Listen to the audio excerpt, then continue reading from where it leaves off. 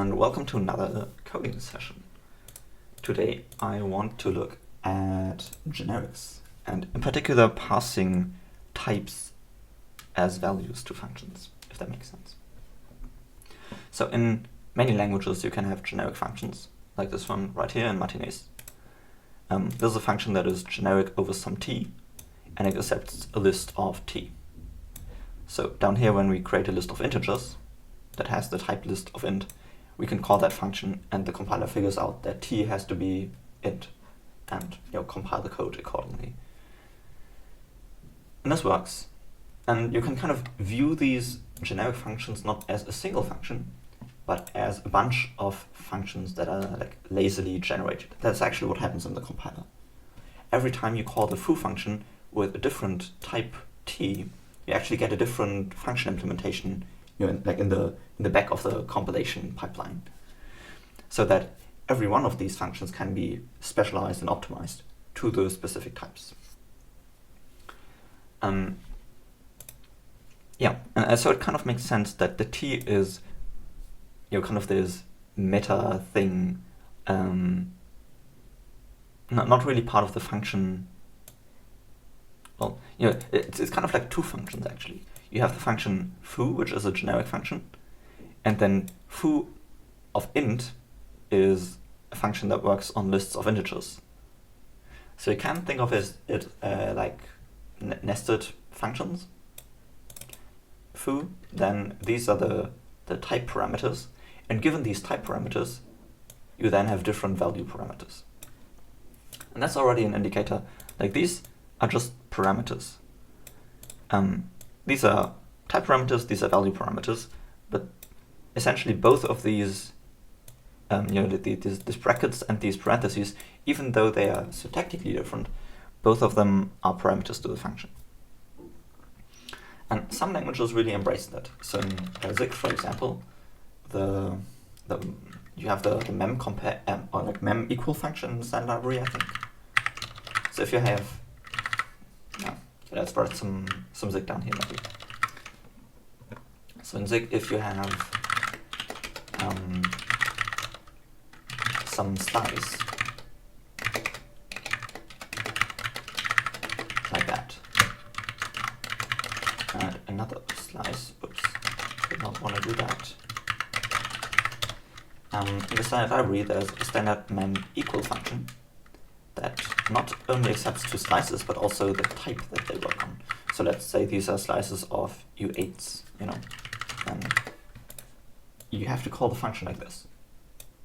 So in Zig, there really is no difference between type parameters and value parameters. Everything is on the same level, kind of. That is kind of unfortunate in some places.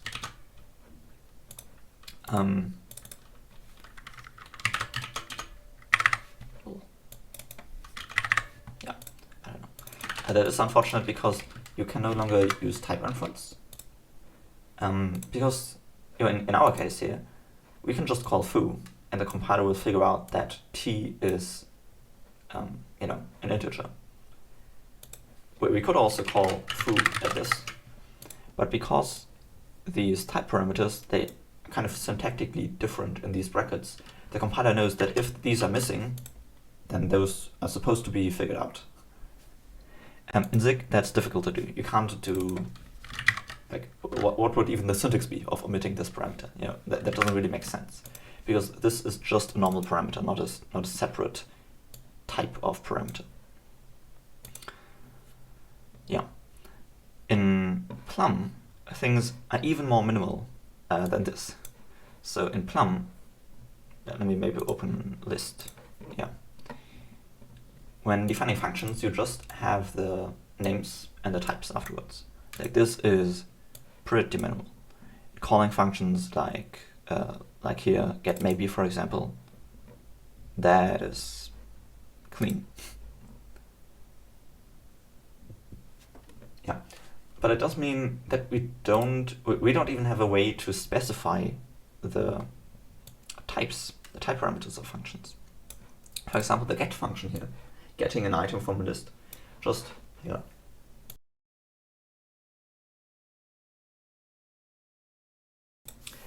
that just takes a list of t, and that t here is nowhere defined, and an integer, and it returns a t.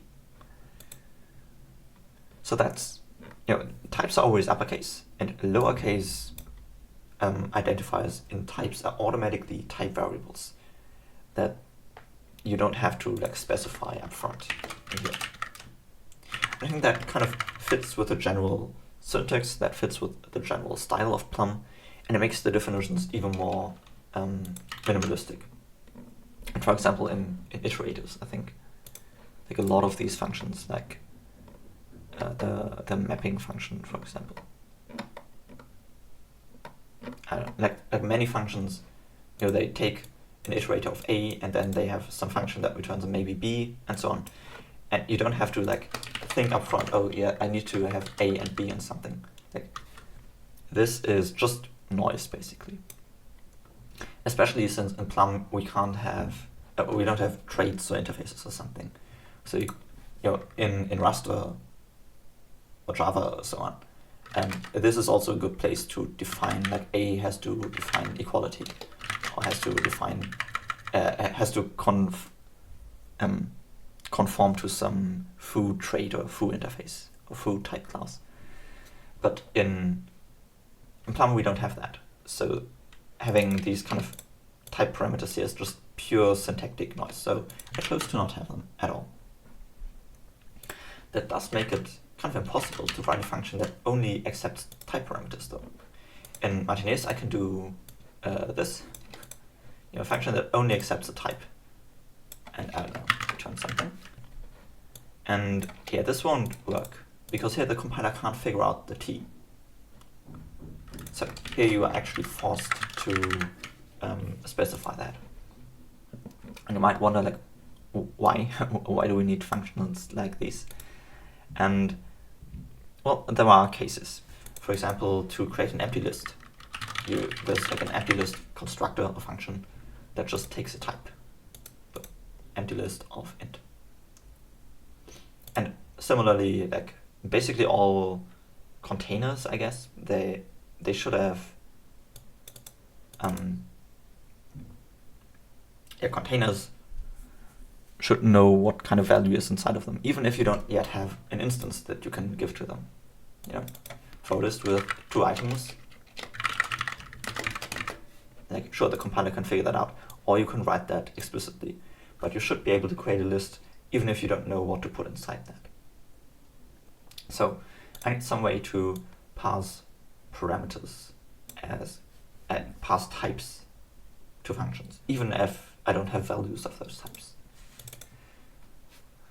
All right. What else? There is.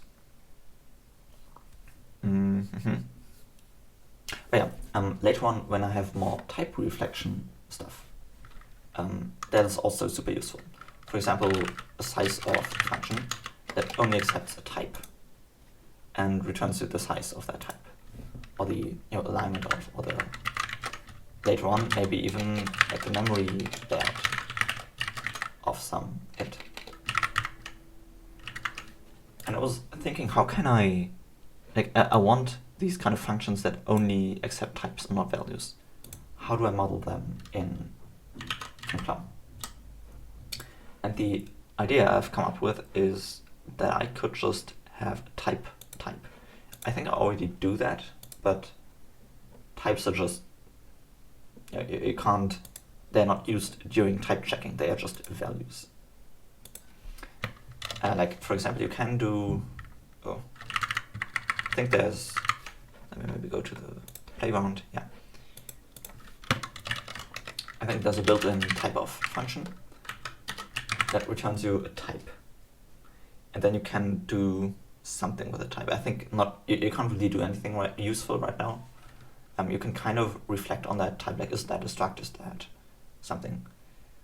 But it's a one-way street. You can't go from these kind of type instances back to types that are used for type checking and so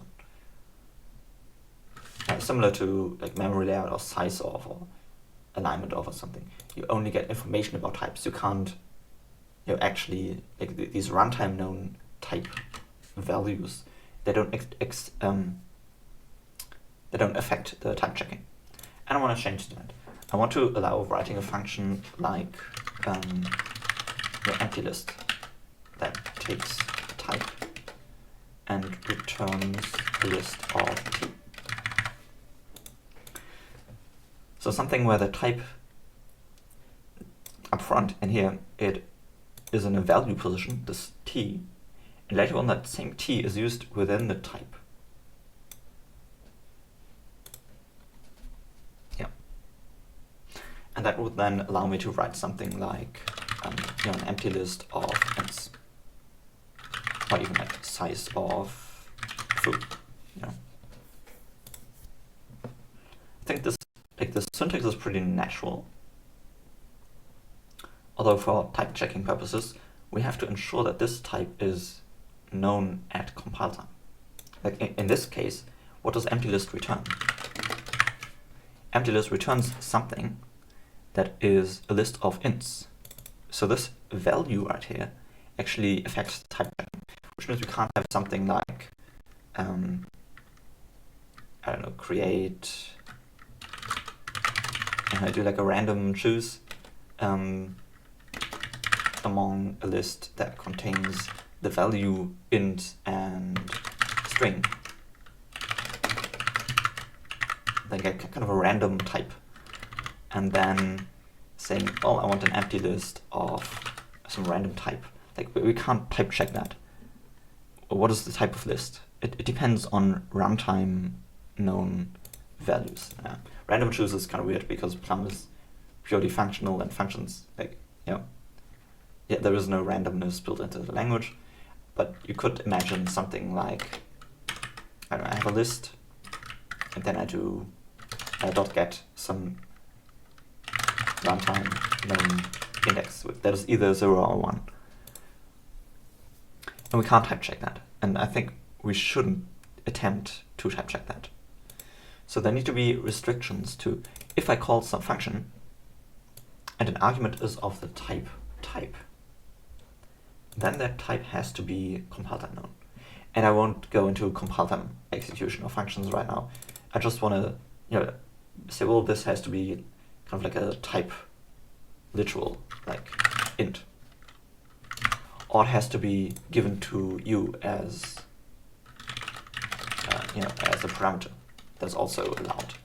So only have a couple of allowed things for types. Either types have to come from parameters, or they have to be literals directly.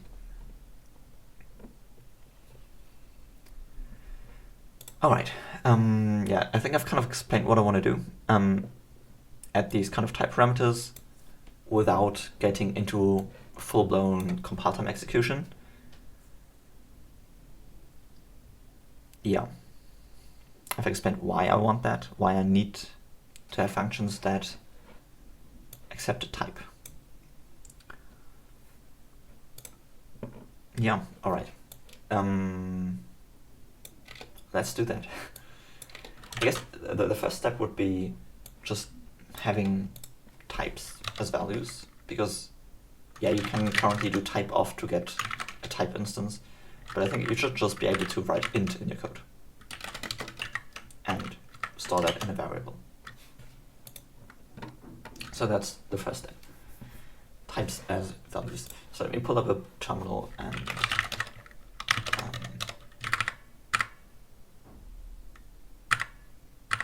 I think I'll add a make file actually.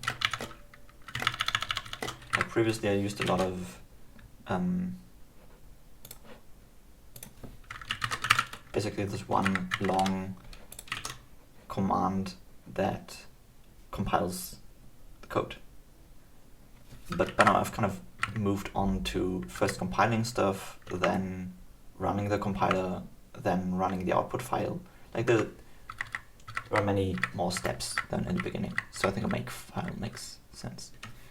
Alright, so this is the thing for creating the compiler. And this creates compiler. I think you can do it like that. Yeah, you have to use tabs in make files, I believe. And this is kind of like a rule to create this.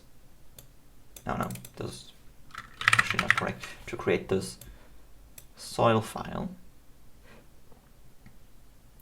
yeah, we have to compile the compiler. And then next step is to,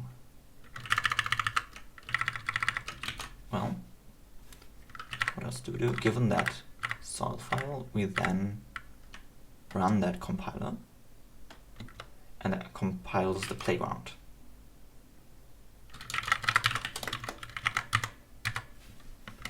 Oh, hang on, that. Ah, yeah.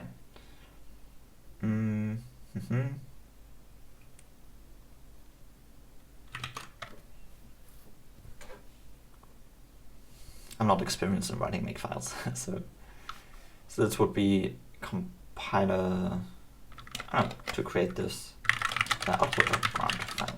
Yeah, that depends on the playground, which I think I have to specify that. Workspace. Can I just do that? I hope. So it depends on the Plum code itself, but then also on the compiler.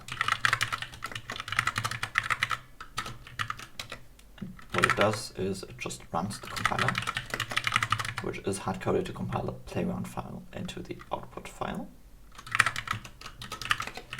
Okay, yeah, and this right here depends on everything in the compiler folder, like that.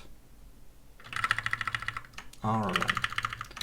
Then I also want to have some sort of run command that actually just runs ground of that output file, and that has to be up to date.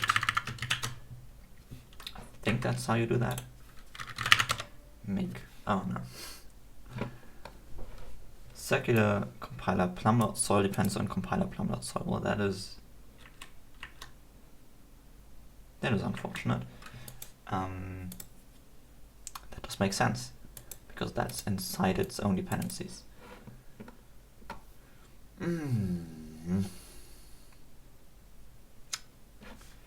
Okay, let's move that here maybe.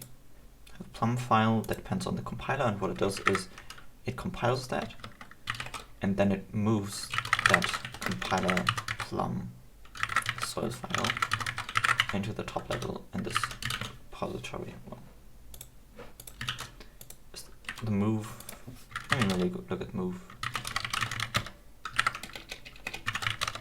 Really don't use the command line as often as I'd like. Okay, source and then destination, makes sense.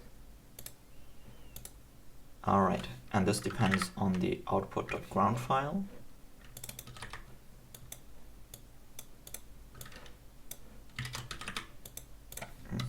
Let's do it like this, because that's the flow of the thing.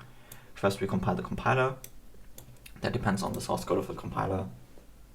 Runs the Martinez compiler, compiling that compiler. And then we move that compiled artifact to the top level. Then the output to create the compiled program. That depends on the newly compiled compiler and on the workspace. Alright, and then to run everything, we just do output.ground. And I think the first one is implicitly chosen, so if you only do make, then the first rule is built. And actually I want to build output.ground by default, I think. So I can kind of do all, so I can just do make to compile the compiler to get the plum. Oh, hang on, to get that. Yeah, okay, that actually makes sense, I believe. Yeah. Whew, okay. Make soil no such file directory. I do have soil though. Is it like an alias maybe? Maybe.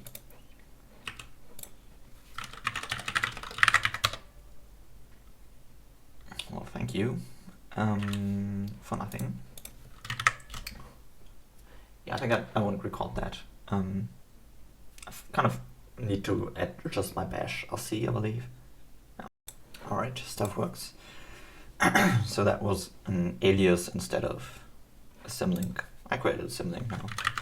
No. Alright. I mean, it's cool that I can just do make. Okay. And now if I do make again, oh, that is cool. Okay, so running doesn't work. Why not? File not found.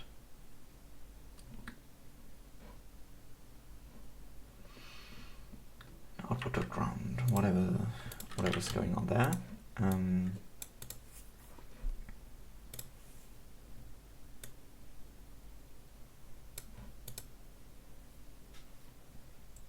Yeah, that just is soil. Something, yeah. And then run runs the ground file. If I do make output.count, okay, fails in this one. But I can do that manually. Oh, what's the deal like? Oh, no.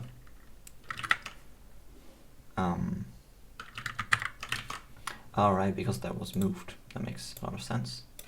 Ah, yeah. That's cool. Yeah.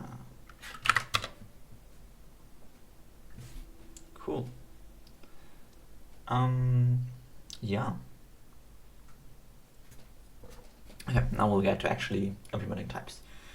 So, expected a body is what it says here. Where does that come from? Probably there's in the parser for expressions.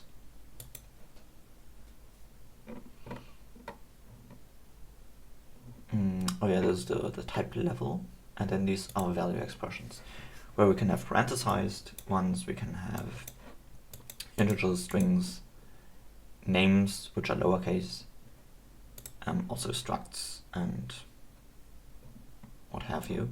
Okay, basically I also want to allow types here. If parse type, maybe.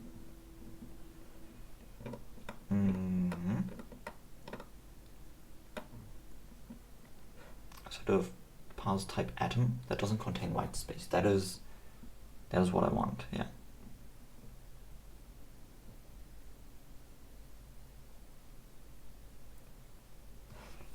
Hang on.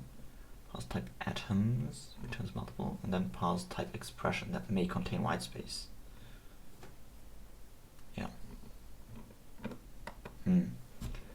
Okay, so it actually depends. Like if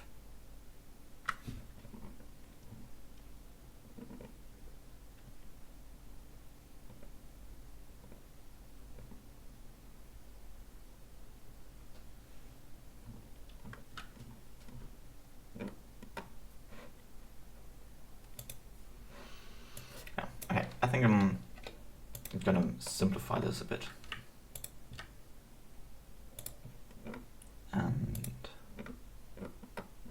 And hang on.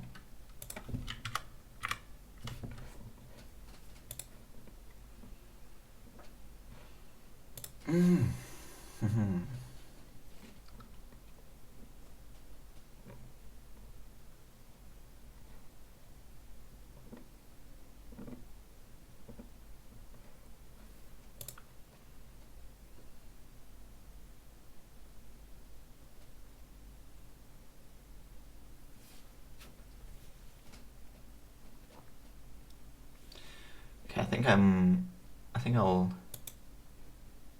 like this should be what I wanted is basically to have something like this. Also, I want to pass a type, and whether I allow white space in that type, I want to decide that on the fly here.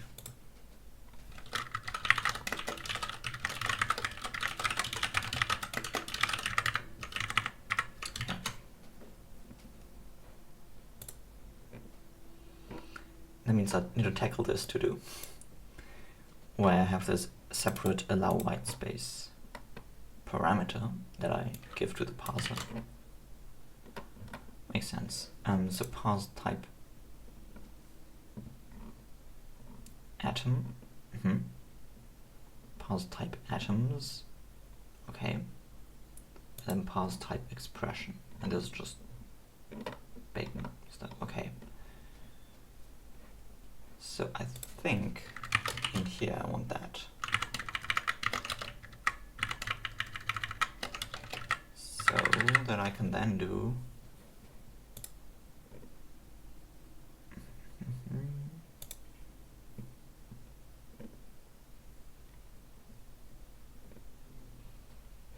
this parse type atom. Gotta inline that.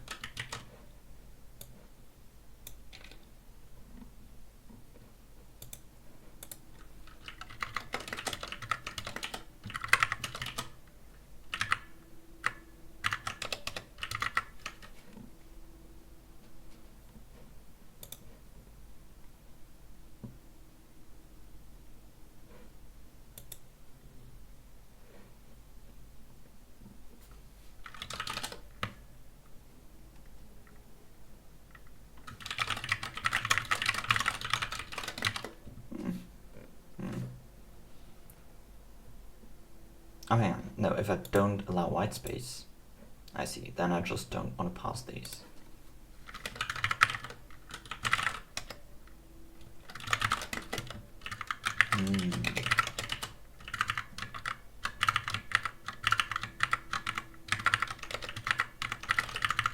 That makes sense.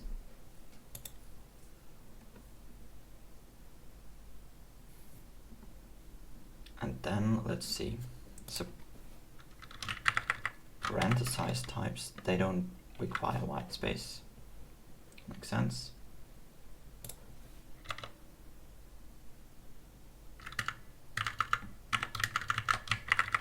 Parse type name.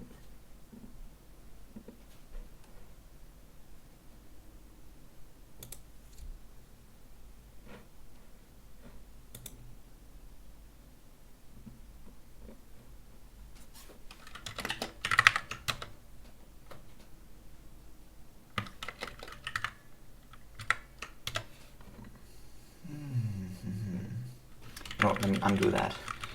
And first of all, let's simplify. Let's first of all get all the code into one single function very naively by copy pasting that.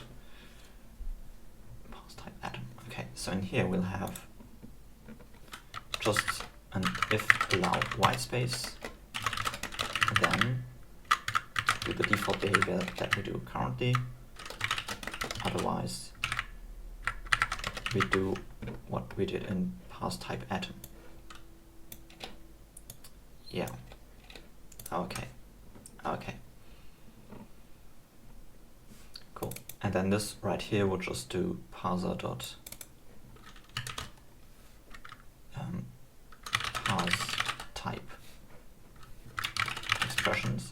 expression, but without whitespace. Yeah, that makes sense. And then parse type atoms, is that even, that is not even used. Well, okay.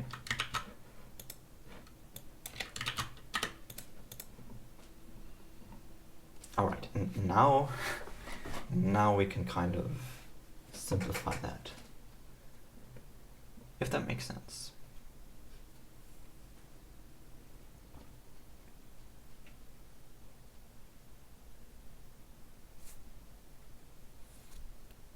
So the first thing I'm realizing is that this right here tries to parse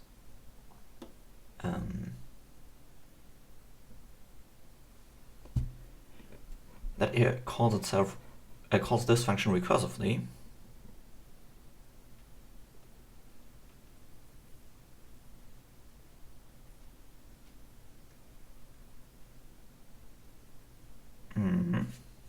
What we can do instead is just first of all move the no match outside of the if, so that We don't need to have that inside the if branches. And then this right here could just be, we can just remove that call to ourselves recursively that then goes into this else branch, and instead just say, let's remove that entire line, and let's make that not an else thing. Like that. Yeah, now we're getting somewhere. Clean. Okay. Yeah, I like that.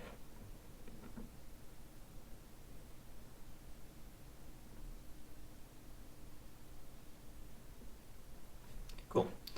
All right.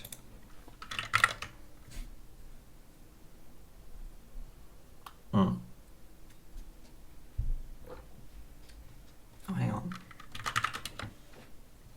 Plum soil is up to date, but we edited code inside the compiler.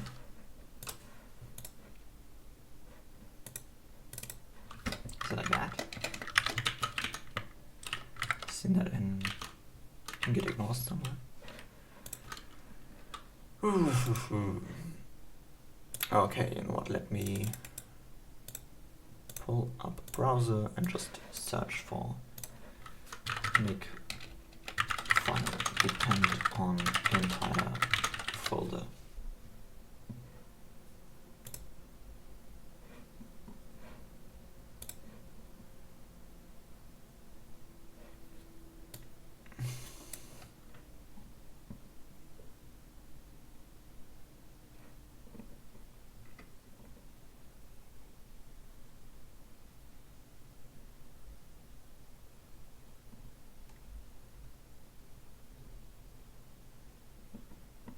Well, what?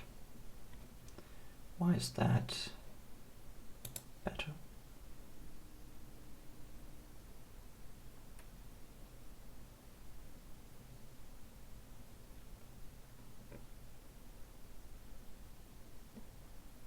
No.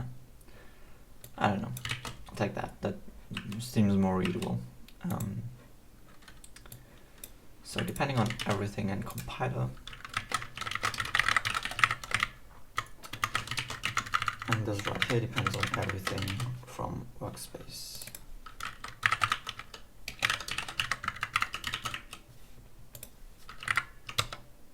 Okay, yeah, true. So import exports. Here what we want to do is parse type expression false. Hang on, and our white space is false. Yeah.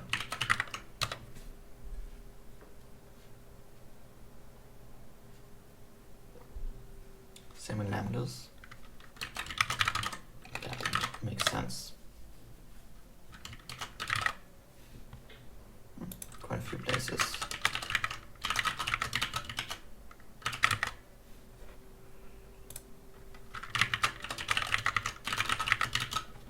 Quite a few places. Now the return type. Hang on. Expected the lambda. Oh, the lambda type. Ah, I see. Yeah, I guess that makes sense. Do we have something like parse type? No, we have parse type def, with parse the type definition. That is kind of what I expected. So let's actually go ahead and call these. Oh, hang on, we have parse type expression and parse expression. So maybe we call that just parse type.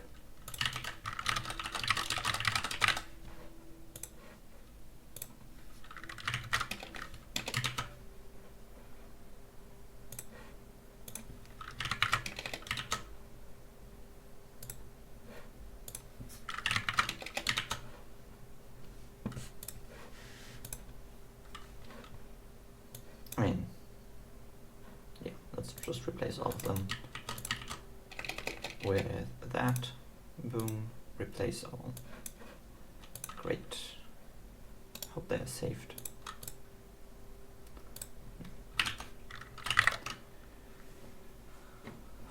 Toast type lambda. Maybe expected slice.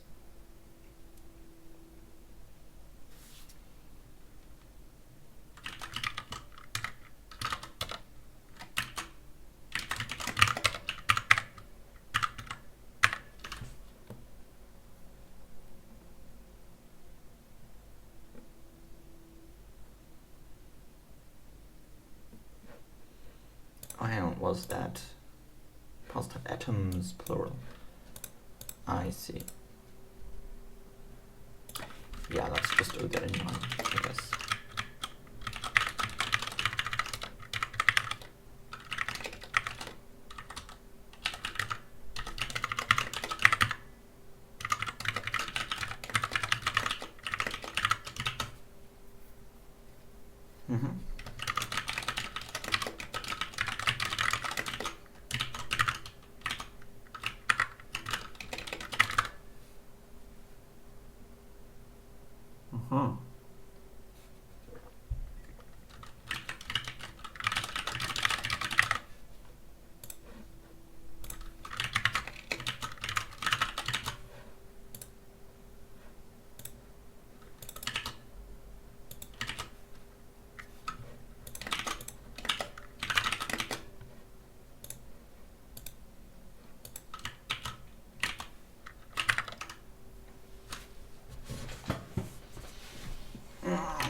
Not all of these were saved, probably.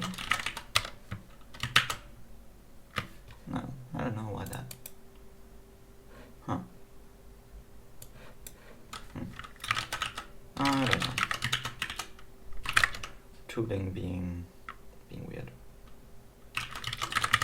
Enon and something.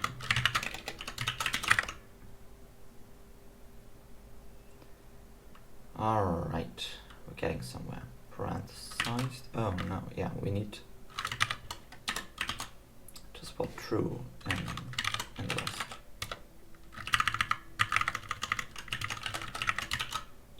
Yeah.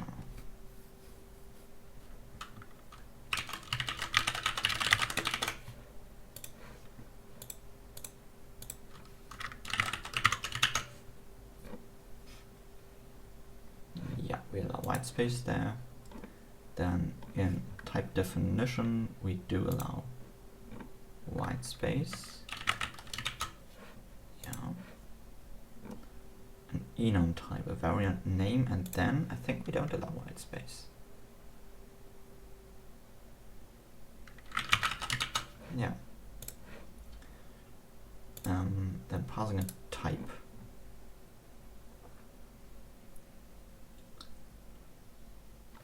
And in the bacon, yeah, that always allows white space. Slice of bacon, oh yeah, that doesn't actually need that. Parse struct type. Okay, here we have a parser that we. Okay, so we have some colon, and then we don't allow white space.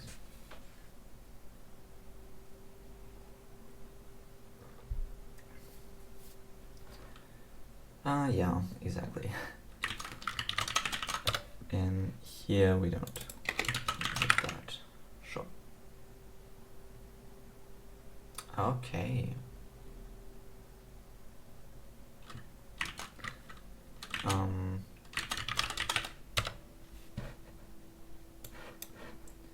Yeah, let's look at that. So this returns a result.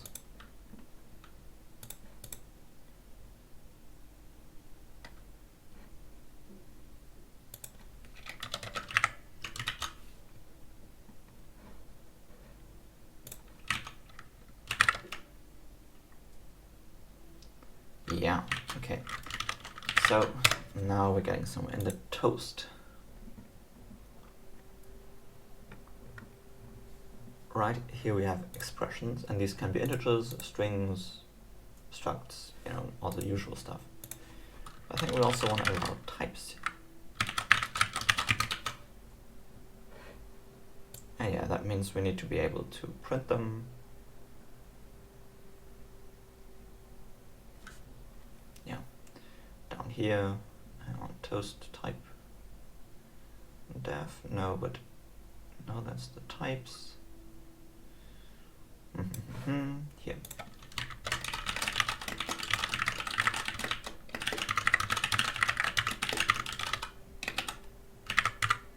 Just put the type there. I think types, yeah, they don't take annotation, so that's fine.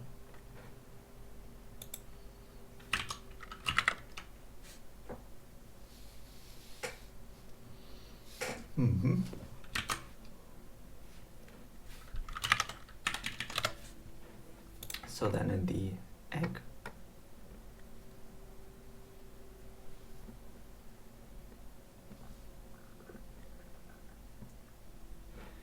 yeah, here we just have an egg operation type. So when compiling to egg, toast to egg, I think that's here. Oh, it's in compile fun. In here,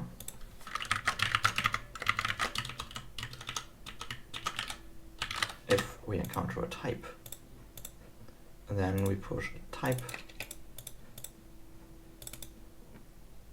Well,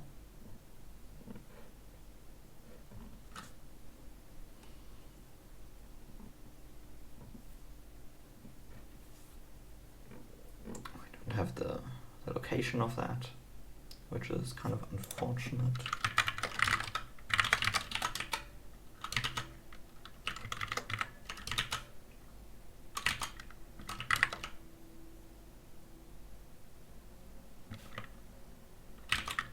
Oh yeah, and the type needs to be compiled.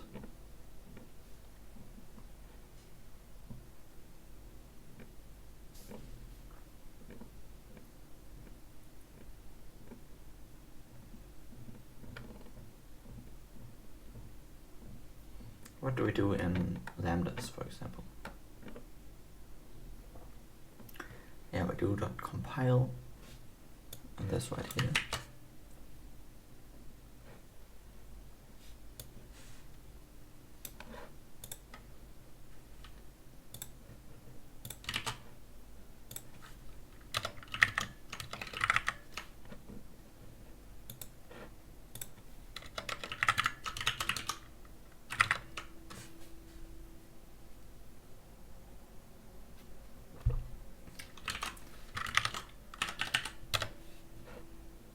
Oh, it's a function. For some reason. Why? Doesn't need to be.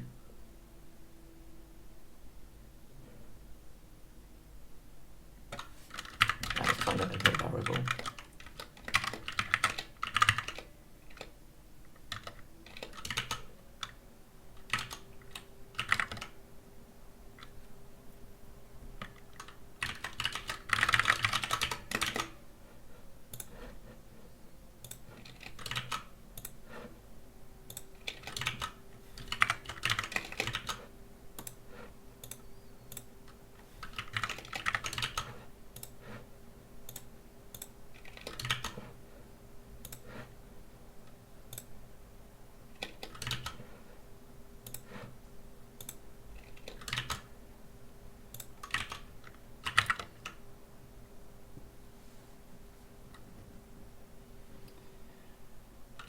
Alright.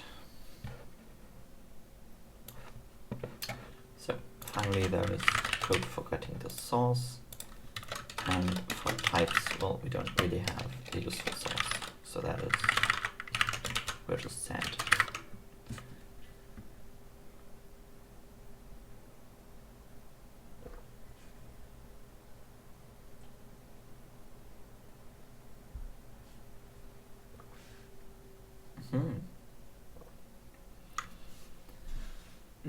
Okay, so this now gets passed.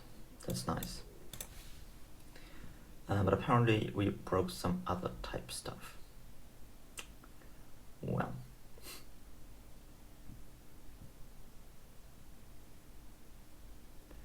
Well. That really is unfortunate. Let me maybe go into Playwright file and just comment this out and try out also these.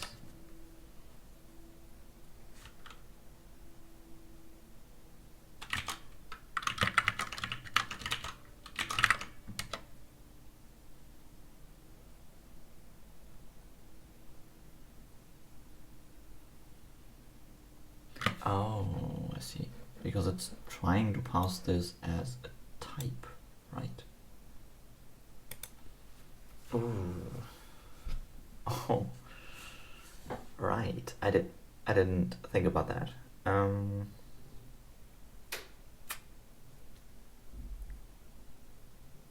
Well. Well.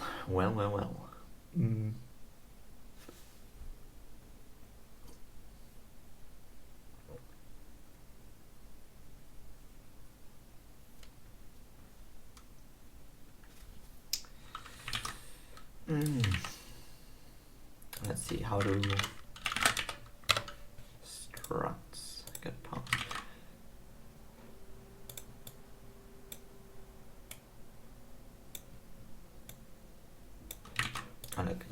Let's say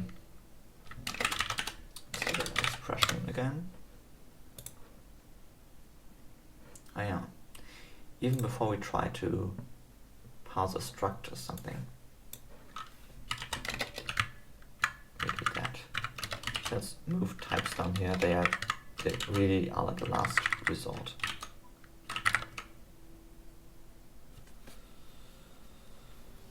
Yeah, I do need to think about what to do about, like, you can't pass a struct type, for example, directly to the empty list function now, because that will be a struct containing a type, not a type. So yeah, I don't. That is weird. Yeah. Okay.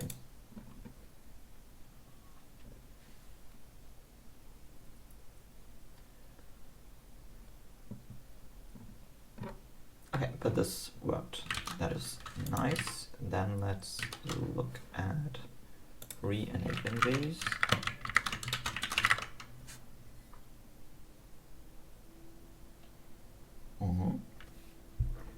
Cool. Okay, so apparently stuff works. We now have first class types like this. Never mind. Expected a body. What does that even mean?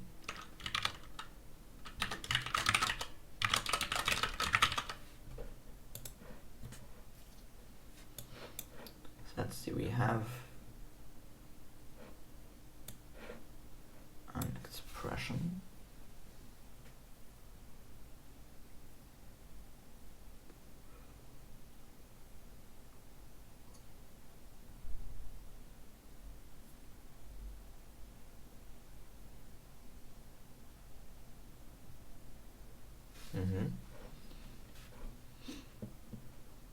And then if there's an equal sign coming afterwards,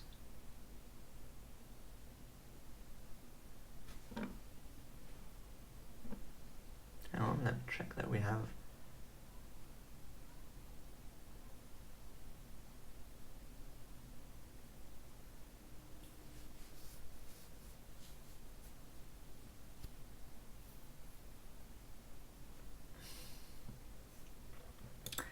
we're passing an expression. In particular, this expression right here. So yeah, this is not a struct or an enum or a lambda. So we create a parser. We don't have hash sign in there, in Octothorpe. So we pass an expression. All right. And that means we look at, oh, look at that. It's a name identifier, whatever. Cool. And then we say, hey, our children, there are no like indented children after this line, please parse yourselves. And there aren't any, so this will just be an empty list. Then we consume an equal sign, and if there is an equal sign, and yeah, there is one,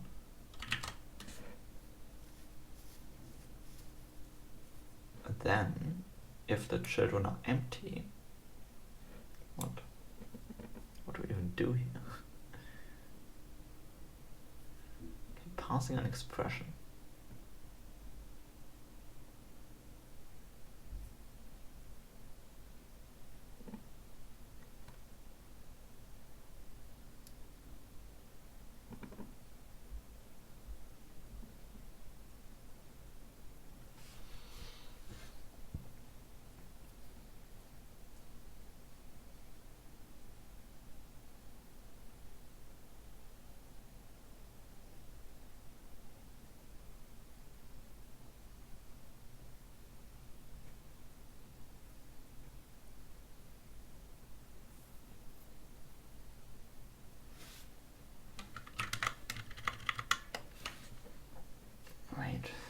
What?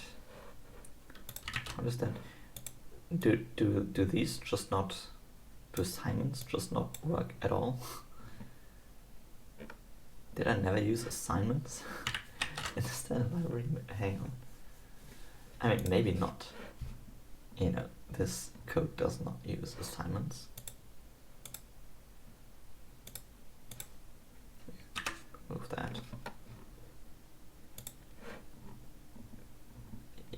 I mean, yeah, I guess I never used assignments.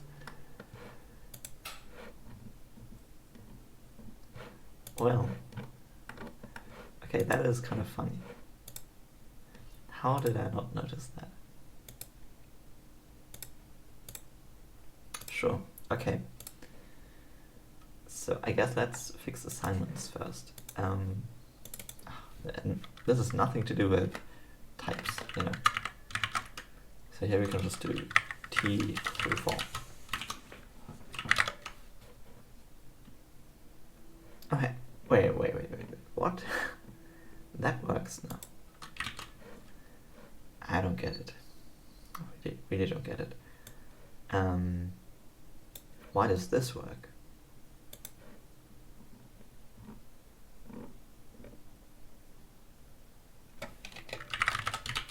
This doesn't.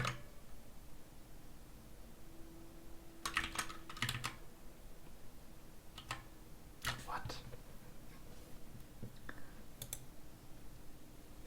Okay, so we are parsing an expression.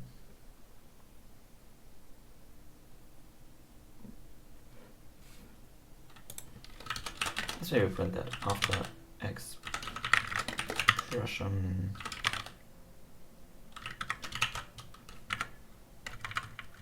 Probably like debug from that. Sure.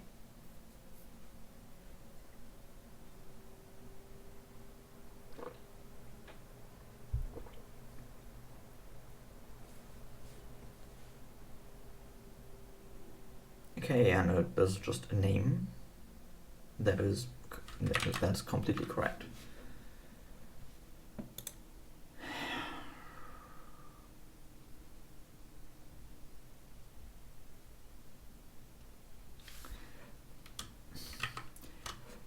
Why does this work? You know what? Let me print the toast maybe.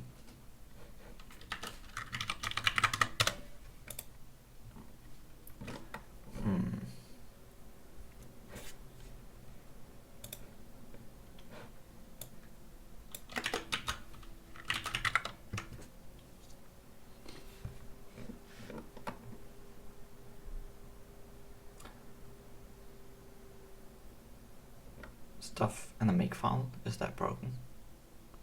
I think this didn't recompile the compiler. Did it?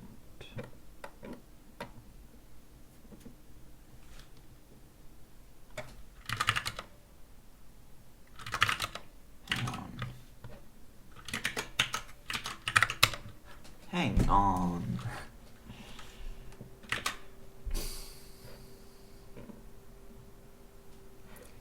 I have a plum.mar file within the compiler folder.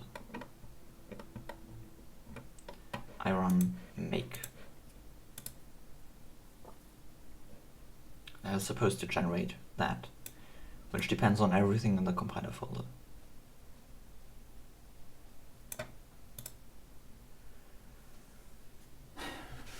Something changed there, so this should rebuild the compiler, but it doesn't.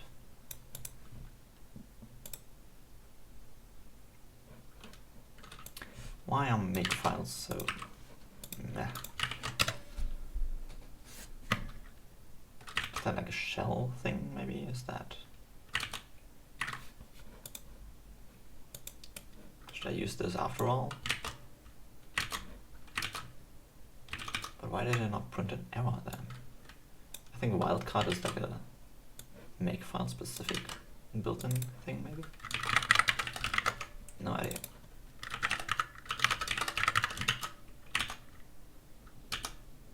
But it looked just like any other command, so... Okay, now it runs the command.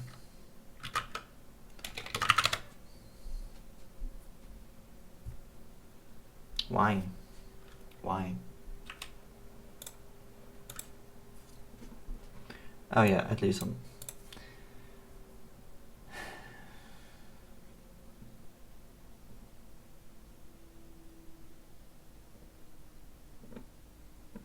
Oh man.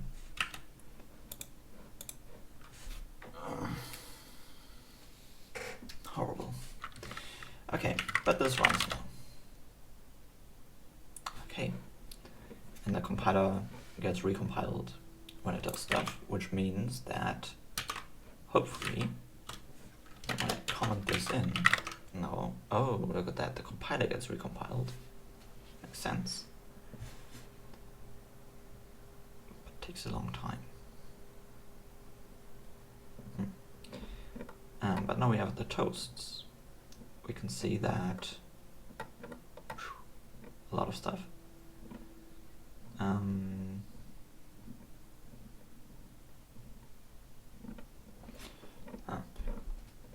Where's the main playground file? Oh, here, test playground. So we say t equals 1.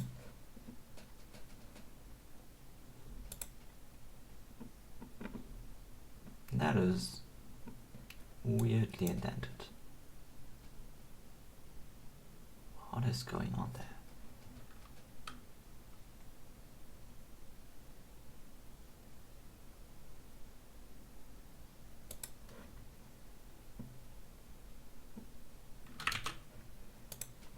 I don't get it. Let's maybe print assignments differently. So let's say we have some, we're printing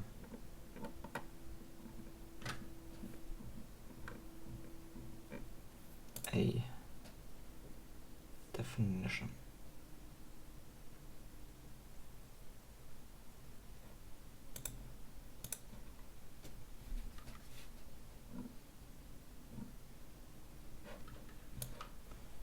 Yeah, let's say that prints var, maybe.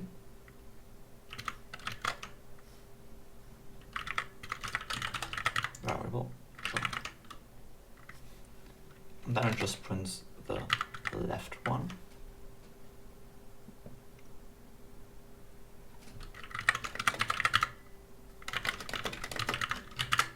And the right one.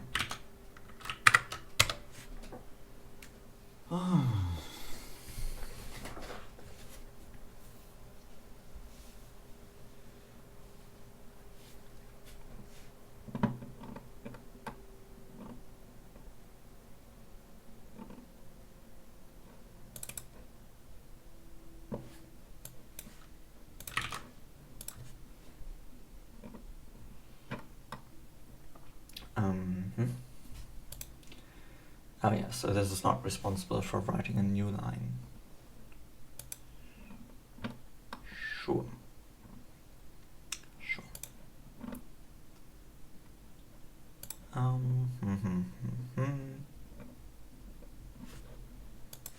So I'll have to do that in between here, I guess, but in general it works.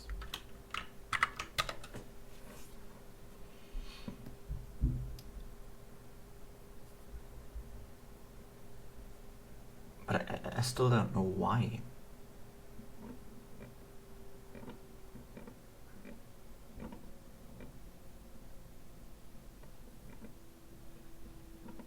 I mean, yeah, this works. This does define a variable called t with a value 1.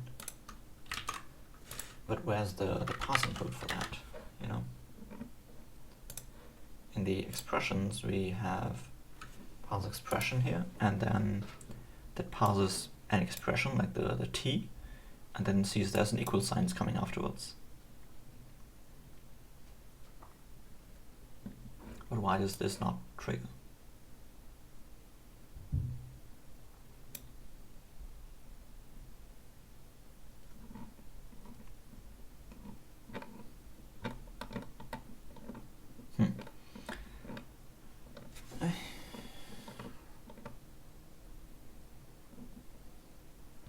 Oh, hang on.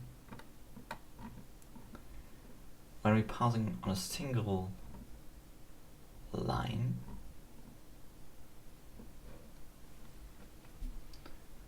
we also allow variables.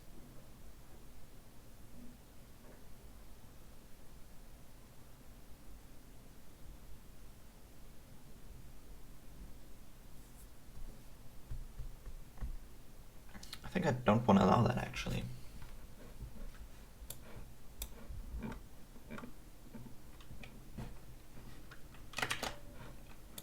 Not entirely sure about that, so I'm just going to comment that out.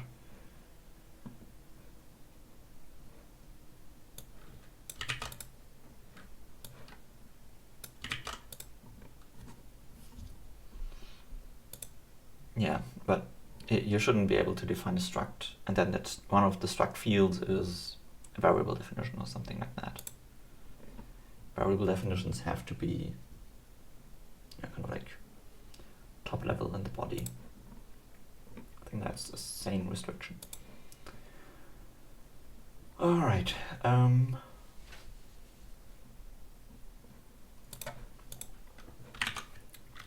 that's like, hopefully this doesn't compile now.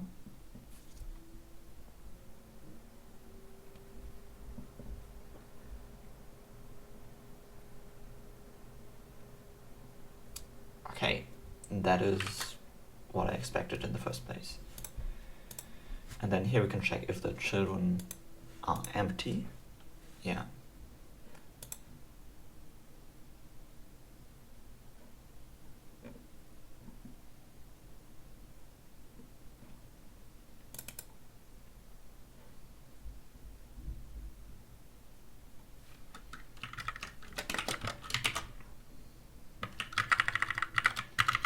Yeah, then there has to be an expression on the right side of the equal sign. So what we do is parser.parse expression, allowing whitespace and dots.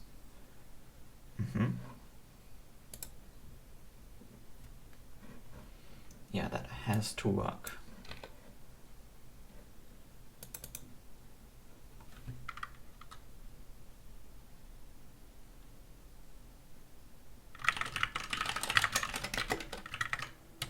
Or we return, bad input.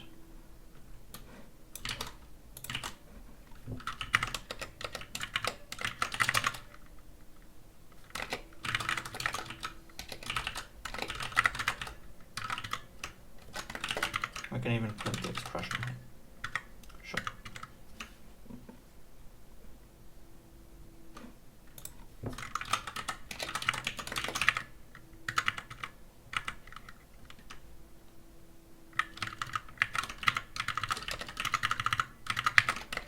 Yeah. And then the parser should also be at the end.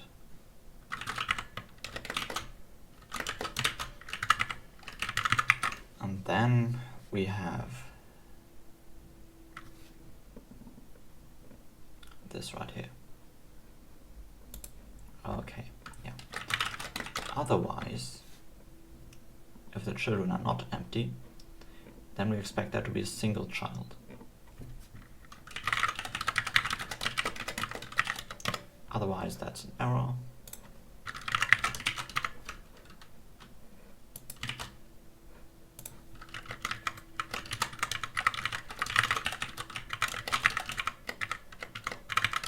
Let's just use the left source, I guess.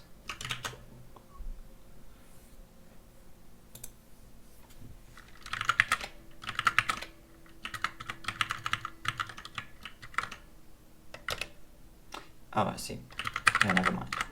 I think this is actually a same take, putting those children into a body. Okay.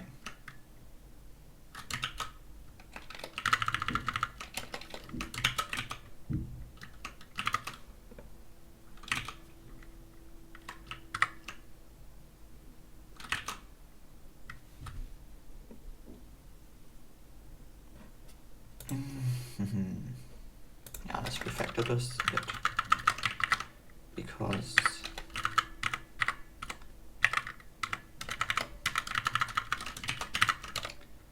this part right here, like these two branches, they both create a toast expression.var with the expression on the left side and the equal sign, only the right side is different. So let's actually say,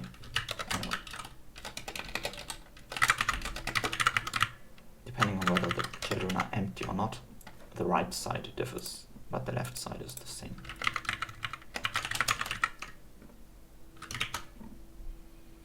Just like that.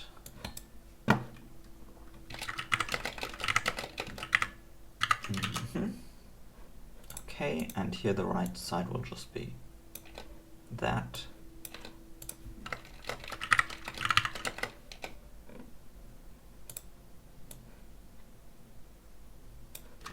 Yeah, expression equals.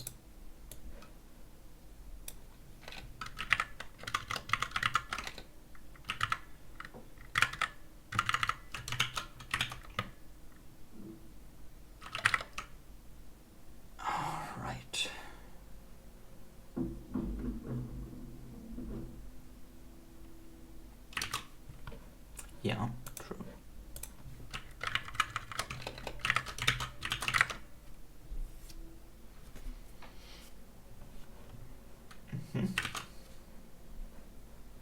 So parse expression. True, this doesn't work because this needs a mutable parser. Very true. Ensures that and also needs a mutable parser, sure. And sure. Okay.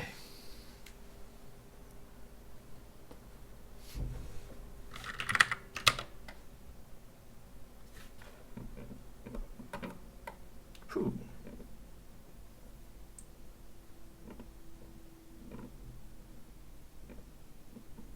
Okay, we do have a variable of t equals 1. Now let's say that one variable of int. And this shouldn't compile because, well, now it compiles.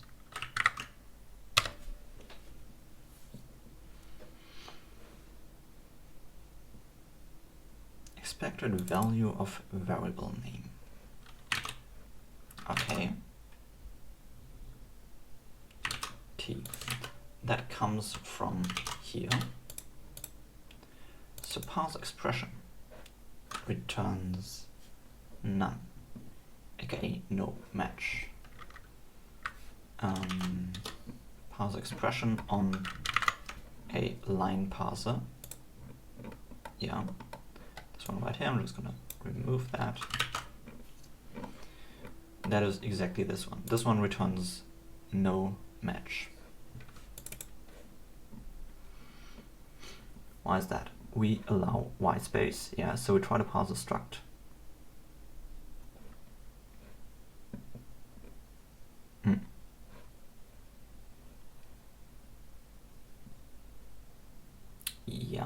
then we try to pass in enum.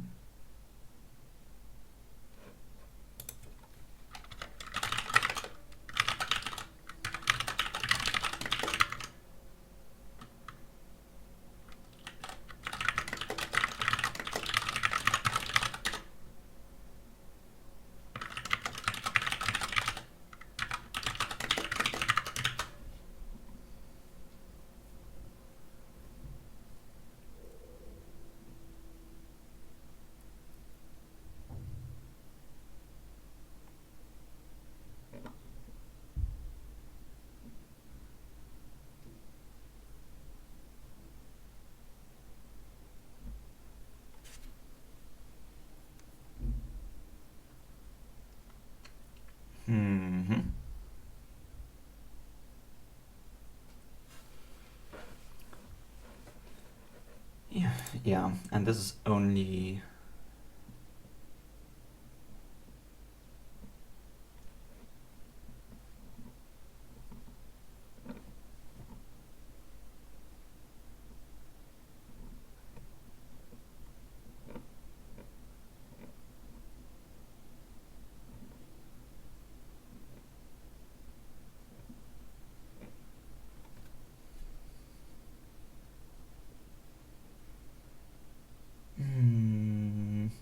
what's going on there? But yeah, at this point, allow white space is definitely false because we're in this else branch. This is kind of weird, to be honest.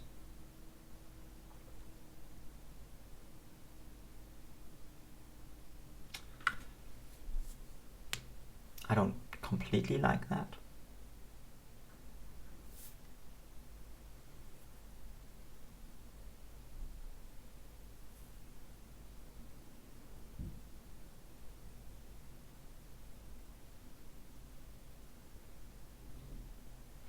Yeah.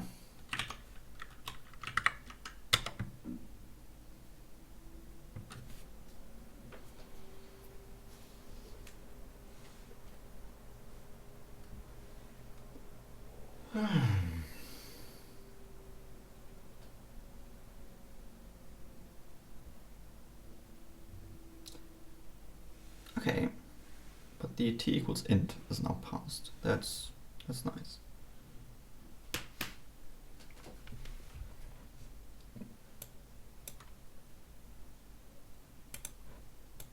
I think this is a weird position to be in.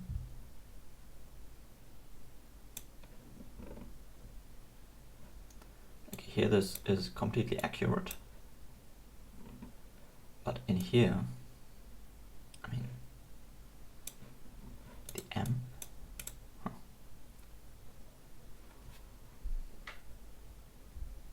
That was weird.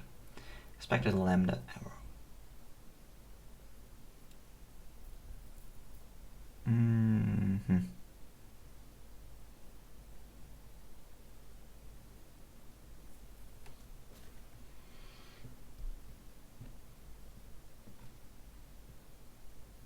Expected lambda error. Why is that?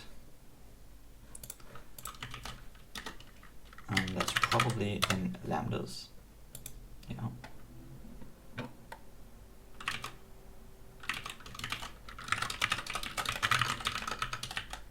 That is here. Passing a lambda type. Oh, I see. Yeah, let's move this down here, I guess.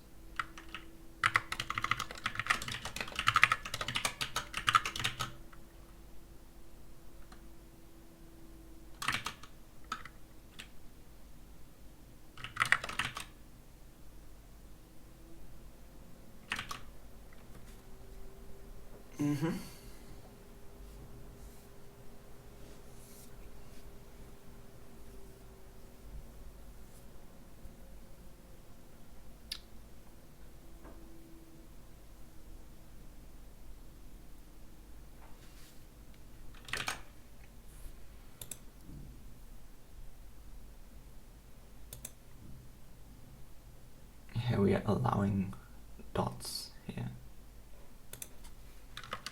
Oh, this is not clean. Let's maybe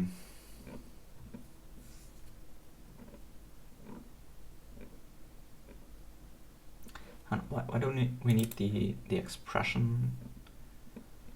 Because we might wrap that in a call.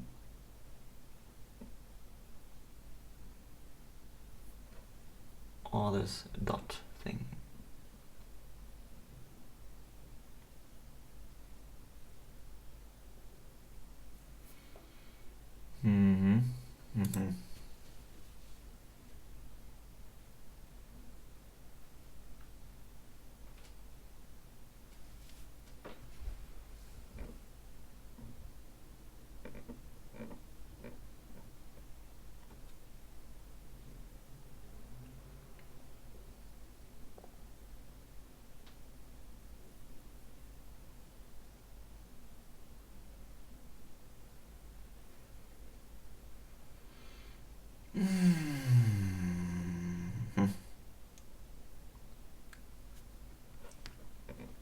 Maybe it makes sense to have something like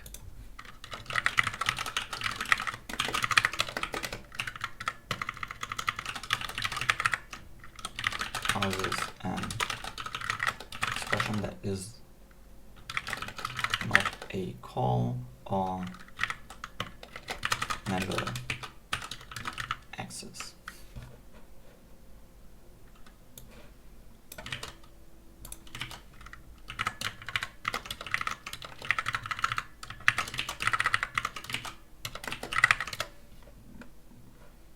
And then just kind of copy that, or move that in there. Boom. And in here just do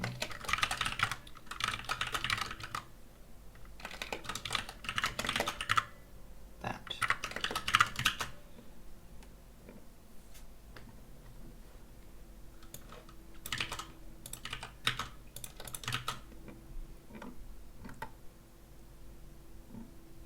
And this is not an atom in the sense of, there was no white space in here. It just means that this is kind of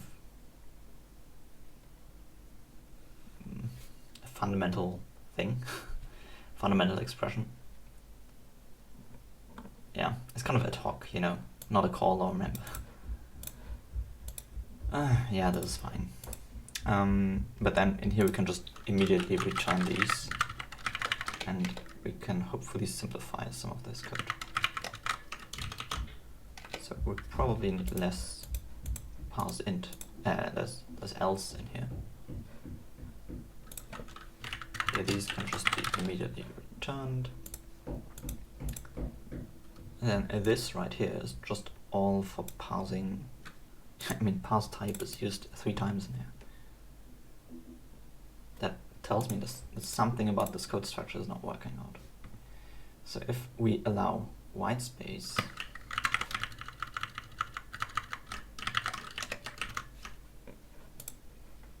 and then we try to parse a struct,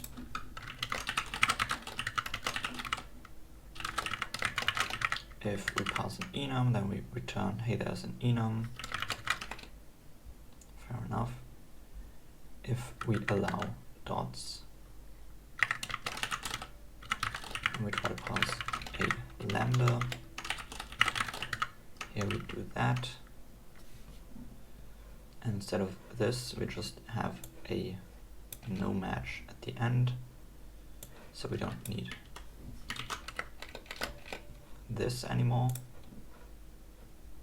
This one is down here. Parse type of allow white space.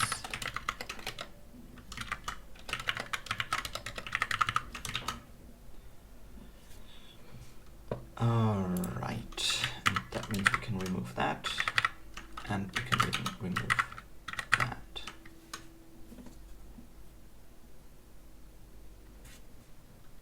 Yeah, okay, this gets a bit shorter.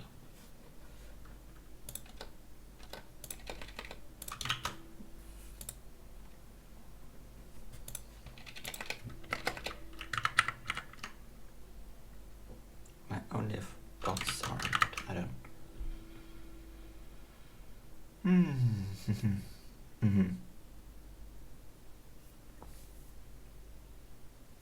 Well, I don't know. Probably fine.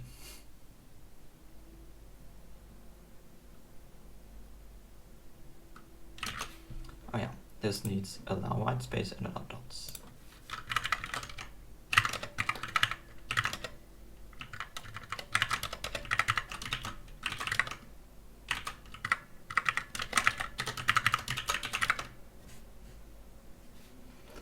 Inconsistent return types.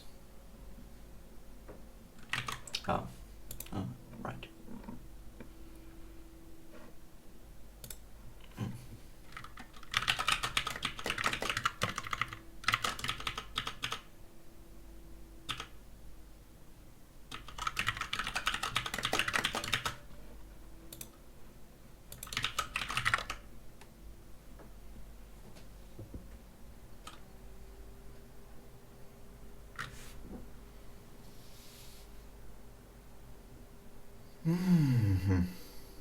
To do type. Okay. But apparently we now pass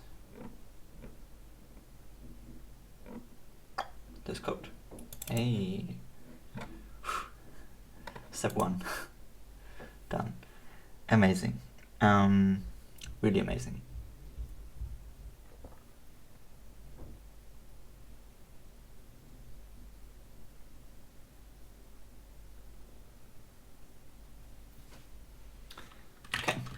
Next, egg to something.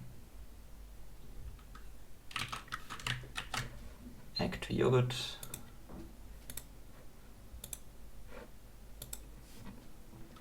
We have some to do in here. To do type here. So if there's a type expression, then we will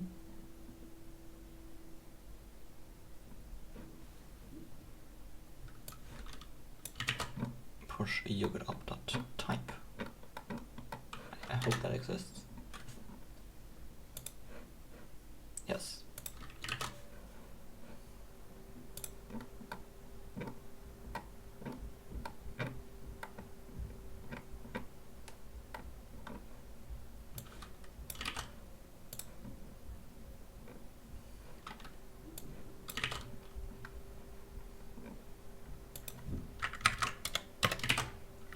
We'll do a body to push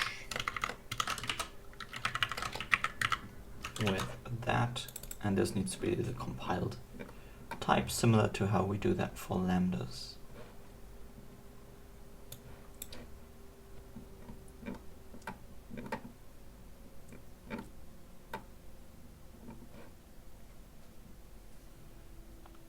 Where we say we have this.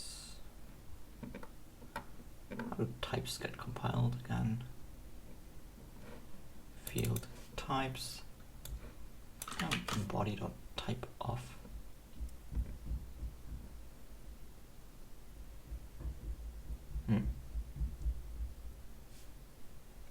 Yeah, true. Yeah, I think we need to do this. Specialize and compile.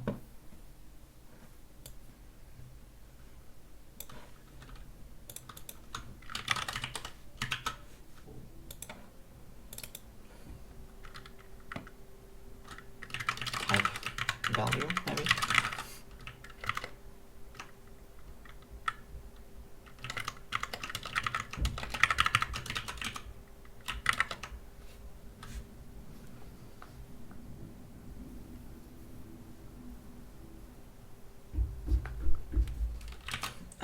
Yeah. This one is type.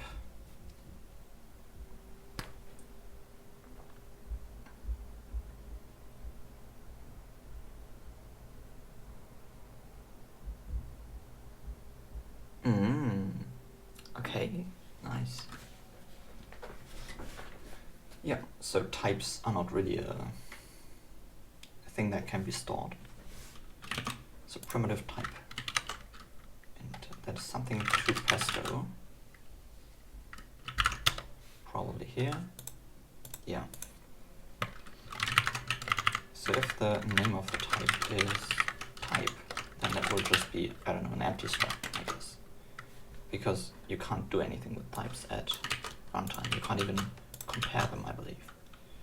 So we don't need to store any information, any data there whatsoever.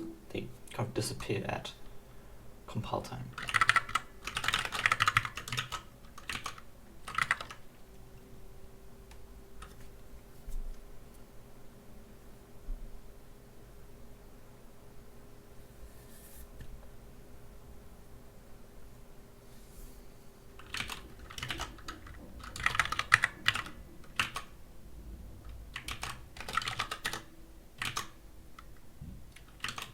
To pesto.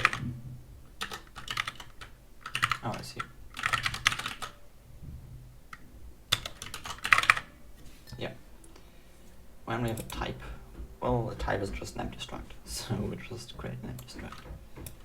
Simple.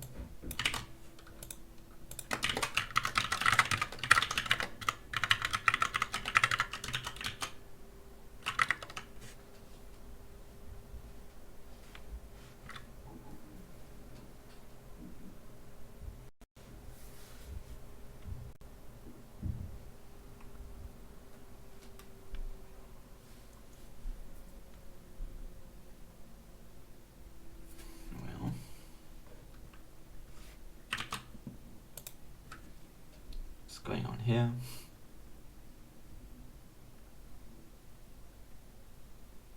Well,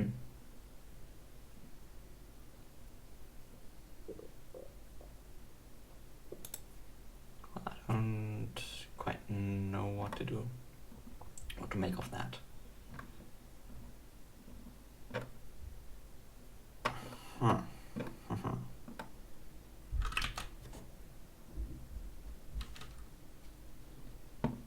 Converting a pudding expression.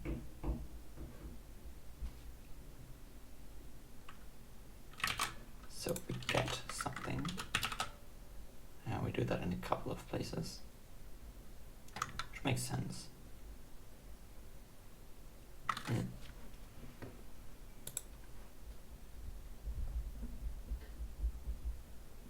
Well,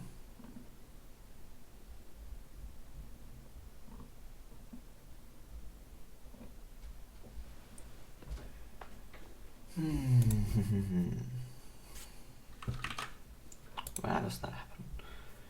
Key ID is not in the map. The program panicked.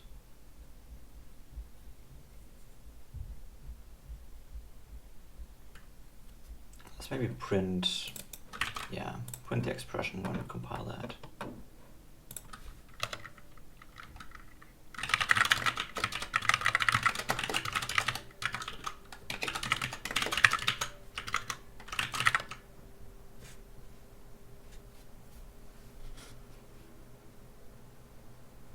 Actually, I think I'm gonna stop there for today, or at least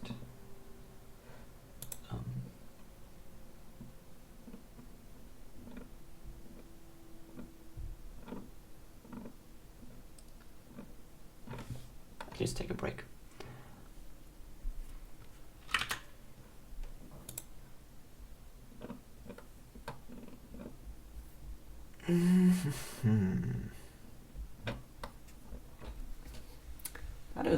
That's tricky.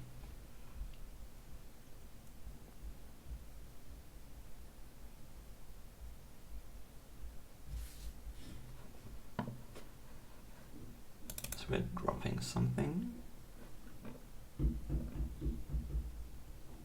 I mean, we can print the pudding, I guess. And that is always nice.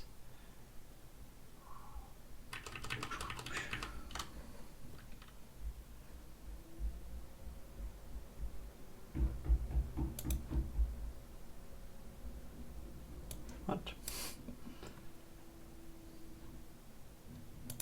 Oh, I see.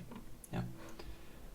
And let's not, let's disable this printing of the toasts.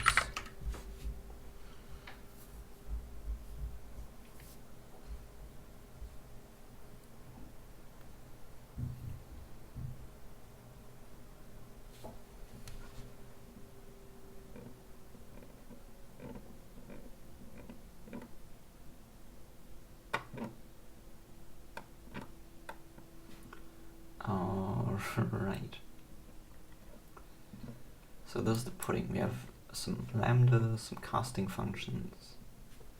Oh, you know what? Let me maybe simplify the code, I guess, to just do this is int, and then it returns 1. Way simpler, but still has the same error. Yeah, that is a bit simple. Okay, so we drop the argument because we don't use that. Makes sense. We create an int. Then we drop 1. Okay, yeah, that actually doesn't exist. That makes, like, the error makes sense, you know. Then we return 1. Okay. I've reproduced something. I think I'm gonna stop there for today. And yeah, see you someday. Alright, so key is not in the map. And yeah, this pudding is just not valid. Here we drop ID 1, which doesn't exist.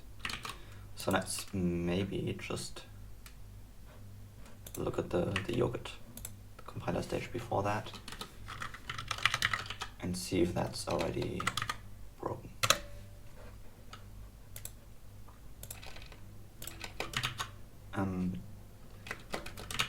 Yeah, I think that's fine.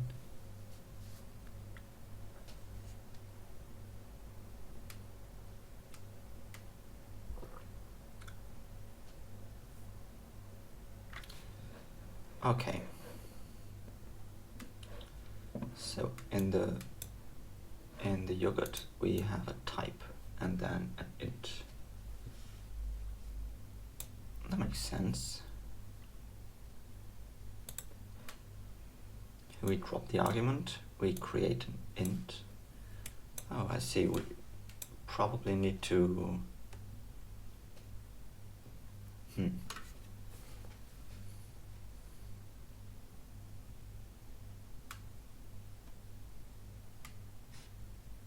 What does that get a new ID for? I think from the yogurt to pudding, the IDs should stay the same.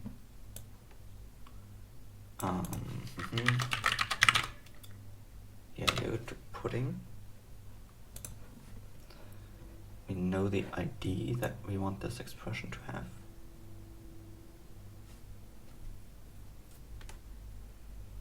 Convert the body to an ID.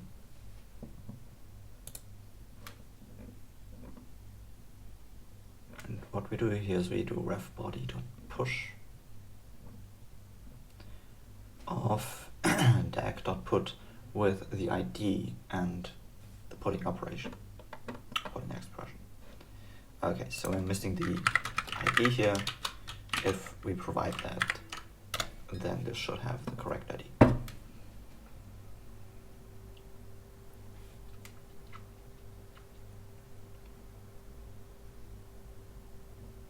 Haha, okay.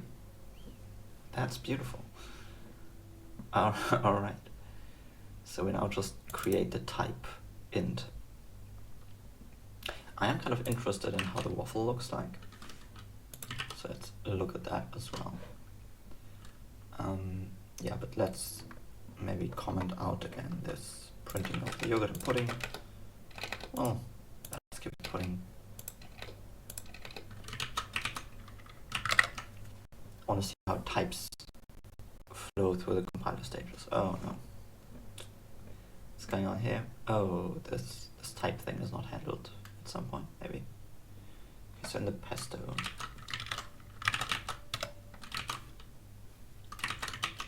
And here, this does not work. Okay. Write of a pesto body using a pesto fun with an int.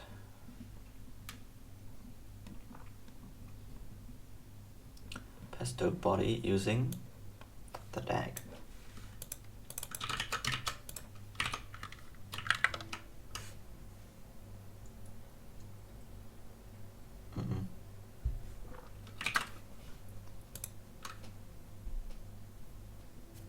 Fun.value.dag probably.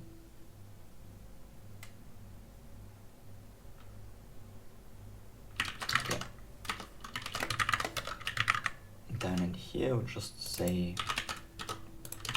we'll print that using the DAG. Yeah.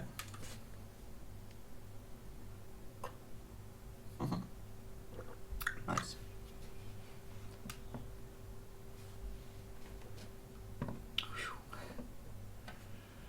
Alright, so we have the pudding,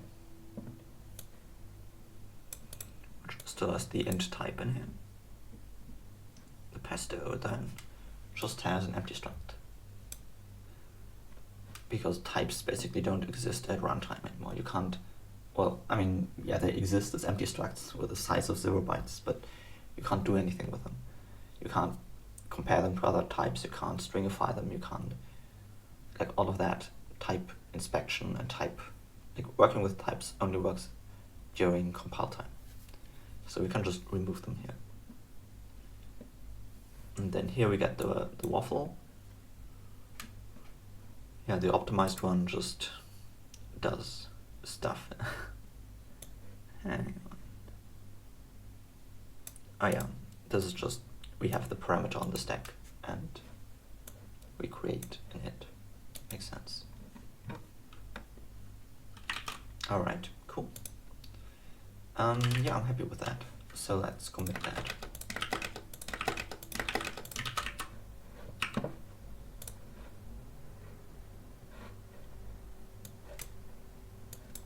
Ooh, did we really do so much? What?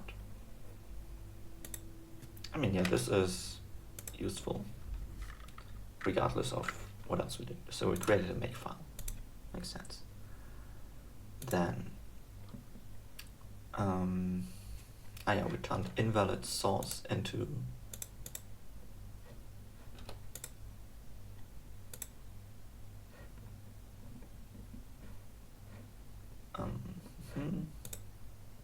into a variable, and that kind of affected a lot of places. Sure.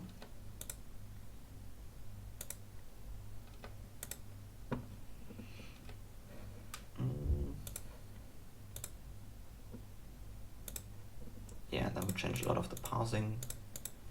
Okay, sure. But first of all, turn invalid source into a variable.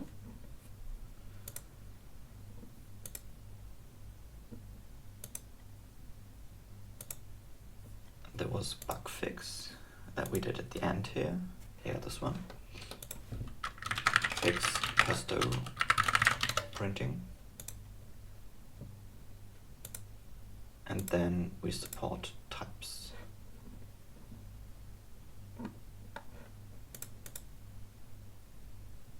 Yeah, we've merged that. Very cool. Yeah, this, no thanks, no thanks. And, no. Okay. Support types as, support type literals, I would say. So just putting a literal type in your code.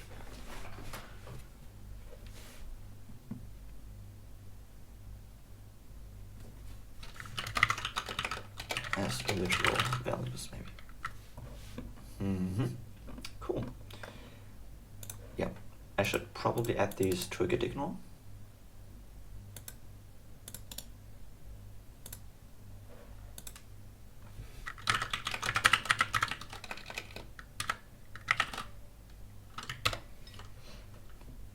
All right.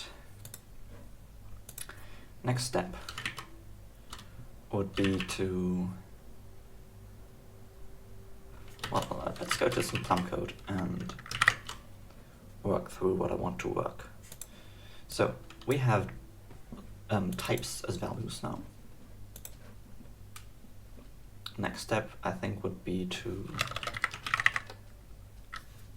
support functions that take types like this.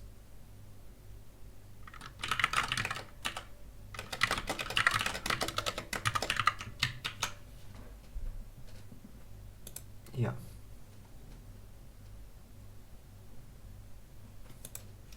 So this should,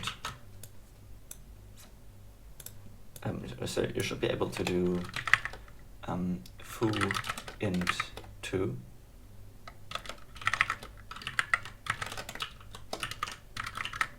But this should not work.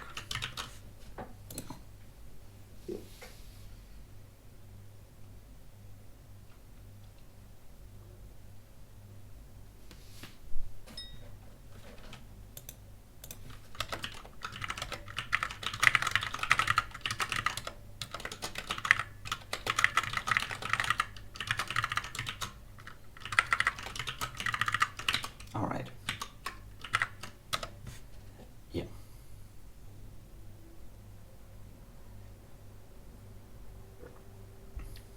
Should I change the compiler? Oh. Okay. Oh yeah, strings don't get converted to Pesto right now. That is, okay. I guess. So let's instead do this maybe.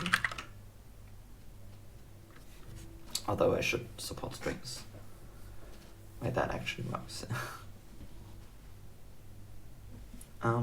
Let's first of all let's look at let's remove some of the debug points here, compiling something.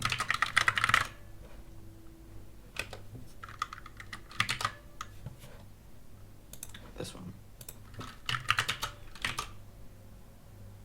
Yeah, and second of all, let's print the egg. Which, like at this point, we should already have done function lookup and so on, like basically figured out what the code means. The rest of the compiler is just, you know, lowering the code into something efficient and so on. All right, so this is the egg, which of course contains all functions. Yeah, where's the main playground file? Oh, here. Saw something there. Here. Oh, I see. These are all functions. They're not sorted in any way.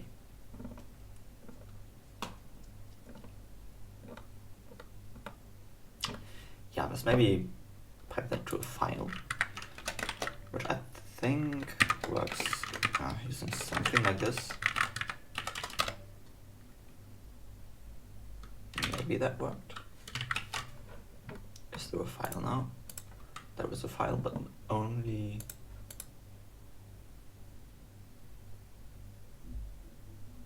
Interesting.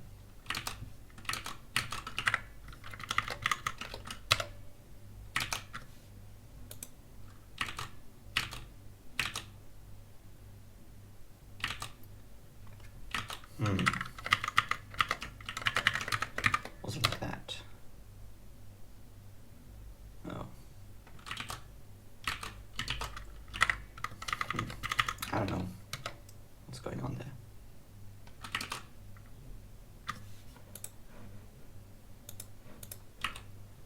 Hang on. When I do make run. Oh, wait. Oh, I see. It doesn't recompile the program because the source code didn't change. That makes sense. But I still want that.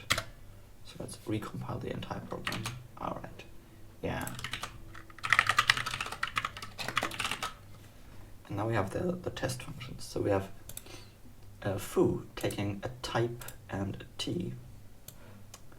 That function should be able to be type checked in isolation. And this is actually the correct, like this looks fine.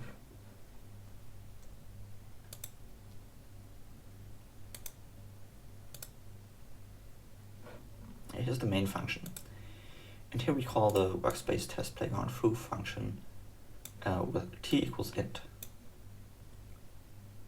And that is true. We have the type int, and we have the int value, and we just pass them in here. Because inside the function definition, like these values and types, they occupy different namespaces, which means this lowercase t in a value position has nothing to do with this lowercase t in a type position. I want to change that. So let's maybe, this would be an egg to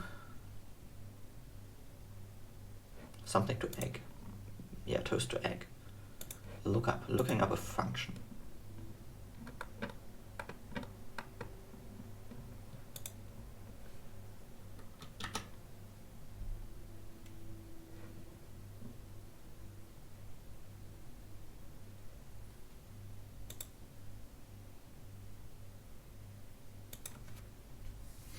Yeah, we kind of need to change that.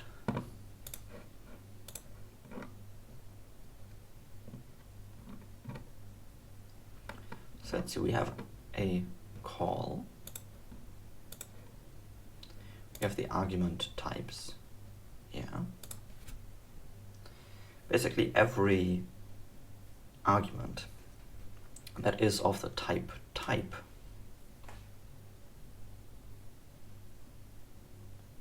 must be compile time now. So I think here we need to kind of resolve those. Oh,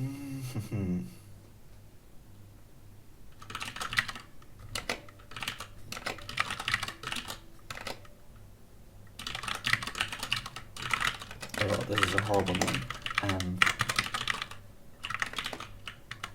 Like, honestly horrible.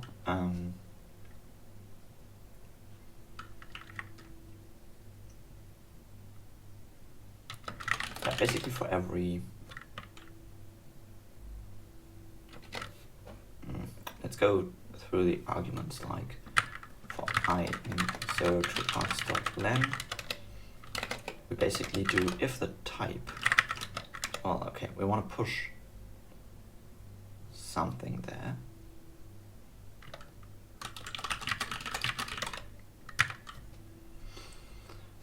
I remember back in when I tried to do comp time stuff, I ended up with a quite similar design, I think. And basically, when looking up a function, we don't just provide the types like we can see in here, visible dot, nope.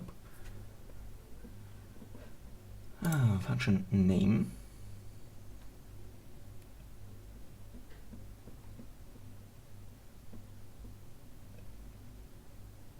Yeah, that makes sense.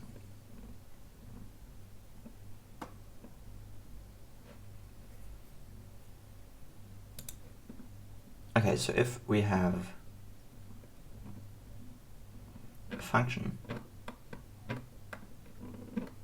then this is what we do. That's quite a lot of stuff. We get all visible functions. We get the functions where the name matches.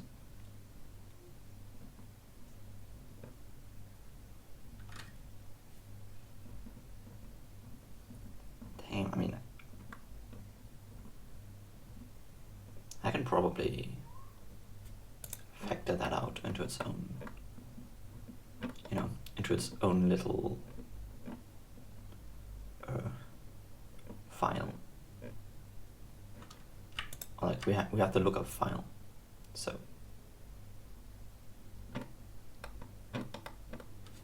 anyways, we get the visible functions. Okay, we look for functions, we check where does the name match. Okay, fair enough.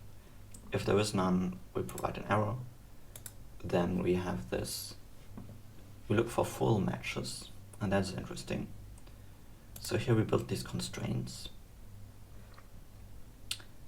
Yeah, and then we do this. We do argtypes.match against fun.params.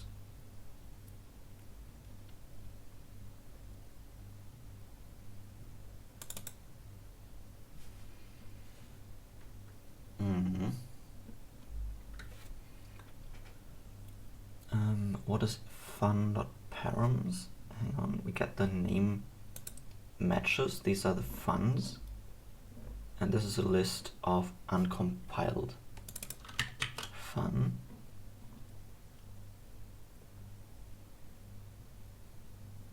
Yeah. Is uncompiled fun defined in here?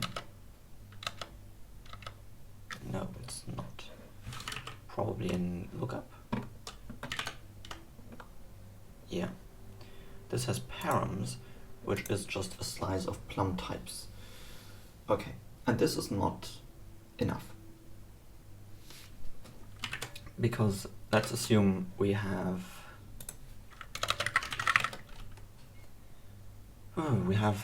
these functions.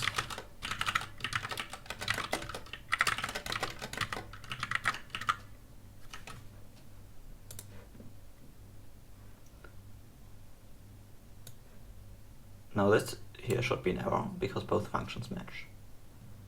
But this one should work because this only matches the second function. The first one doesn't match because the type, like t is string and t is int at the same time. Like this is not consistent with this call. Yeah. Which means that the function signature not only depends on the types of the parameters. That's not the only thing that makes this function that determines whether you choose a function, but we also need the names of the parameters, at least for parameters of the type. Yeah. So I think what we need to do is basically have some sort of fun param which just has a name and a plum type. And if the type is anything other than the type, then the name is basically irrelevant, yeah. But I mean, we can still save that, why not? Yes, and this will just store fun params. Okay.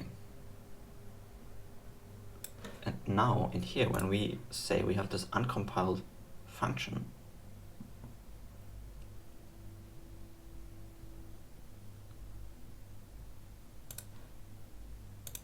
with params, well, params needs to be something else. This needs to be a list of fun params. And then we do this. We push a fun param with a name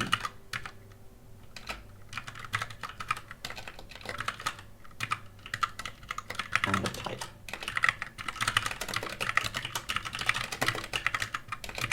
Hang on. What is fun.params? This is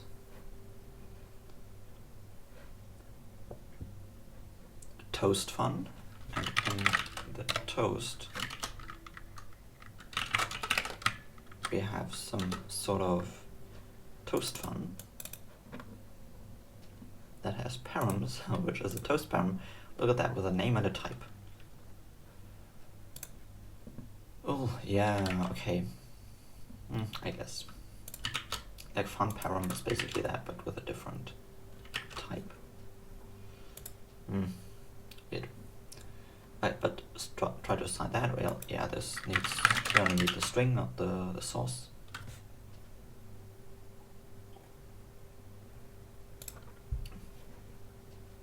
Okay, and then this call down down here.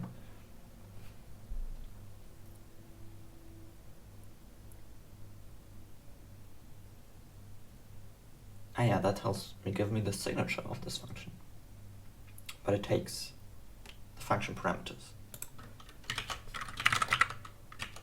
Yeah.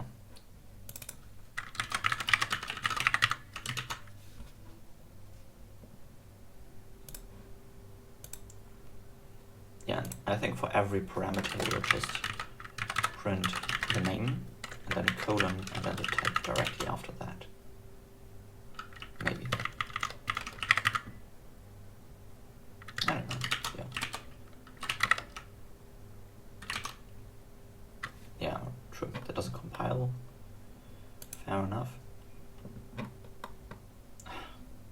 hate it that the errors of Martinez are a bit fucked up right now. Well, okay, so we have that. Then, you know, let's just see where things fail. So at some point, I think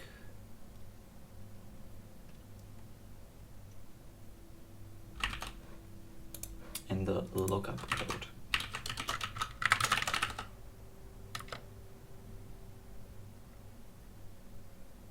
True.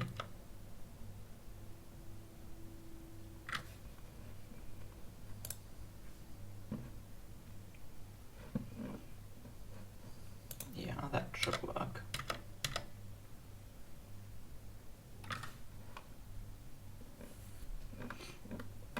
And this collect all funds.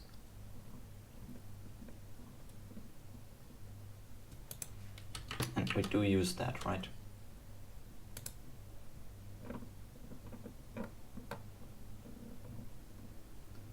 Inside the call.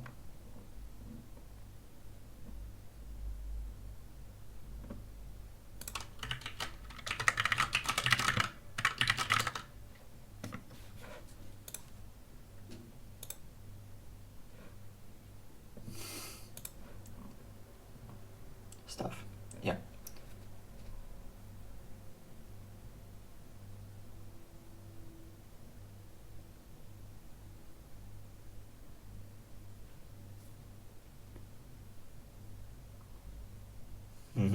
Okay.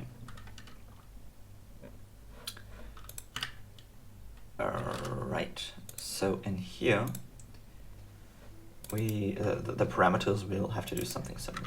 This will be a list of fun params, and then for every param in the signature. Oh, look at that. We're in an import. True. Imports need to look differently now, because they need to be. We need to kind of support parameter names, something like that. Oh man. Yeah, so params.push.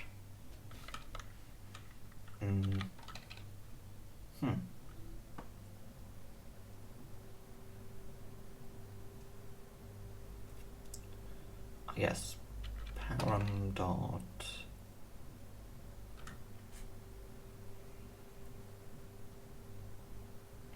Oh yeah, a fun param with some type as that, and the name, which will be, well,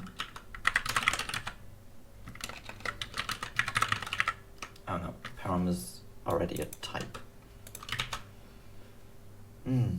So these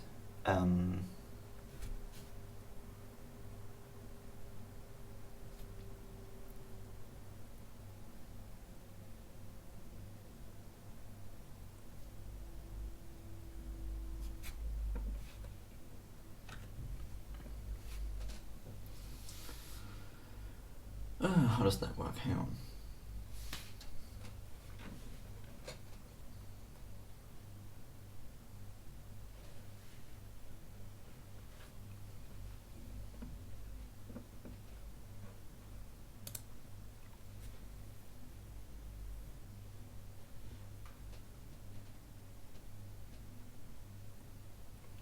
Param name.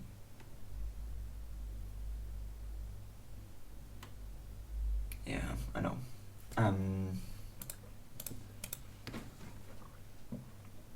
Where does param come from? It's from the signature, which is from the toast. So let's look at the toast first of all. Yeah, in here we have imports and exports, and these contain toast signatures. And here the arguments are just toast types, when in reality they should probably be toast params.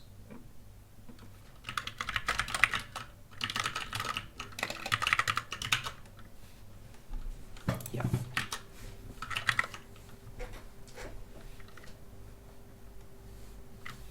Yeah, true.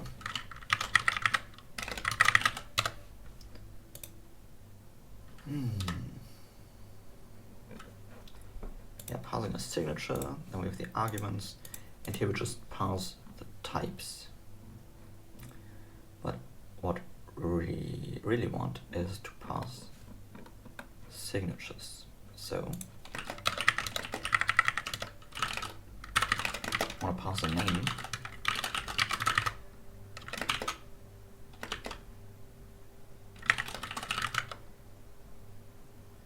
And then type.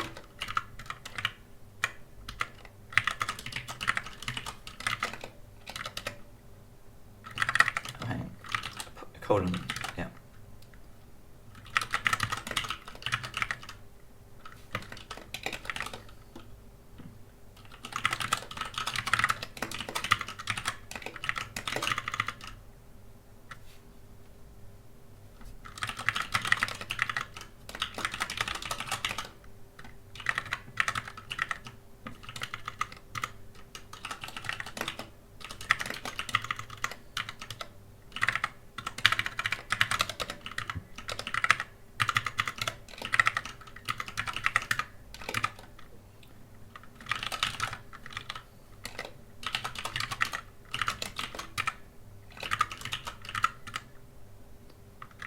Alright, then the type.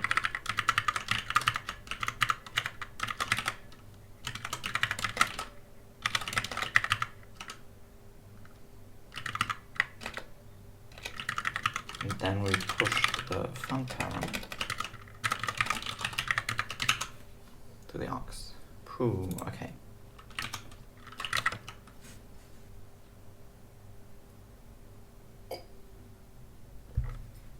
Yeah, cool. So just remove that there, like that. First time string and source to field name. Type string. Oh, I see. So here we'll actually need to do raw string.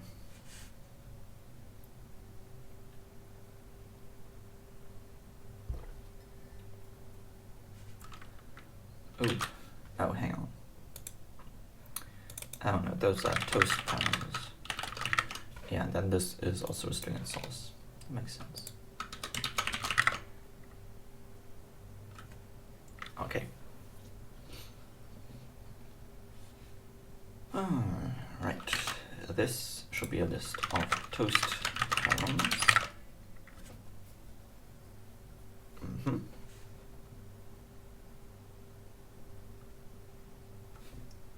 Toast to egg types. In here we say the name is. Oh yeah, this is where I kind of got stuck. Okay. Oh, hang on. What do we compile all types?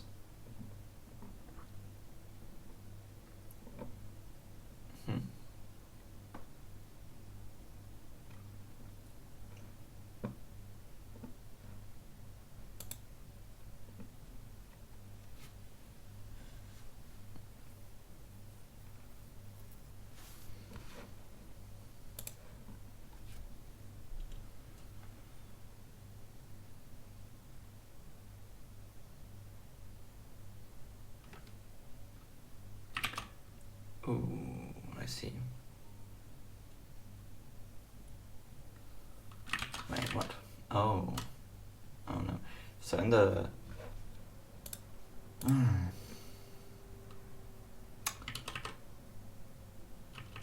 apparently, when you export stuff, functions and types, they are treated the same.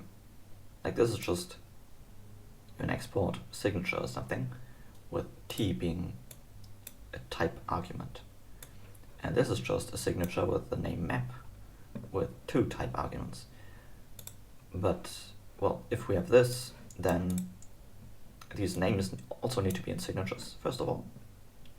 But only for functions, not for not for types. Which, come to think of it, like, we could even say, like, I don't want to, I could require this, have names for these parameters for every single function in here. I could just say you only have to do that for functions like these. So basically making it optional. You can export foo of, I don't know, type and t. But you can also do that. And now you've constrained t even further.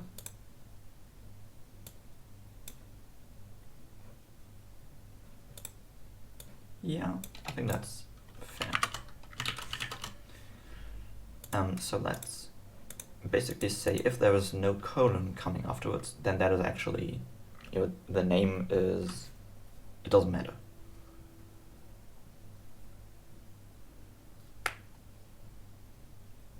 Yeah, okay.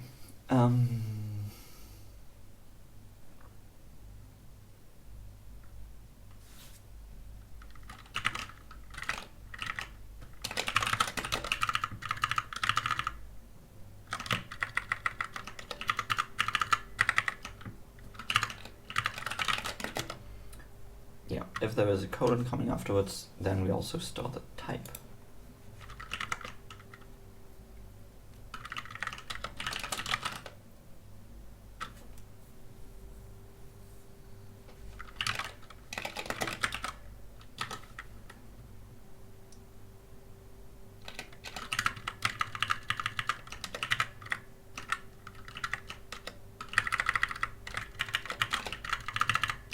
Otherwise, we say the type is just a toast type dot variable.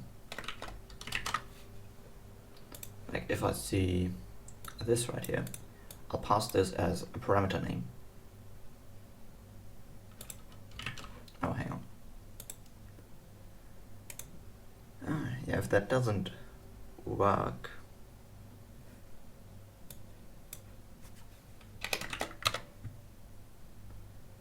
then I'll try to pass a type.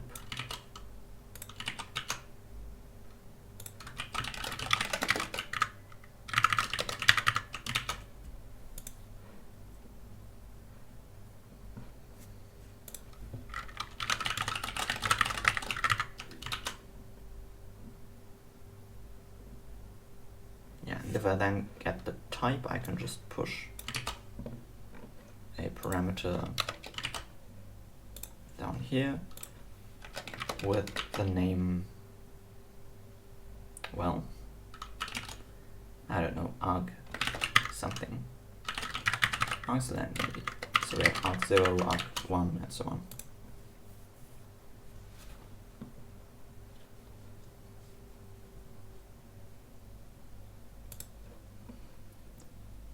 Yeah, that doesn't really exist. So I think the source of that is just internet source. Was the syntax like this? I think so. Otherwise, what we do is we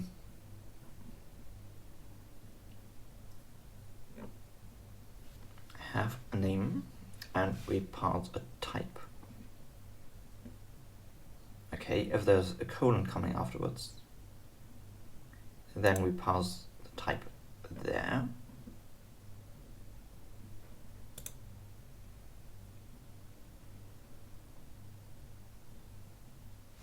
Now here we need to continue afterwards. That's quite complicated code actually. Yeah, there's a code coming afterwards that gives us a type. Yeah, you know what, let's kind of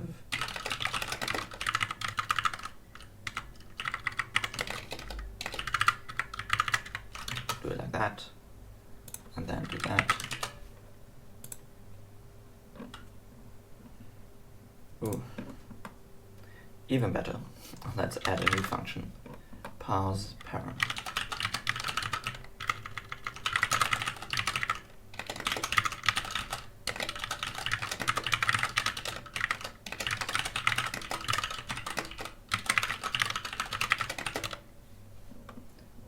and that just does this.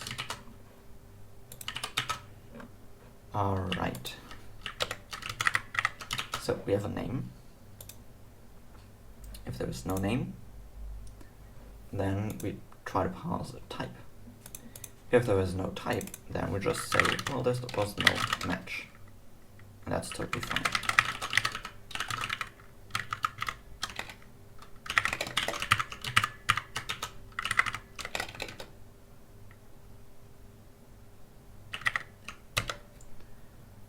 Then we just return the toast param with the name and type. Okay. Then we do this. If we see a colon in the code, then we really expect a type. And if there is no type coming, that is an error. Yeah. And then we again return a toast param of the name type. Otherwise, we know the type is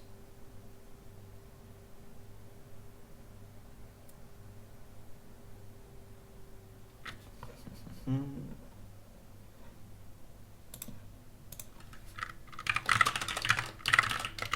may need the index for choosing a name, like arg0, arg1, etc. Like, oh, even better, make it like default name.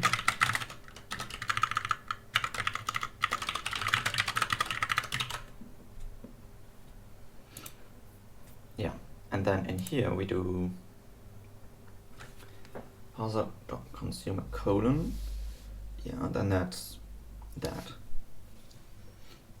Otherwise, we say the type is the toast type variable of the name that we've parsed. Yeah, and then we return that.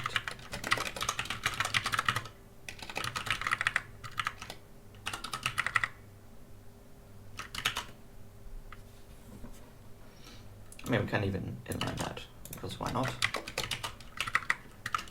And then simplify things a bit. Yeah. Clean.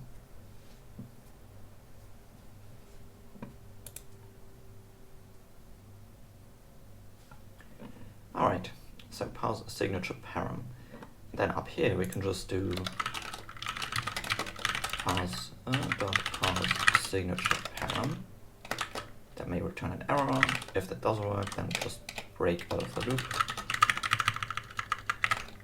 And then we push that to the list.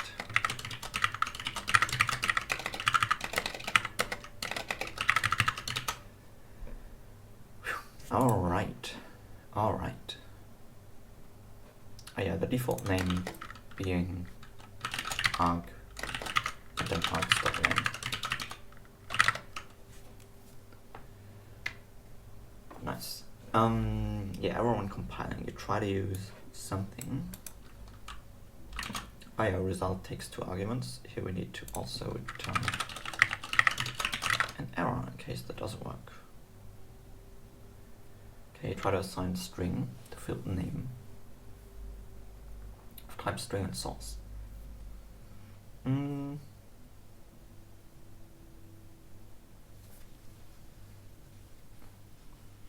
Try to assign string to name toast param. Alright, yeah. I guess let's just go with invalid source for now. Yeah. Which means we don't get valid, like, nice error messages. Yeah, I don't know. Inconsistent return type. Oh yeah, because this is supposed to return parsed of that. And these as well. Cool. Alright. There's not a variant. Sum and none. Oh yeah, this returns sum and none. Sure. Okay, yeah, not toast signature, but of toast parent.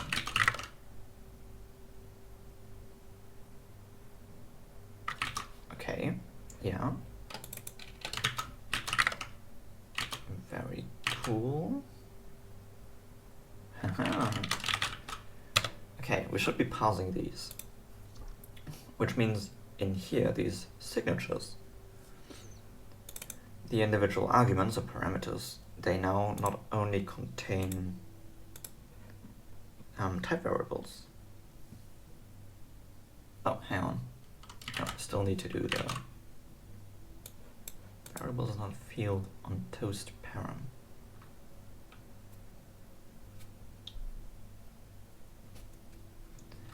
Oh, should you be able, like, in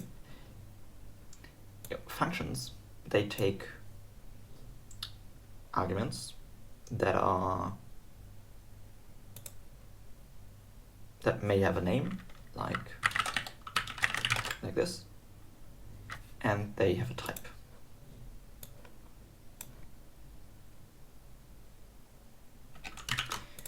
Generic functions may also, do this, or this, they only have type variables as arguments. In here, should you be able to specify that? I mean, I guess, oh no, hang on. Should you be able to specify this? Yeah. List is, I know that doesn't really make any sense, I think. Yeah. Which means we need to handle uppercase and lowercase exports and imports differently. So in the toast,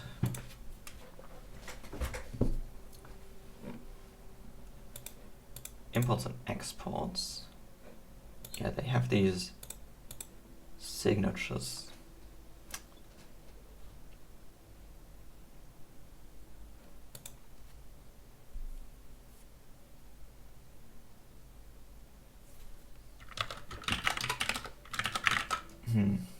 I don't know a better name, to be honest. Like, I basically want toast, something that is imported or exported. Toast, import, export item, I don't know. And that should be an enum, that is either a type, with a toast type signature, or it's a function with a toast fun signature. And this right here would be the toast fun signature, but we'll also have toast type signature with, well, name being the type name and then arguments being just a slice of strings. Something like that. I mean, this is horribly, ad hoc, and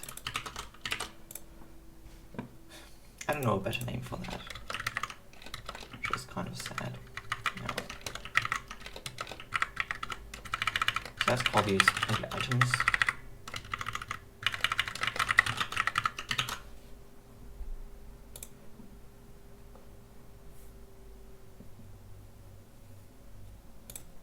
Yeah. All right. Oh yeah, in Plum, I would not really create a name for that. I would probably just have an inline enum in here. That would be so cool. Alright, you don't handle toast expression of type, and that doesn't make any sense. Let me see where this fails. Yeah, so toast signature. Yeah, first of all, writing these, and this actually only works in toast fun signatures, and for every argument we just print the name and the type. And we want to have the same for type signatures, which will print the name, and then for every argument it will just print the argument like that. And then we want the more general toast import export item, where we just switch on that. And if it's a type, then we have a type signature, then we just do writer.write. Well, that's just this signature. And yeah, same for the function.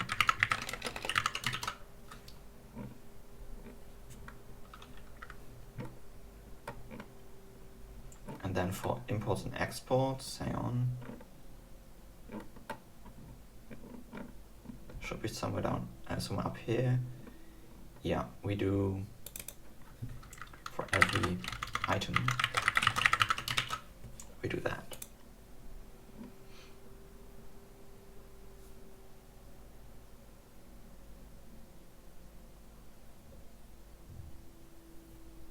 You know what, let's print each one on its own line. I think that's a bit cleaner.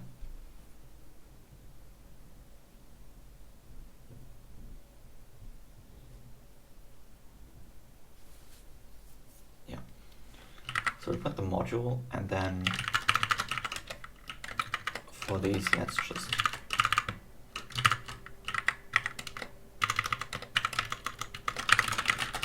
do that.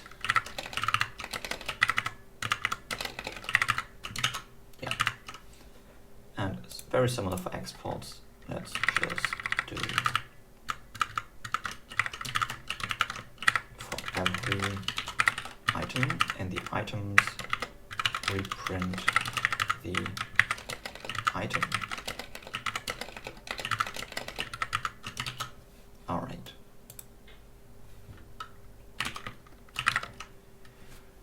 Cool. Then, yeah, other references to toast signature.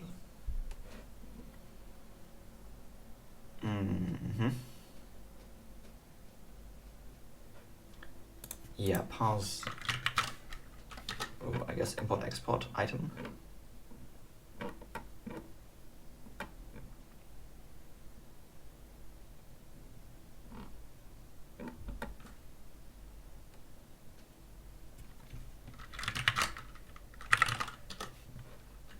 And this is kind of more fundamental, signature pattern.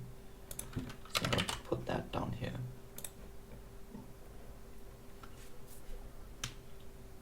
Alright, so parse item returns a list of toast import export items. Sure, let's put that on a new line. Same here, we parse a name. Yeah, and now we need to match, like, is that uppercase or lowercase? And the cool thing is, in here, this felt really hacky, you know, checking that. But I think in the parser, that's actually, you know, that's fine. Oh, hang on, can you even do, like, parse name? Or if there is, like, yeah, let's do this. If parse name is some name, then we know this is a function, an exported function.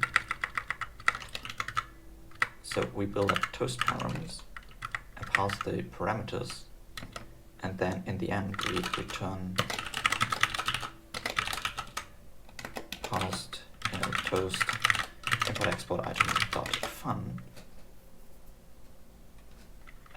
of a toast fun signature with that name and arguments.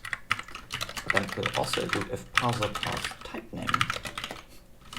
And look at that, we no longer need to do any hacky is the first character uppercase or something, because this is handled explicitly by parse name and parse type name. Yeah, for type names, we do something different. We say, yeah, we have, like these types, they have arguments, but those are just strings, because they are all of the type. And like, we're on the type level. Yeah. So what we do is we just push names in there. Parse, what's a type variable? Parse type variable.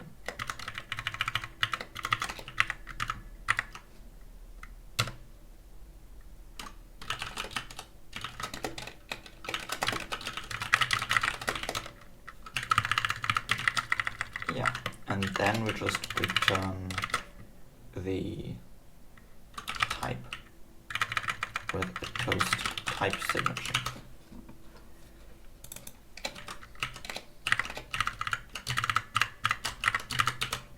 Yeah, and then this would be parse items.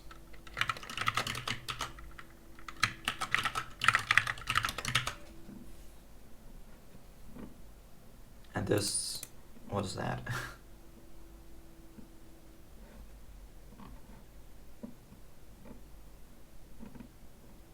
Oh, I see on the bacon. Yeah, that's why this is here. Yeah.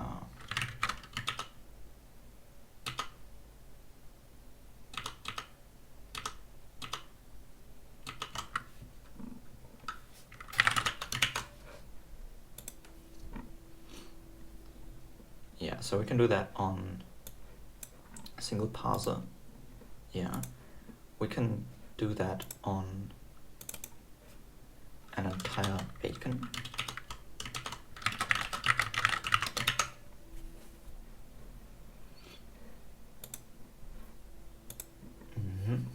We can do that on a slice of bacons. Yeah.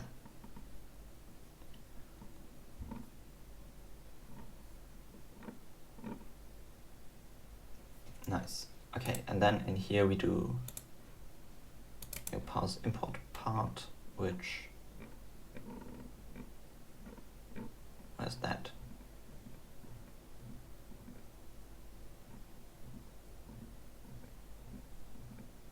Oh, down here.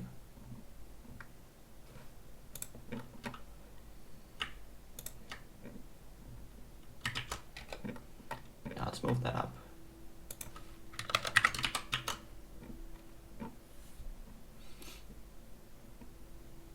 Yeah, that just parses the items.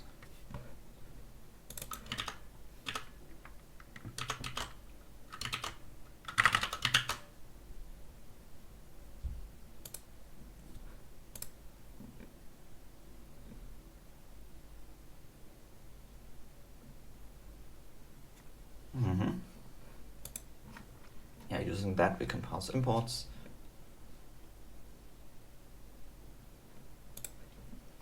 And then we do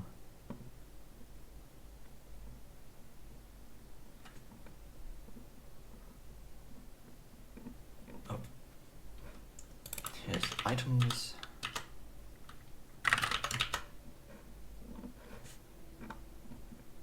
Yeah. And for exports, very similar.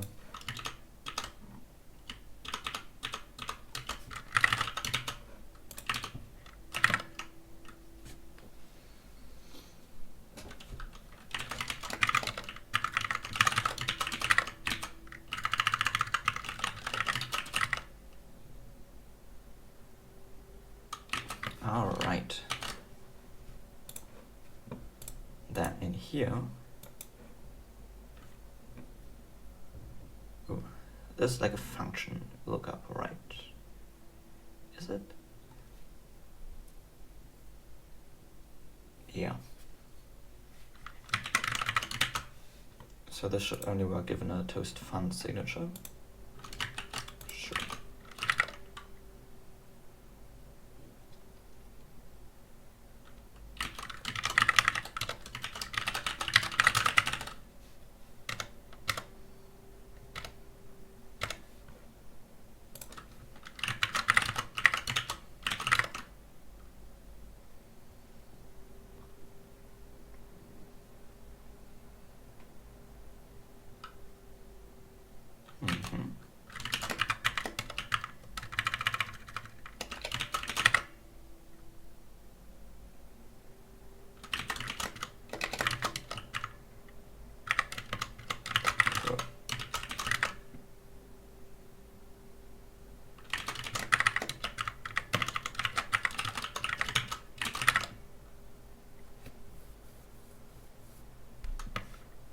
All right. So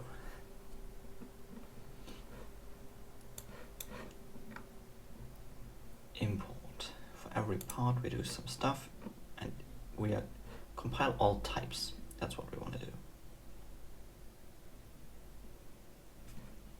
So for every item, if the item is a type, and yeah, this is way more elegant, then we do this. We have the params, which is string and source. Hey, hang on, we already have that. Because the signature args, well, these are no longer types.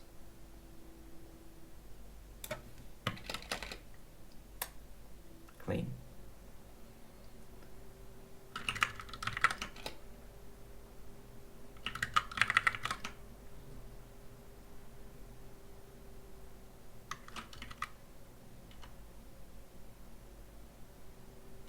Hang on, what do we do here?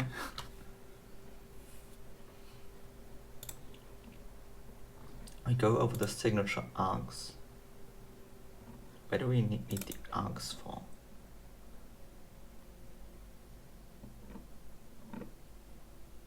Toast type.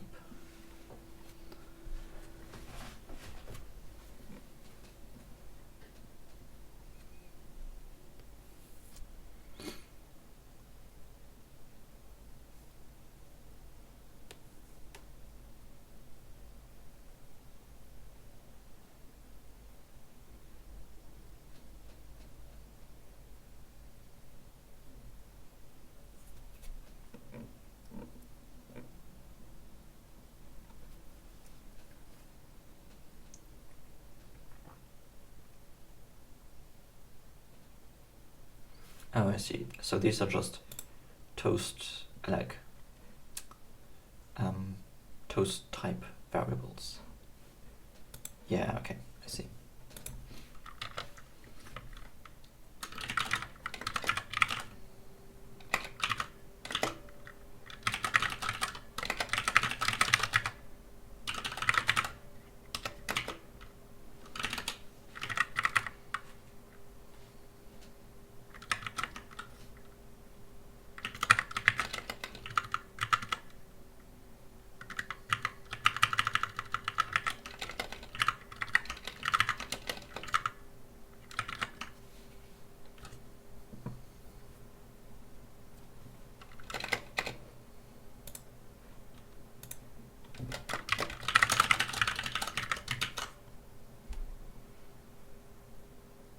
Mm-hmm.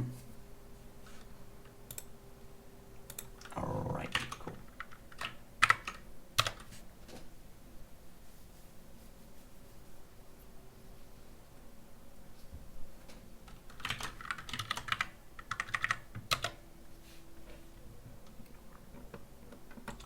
So in lookup, we also have this hacky check, which we don't need to do anymore. We can just do, we can just go with the items, and then if the item is a function,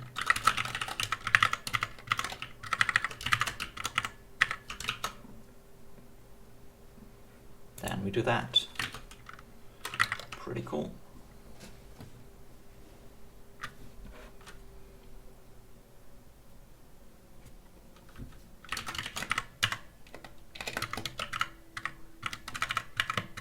Oh yeah, and this now has a name and a type.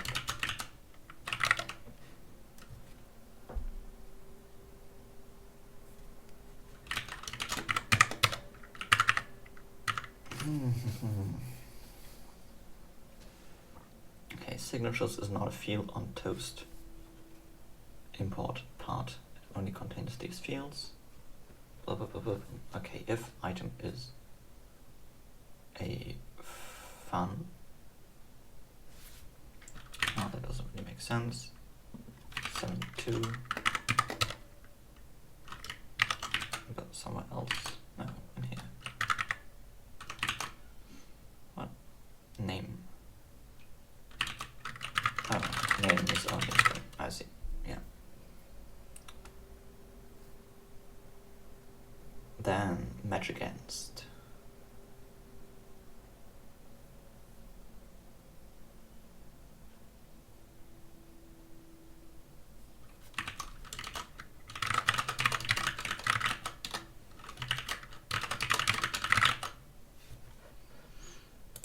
Oh yeah, these match against functions, I see. Yeah, these actually, I want to leave them untouched, because this is like purely dense type algorithm stuff. So I want to change where that is called in here and compile fun. There we do 278.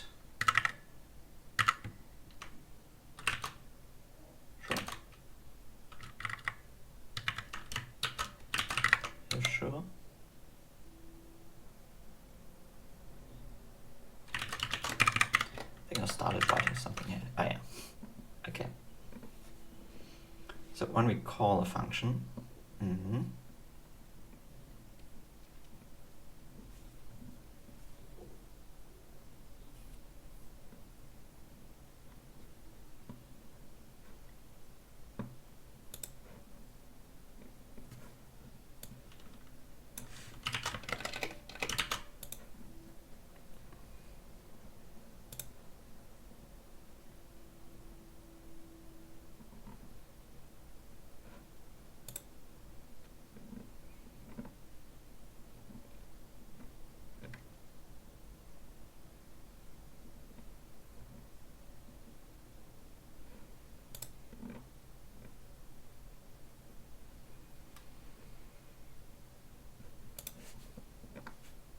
what's going on here?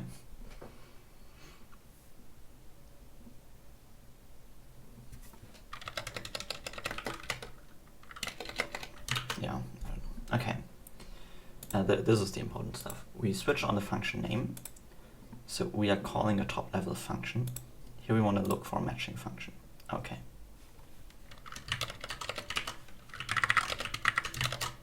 And what we want to do now is kind of comp time resolve arguments of the type.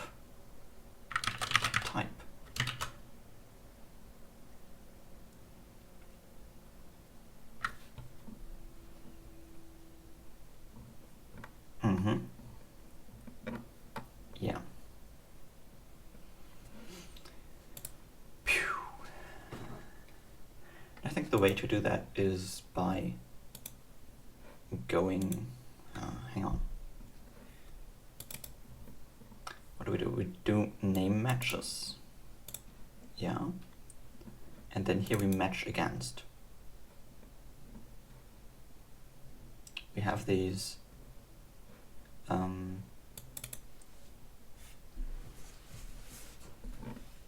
uncompiled functions that take fun parameters.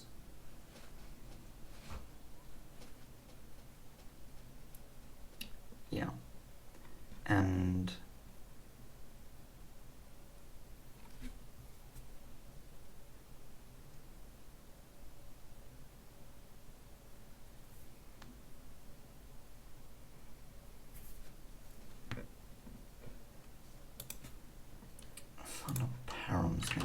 let's look at uncompiled fun again. It has fun params, yeah, which have a name and a type.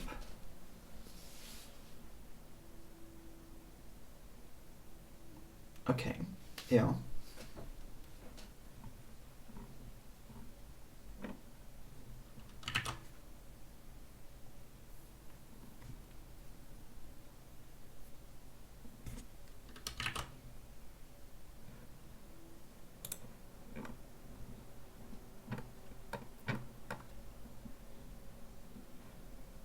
I think this is not used. Yeah, that's not. So let's instead, let's use this actually.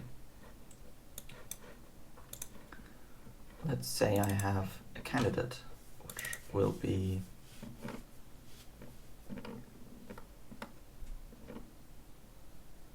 I guess just an uncompiled fun.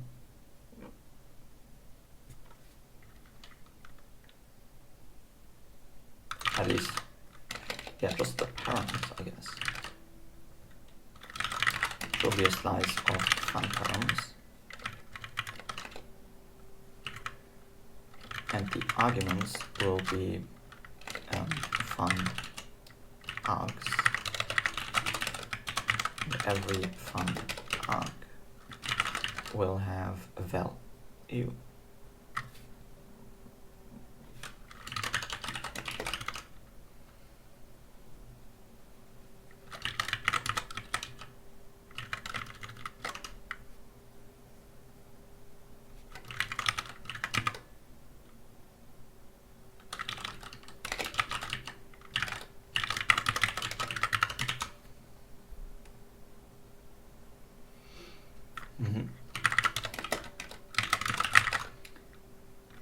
Arguments that have the type also have a compile time known value. Yeah. And we want to match these concrete arguments against the function.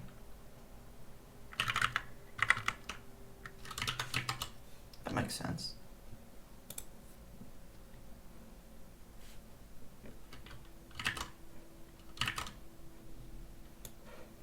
Basically, we want to do something like that. We know that the name matches, yeah, this is.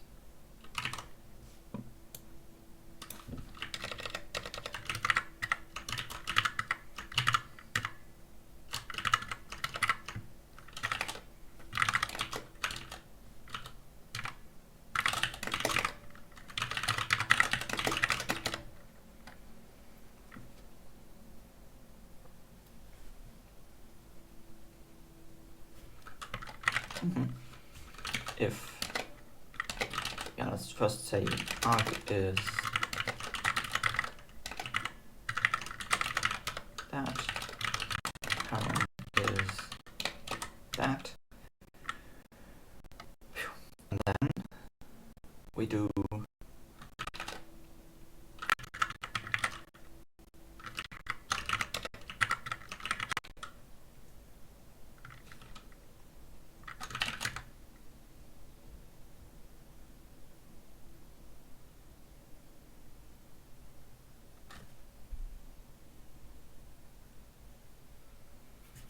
then we do arg dot type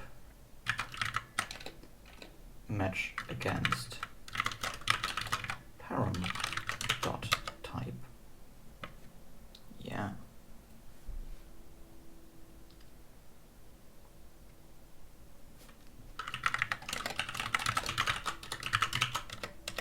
Or we say no, that doesn't work.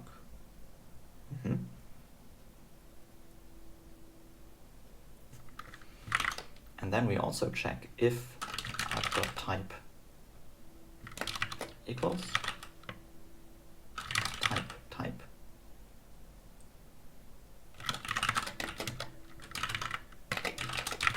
Time value is arg.value unwrap.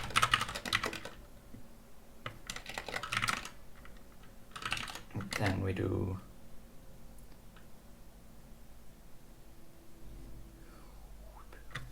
want to add another constraint basically.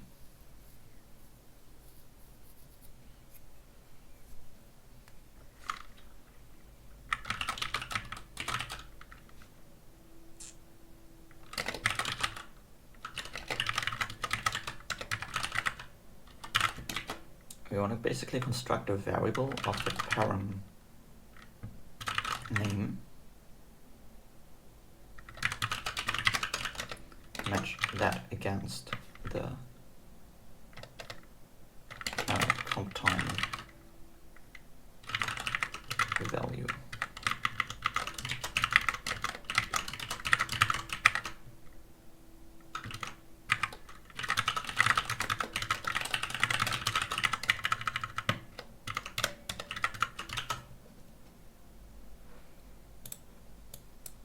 That's quite dense. Yeah, let's kind of review that. What do we do here? We check coherency, or we return false. Yeah.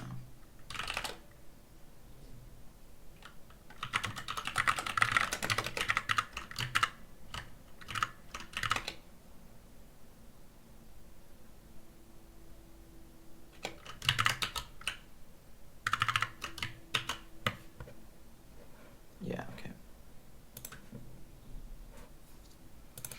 Oh, I see. So this should just return maybe of substitutions.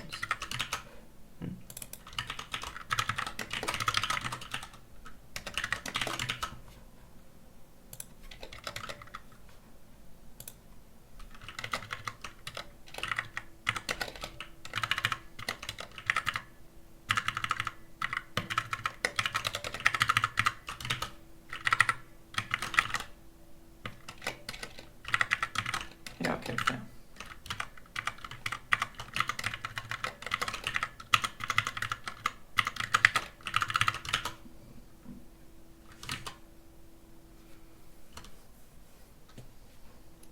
So in here we can just say,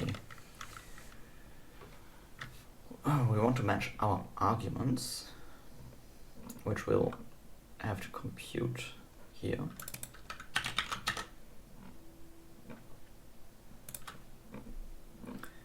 Hang on, these are just IDs, right? Yeah. Arg values, I don't know. This will just be fun args.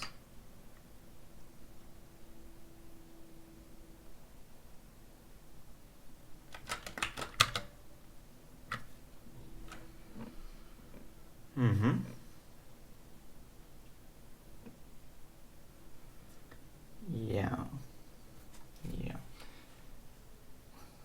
What else do we do? We basically want to construct them based on the argument types.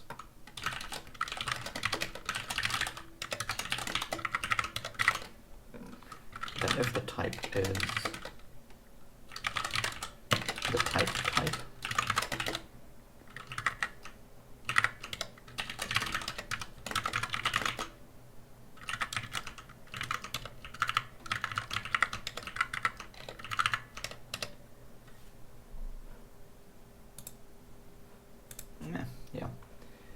if the type is the type, then we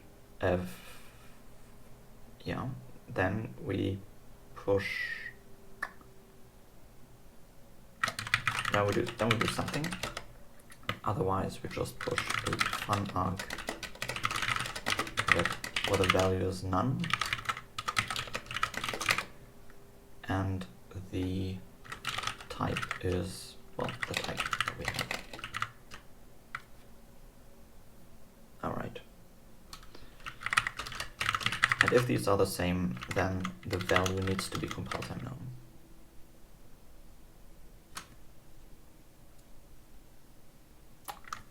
I have no idea how to do that. I guess args is a list of ID, so we can do args.get of that thing to get the ID. And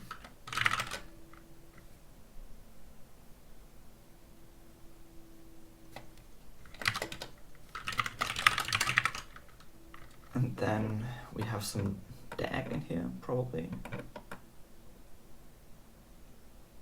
Nope.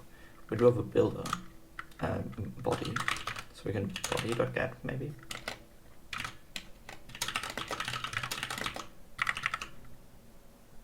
From that ID to then get the expression, and maybe that has to be a type. Yeah. Or if it's not, then this is a compile time error.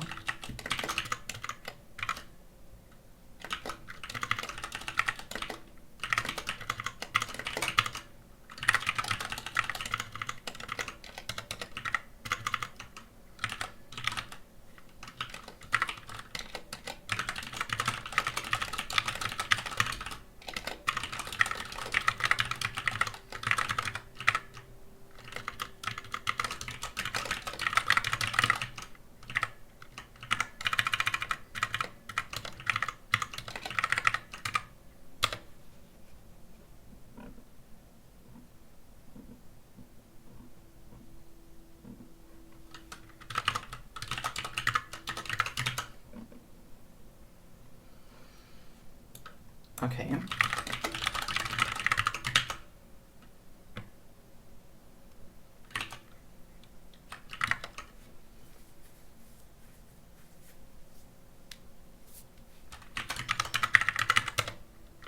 What's going on here? Oh yeah, this is that. These types aren't really needed. Cool.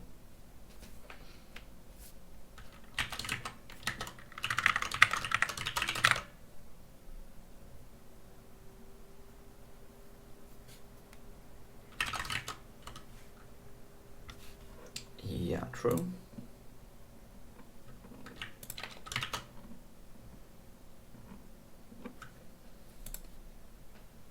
Yeah, down here we can just do arg values match against, sure. Match against the fun params.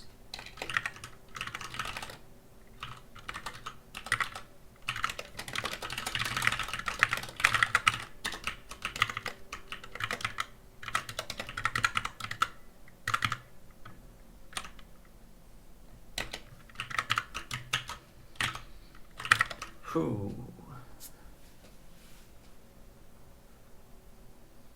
Oh yeah, these are lists. Of course they are.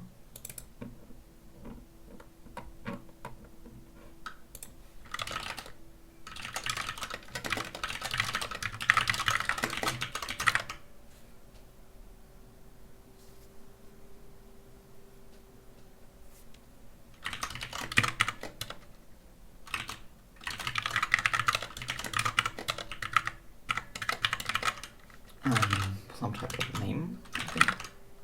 This is what it was, a primitive or something like that. Yeah.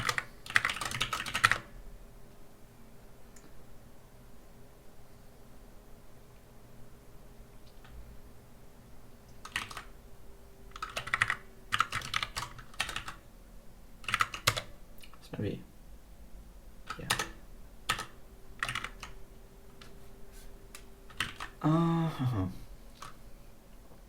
If the type is type,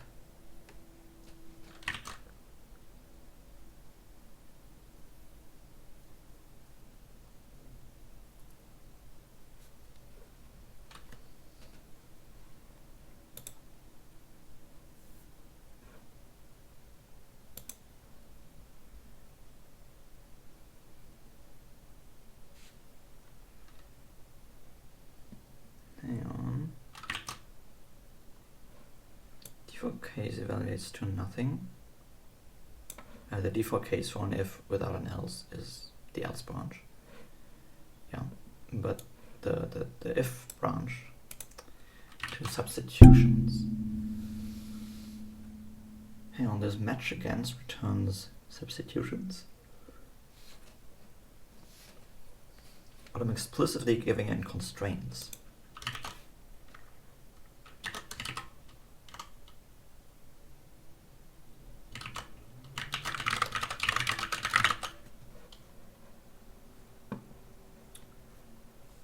So yeah, we have this one right here.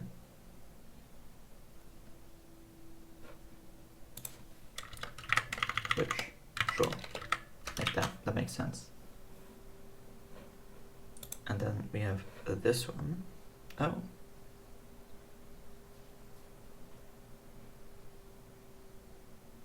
That doesn't make any sense, does it?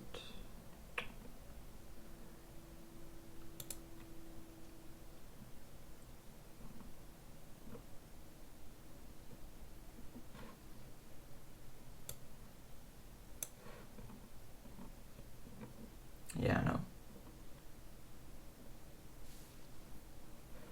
We pass in constraints. And we should not automatically check coherency, we should do that at the end.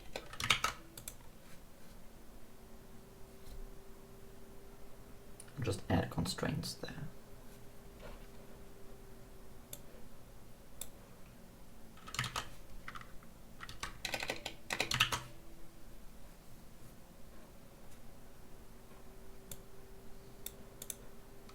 Oh, well, maybe they should return a bool, yeah.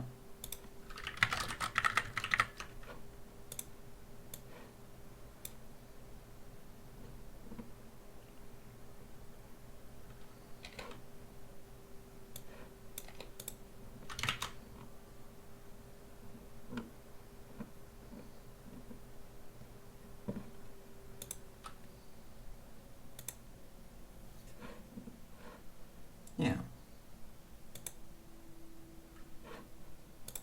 Cool.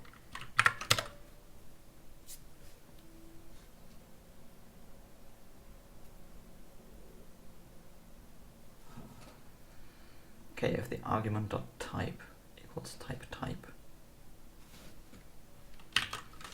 Yeah, that actually seems like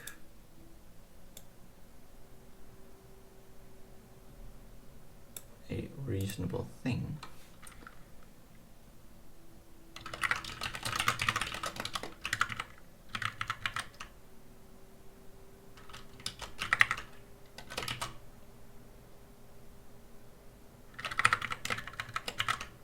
Oh, yeah, but that bool is always true.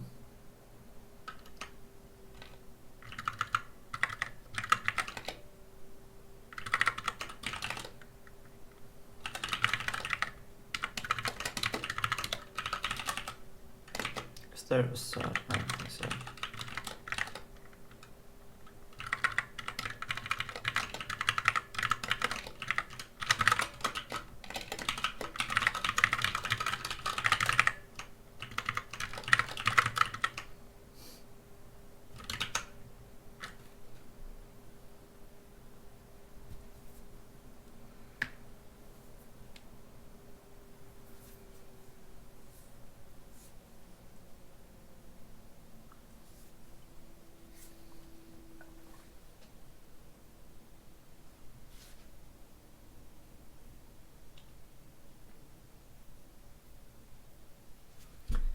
Hang on, the plum type dot primitive. That doesn't seem right.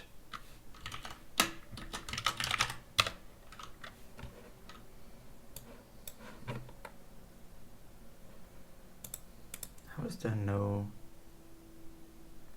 type variable?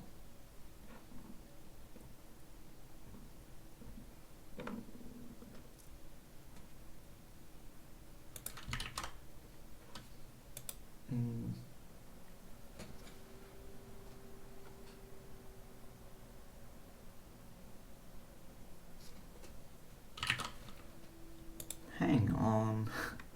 Like, where do we add something to constraints?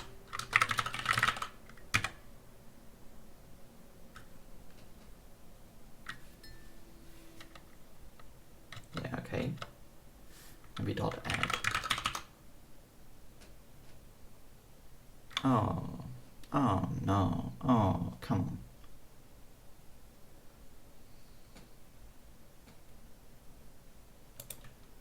I'm gonna add it to do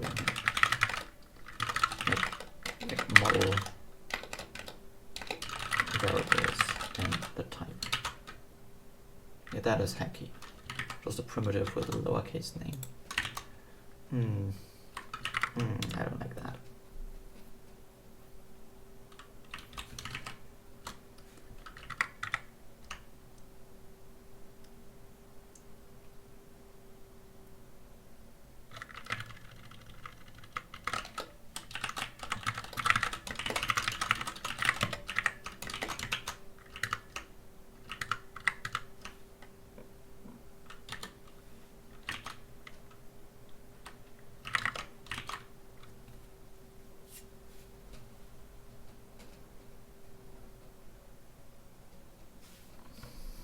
Oh yeah, okay, but then this always succeeds.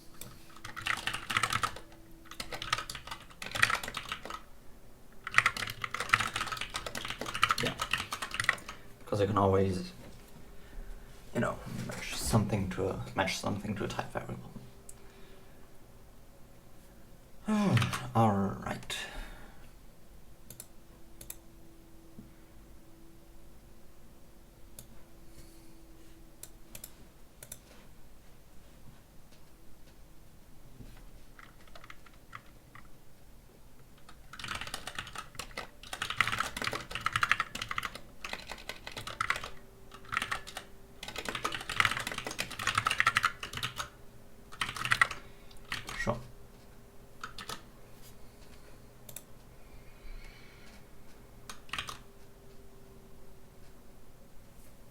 So then in compile fun,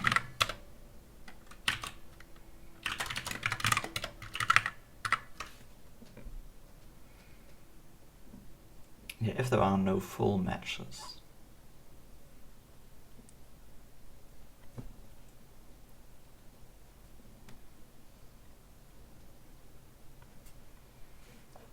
yeah, here we just do, what was it, arg values.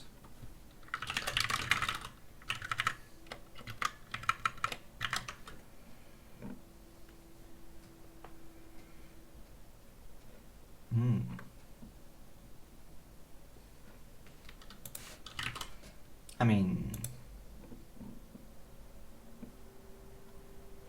yeah, we could, like, I could do that with constraints.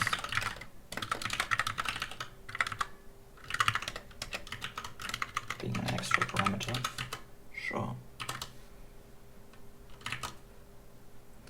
Yeah, instead of creating them and then checking them down here. Yeah, I like that.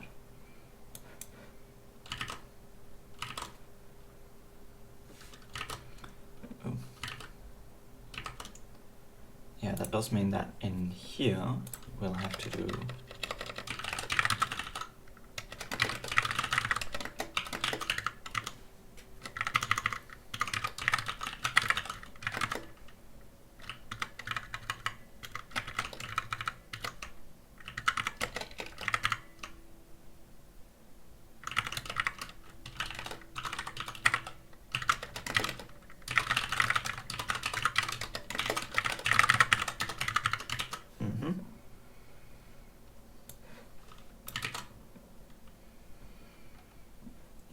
if they don't match, then we can create constraints. We can do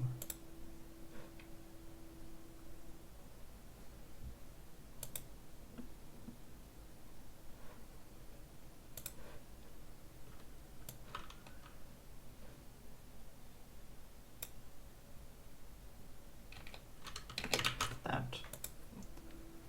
Yeah, okay.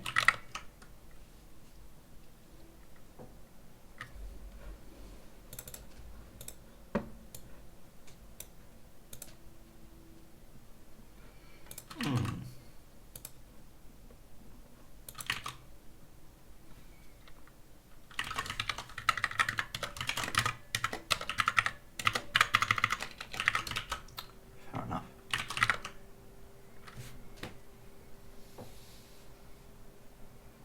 Last expression of the function body doesn't match the return type in lookup. Oh yeah, here we'll just return a bool.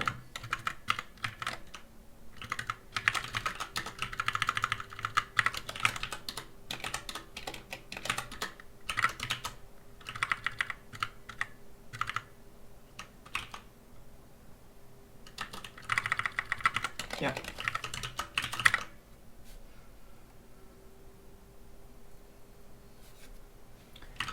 And then in compile fun, where we specialize the function, what's going on there? Oh yeah, we can only specialize types.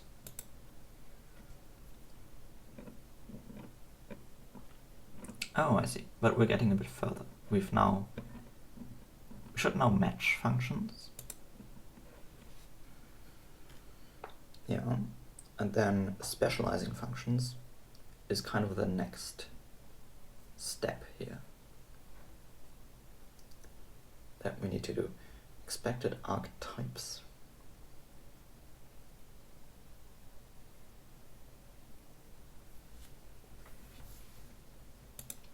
That would be fun.params dot specialize.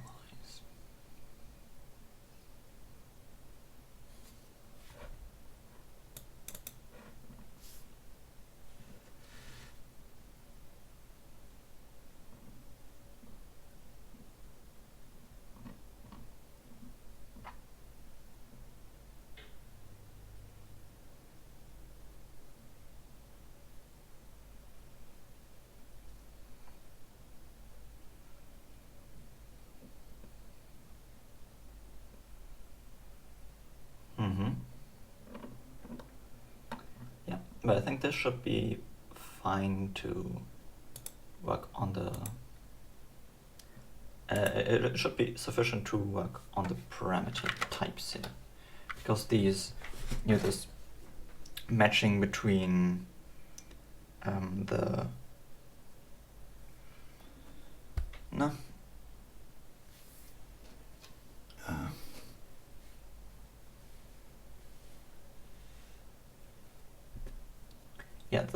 relationship between the type and value parameters is only used during function lookup. When looking up a function, we need to make sure that these are consistent, but then afterwards it's fine to say, well, we'll just take this function for type and int, for example. You're specializing it for that. Yeah.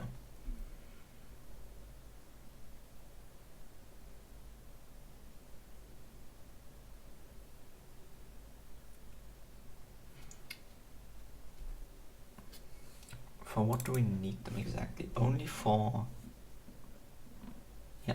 casting the arguments. Huh.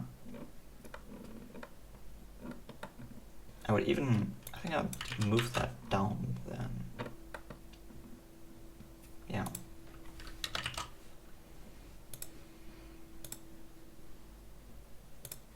Yeah, I mean, we can just do this directly in here.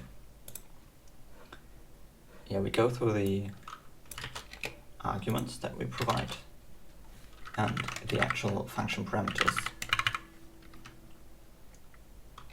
And then the expected type is both .b.type.specialize, ignoring the name. Yeah. Cool.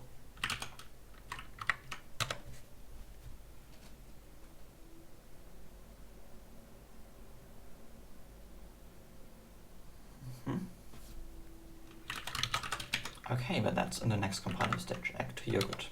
That's pretty cool.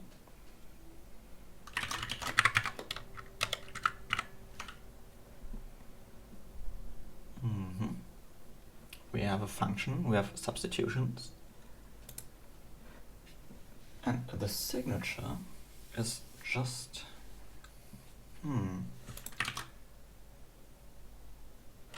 based on the specialized parameter types.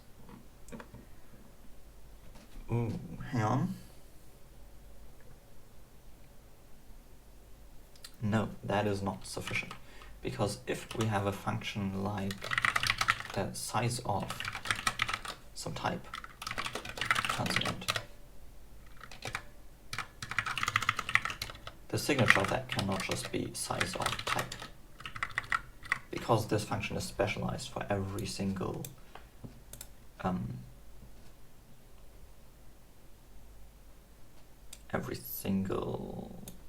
type. This should actually result in different functions, size of int, size of string, or not. These are also not valid signatures, because this is not given a string instance. Size of doesn't accept a string instance. It's more like this is the value of that. These functions are specialized over the values of the type parameter. So I think the signature could also just be the original signature, something like this, but then attach, oh, by the way, t has to be, I don't know, int, something like that. Basically taking the type constraints as an extra thing in the signature.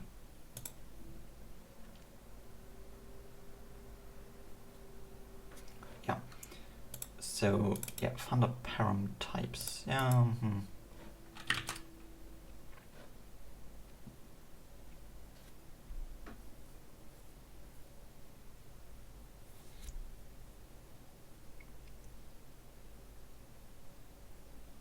Not enough for a signature. What kind of signature things do we have? We have This one, module string slice fun param. That is pretty promising, I think.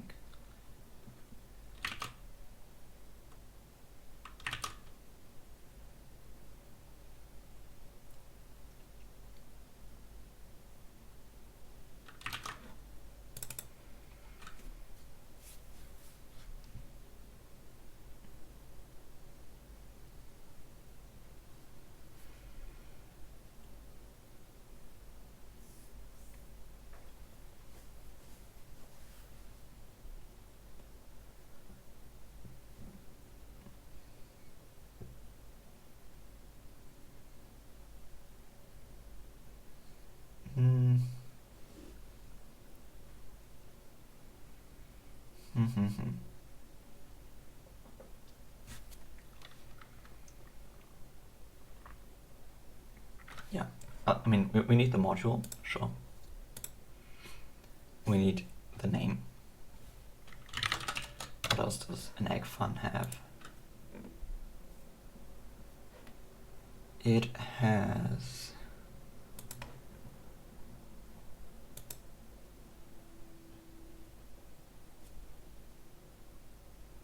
what does param types do?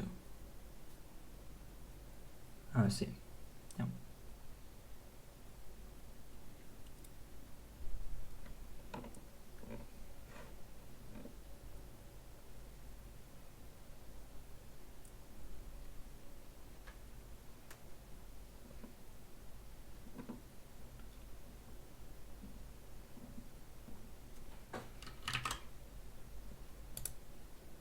Well, let's use the param types, sure, but also the substitutions.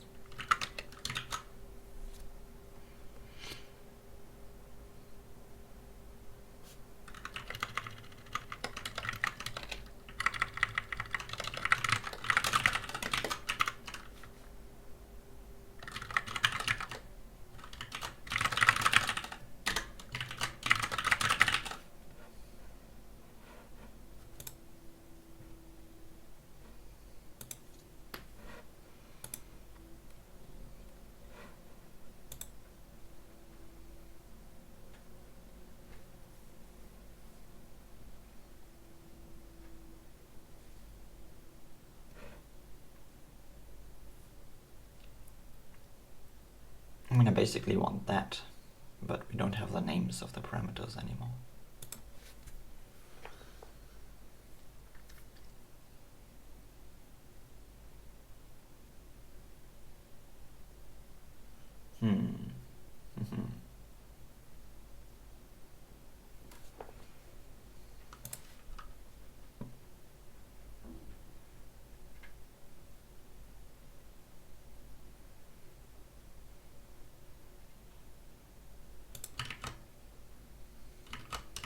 I don't know.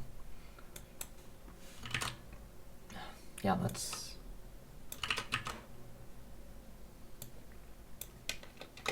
If there are bugs, I can always fix them later on. Okay, so given that, we will exactly have a string builder where we print the module and the name, and then we have parameters, which will be... I don't even know. You know what, let's actually do that inline. I think that's... because this will only ever be used in here. And the logic is kind of a core thing of this function here. So yeah, we'll just take the fun.module and the fun.name.string. Yeah, and then the substitutions at some point.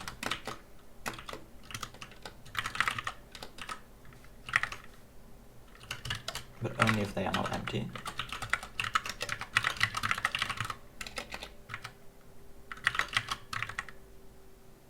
It's not empty. Well, I don't know.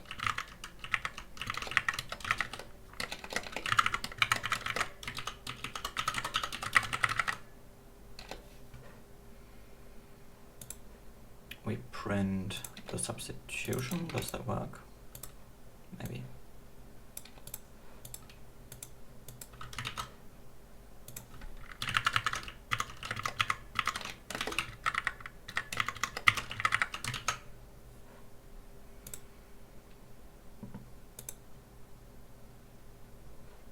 Yeah, this is really just the fun. How do we get the param types?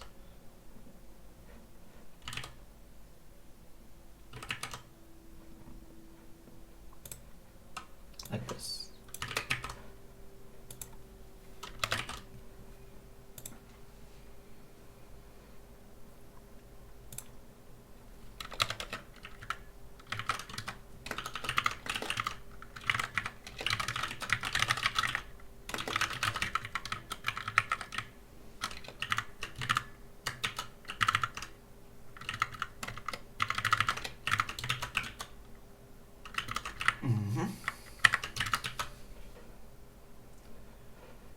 Cool.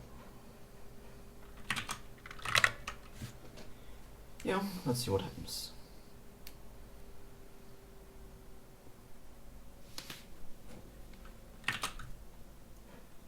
Okay, so substitutions are not what I thought they were.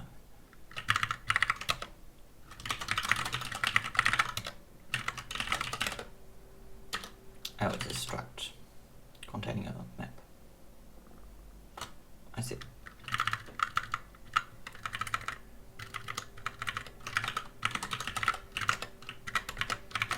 Well, yeah, and this is a map from string to a type.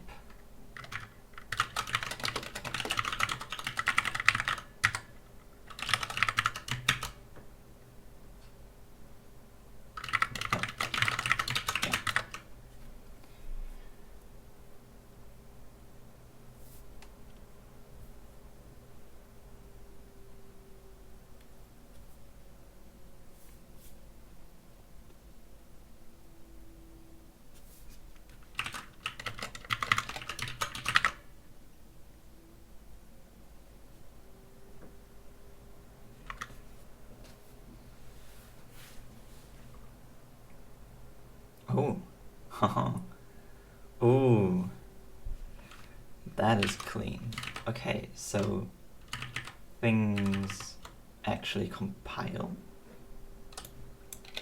Let's remove that, and let's also remove this one. And let's just see what happens there. Oh no.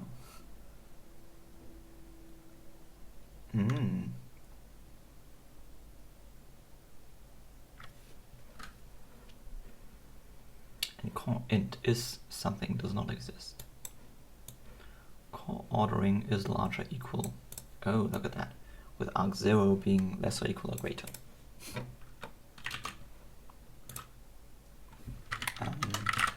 Interesting. Let's check that. Is greater equal for ordering.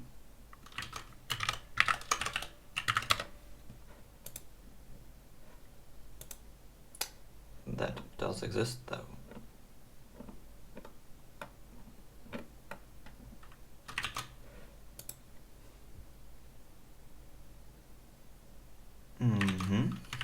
Interesting.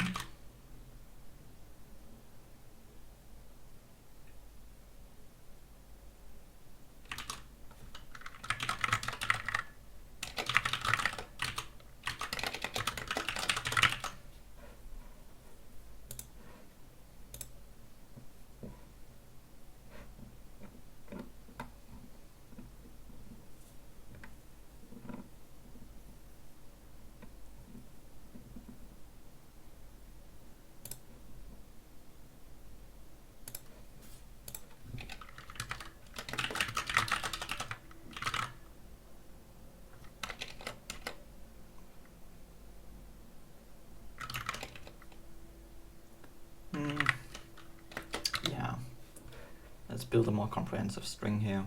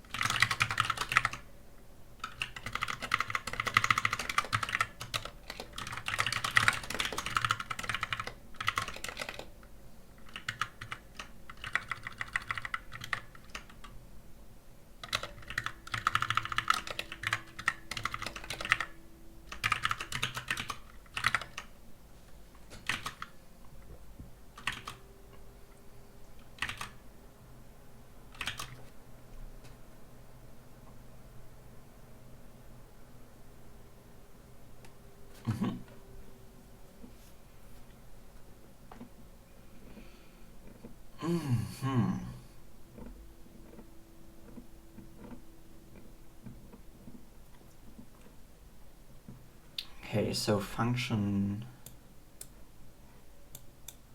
workspace call ordering dot is larger equal arg0 flim doesn't exist.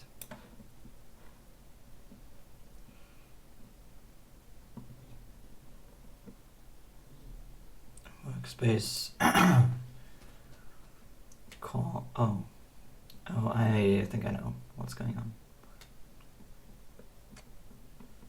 Ooh, that's kind of nasty, yeah. We do have, though, workspace call ordering is greater equal with a parameter named ordering. It's just not called arg0.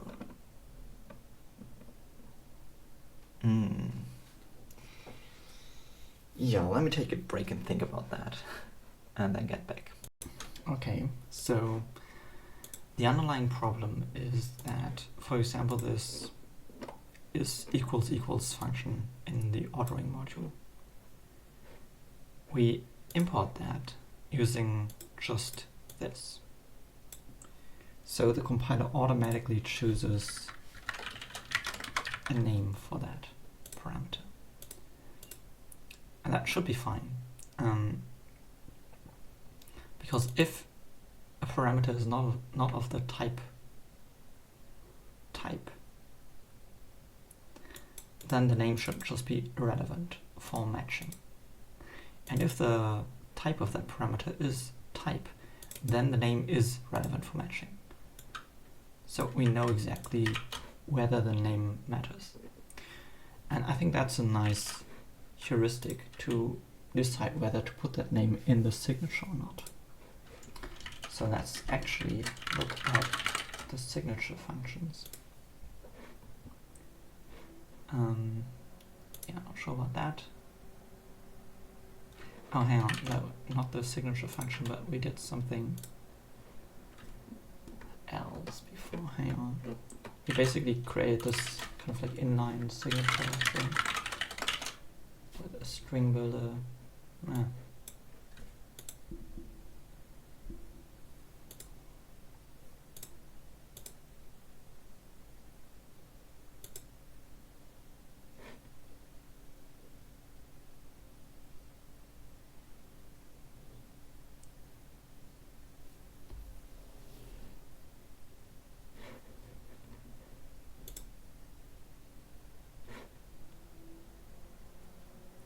Yeah, in here the name, we only want that if the type is type.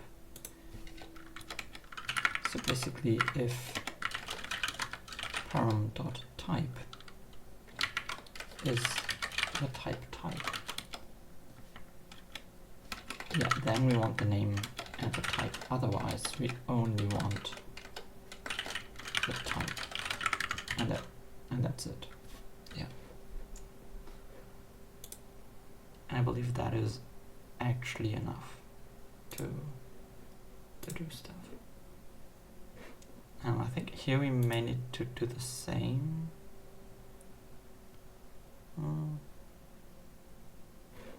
Maybe not. Let's just see what happens, I guess.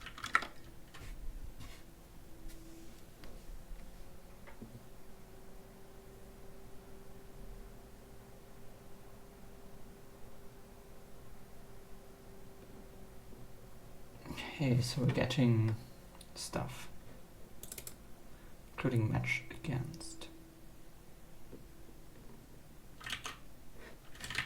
Now what did we just, we changed this one, signature, in toast to egg. Should be fine. So we did this match against.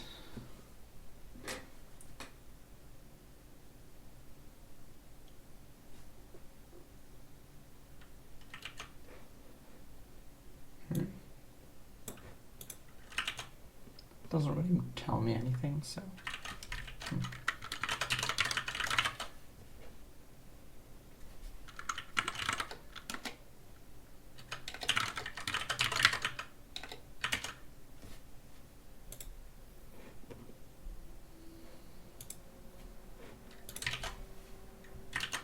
do we have a match against with a slice of stuff at fun args? Okay, that's this one. And here we get to unreachable.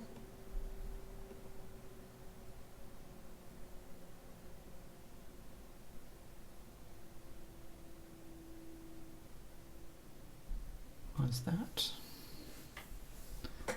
We have the concrete arguments. We have the parameters.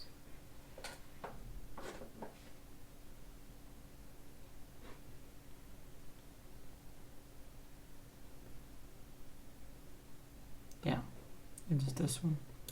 So we have an argument of the type.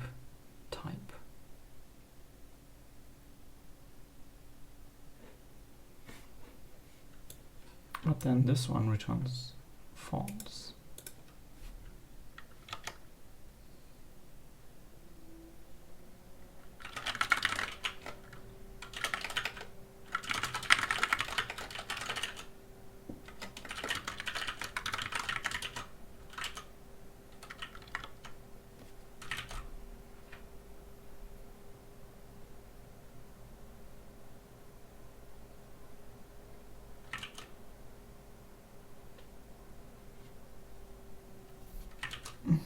So it's called T, and the concrete type is value.unwrap.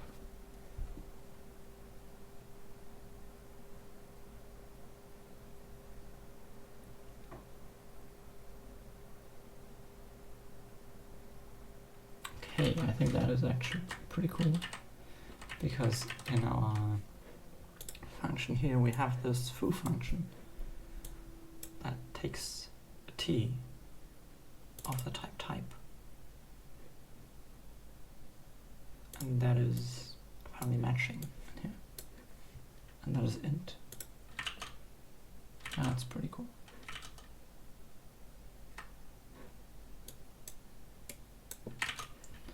Nice. So we do T equals int, and then we create a plum type primitive of T, and we mesh that against int using these constraints.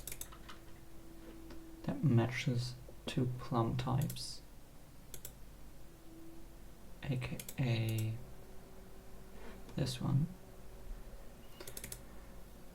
and that matches the concrete type against the generic type with those constraints and an empty list, which means we call this one two types constraints a list.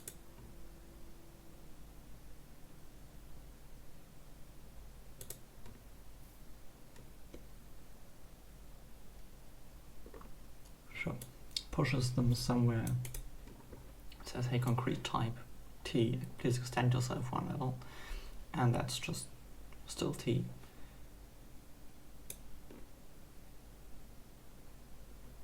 Hang on, is that a generic type maybe? I'm not sure. Oh, I think they are flipped. I see. Yeah, I think we need to match this one against that one. That makes sense.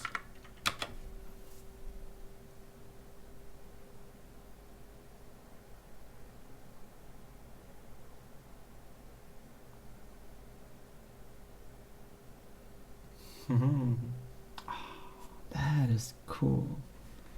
That is honestly cool. Wow. So this function call actually matches foo int 2. You know, that we have a function with the argument t being an integer. Nice. But then this one,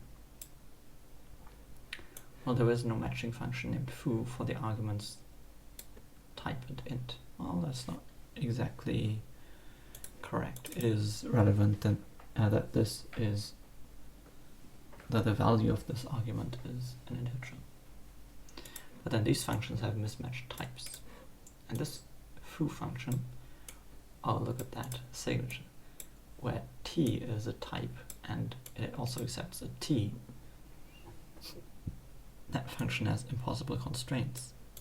Exactly. because then to use that with the type string and 2, well, t would have to be string and an integer.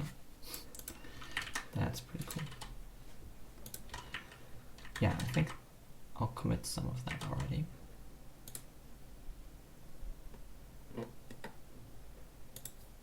Damn, that was pretty nice. So I guess I would say compile support functions with first class types.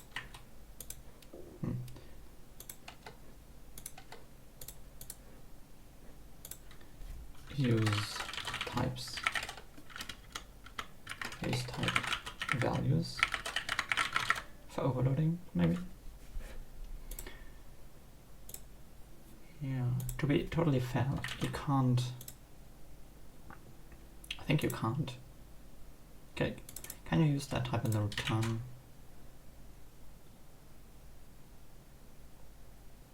Place in the return position? I think so. Yeah. I mean, I could, for example, say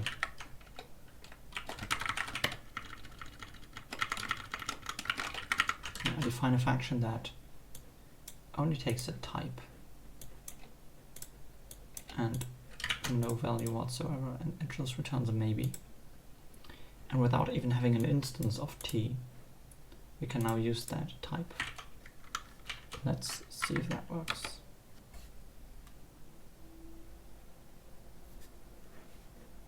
Oh no, what's going on here?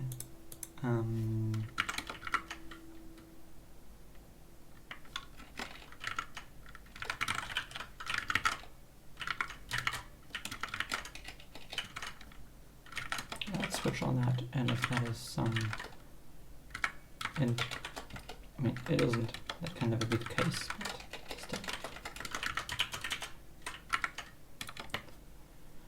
Zip editors of unequal lengths and match against. Interesting. So we have funds and params.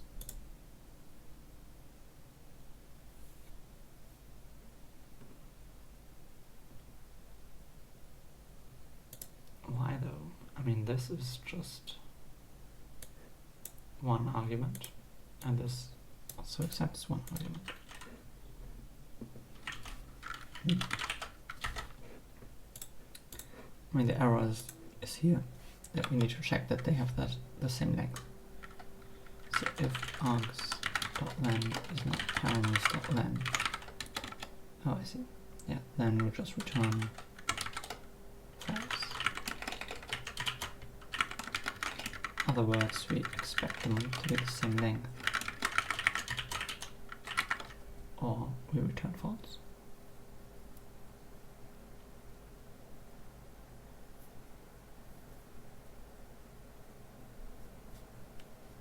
Yeah, much better.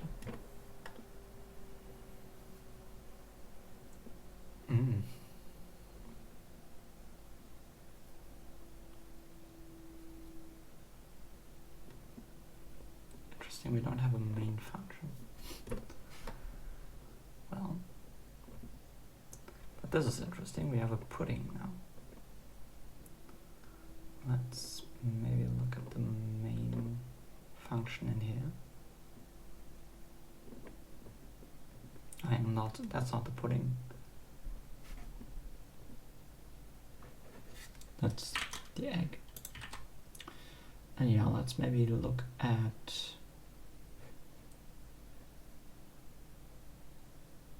I don't even know. Yeah, first let's look at some compiler stage and see if that's correct. So yeah, I don't know, the pudding should be fine. I mean, the yogurt would also be nice. Let's use that instead.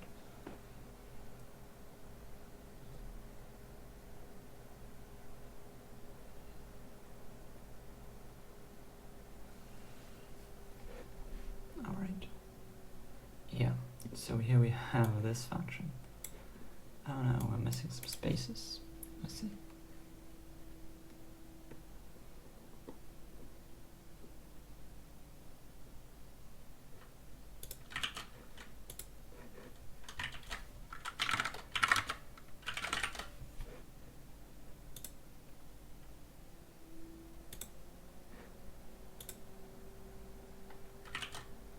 Question, which one is this?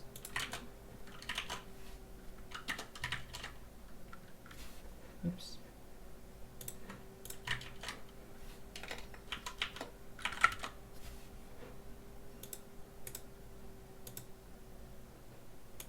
Pretty certain that exists. I am.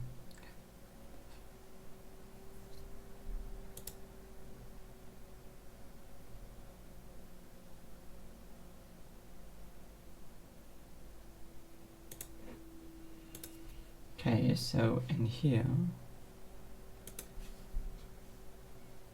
yeah, we do that.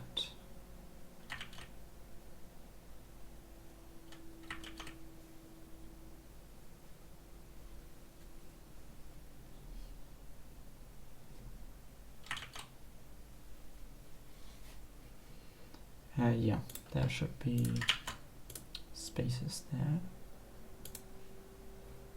but also the name of the parameter, if that's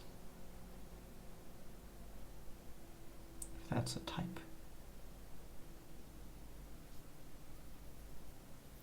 No, I don't like that. I don't like that. Why? I mean, the egg functions. Doesn't the egg already have names, like function keys?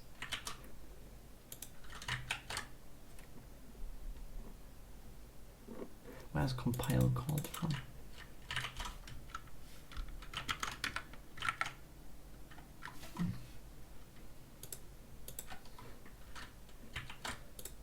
This compile. If I rename this into something, then we're gonna get an error. Yeah. In compile some module. Makes sense.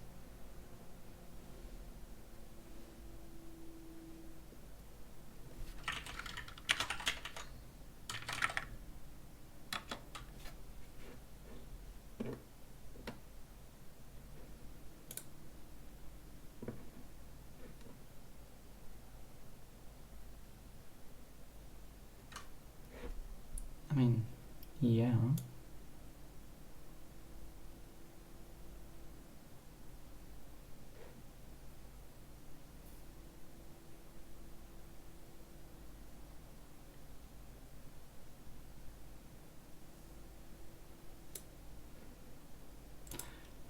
At this point, we know the signature, and at this point as well.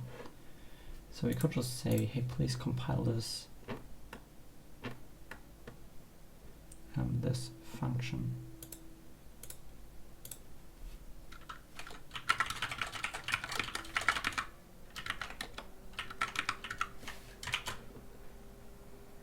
Then our signature would be, well, the original signature plus the substitutions.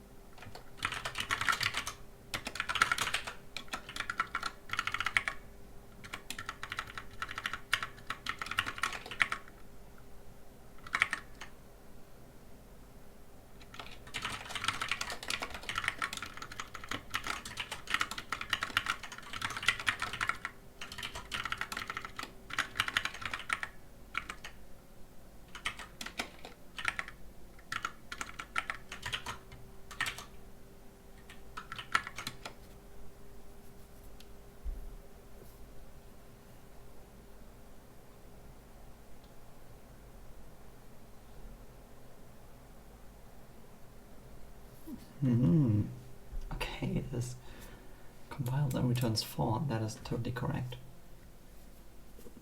Wow. That's cool. Yeah, we create an int, then we call the function foo. This function right here, playground.foo, that accepts a t of some type, and we compile that with t equals int. Clean. Yeah, and then we switch on that. And here we have specialized that function for integers. If we would call that function 2 times, we'd actually see 2 versions of that same one function being compiled. So if we compile, oh well, yeah, strings are not supported yet, I guess. Well, let's say, I don't know, list of something. Yeah. Then we'll see the foo function with for ints, and another version of the foo function for lists of ints. That is cool. That is really cool. Yeah, I like that. Yeah, I think I'm gonna leave it there for today, and then next step would be, I don't even know, I'll figure that out. Alright, so let's commit that. I think I would call this, well, maybe not this one.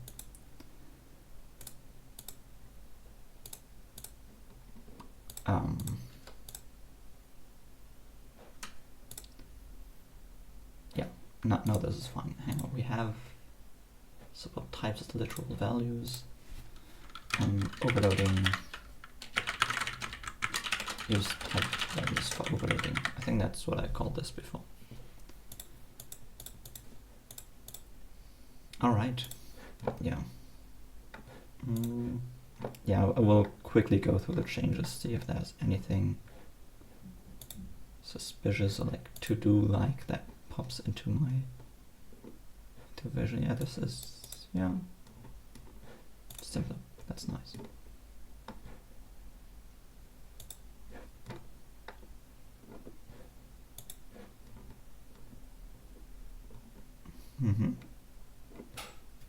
Alrighto. Yeah. Cool. Yeah. Next step. I think the only thing remaining for what I want types and overloading to be is inside the function body that t should also be available as a type. Hang on, in here it is available anyways. But even in a function like this, I don't know, foo that accepts some maybe, it is a maybe t, and that is supposed to return some int. That should be able to return foo of t with this type.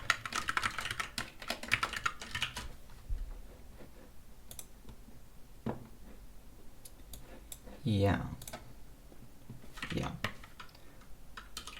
Let's see, currently that probably doesn't work because it says t is unknown. Hang on, what's going on here?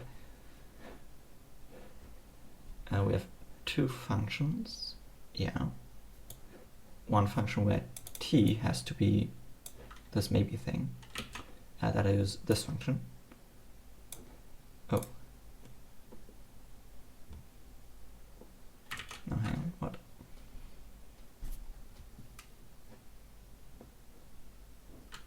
Oh, right. Yeah, and here we just directly return that, I guess. I am wondering, yeah, in this case, whether that works. Yeah, okay. So here in this function, t is not a variable that you can use, which means I think I just want to declare variables inside the function, maybe.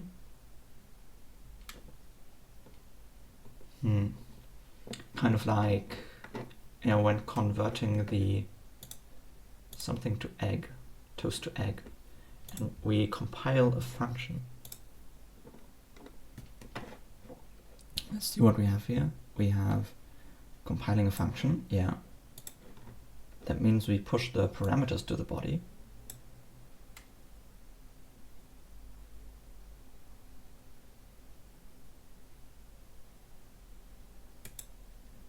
Yeah, but we also want to push the type variables into the body.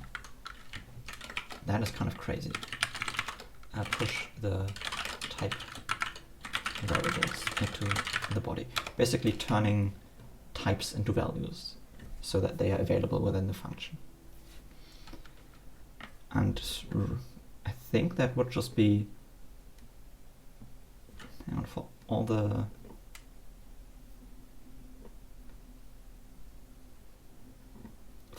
type variables that exist.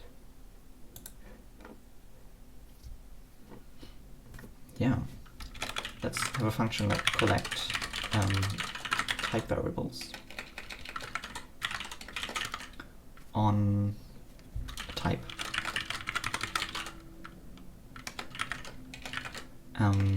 Yeah, maybe in collecting that into a set of strings.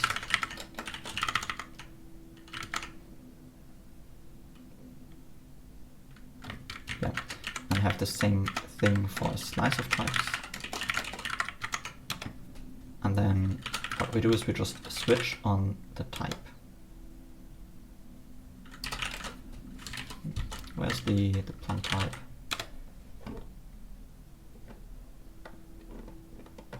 Here.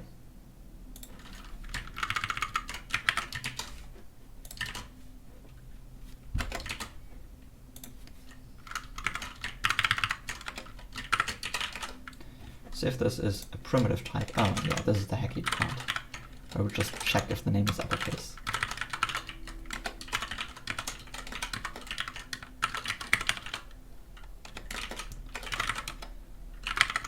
Hang on, if that is not uppercase,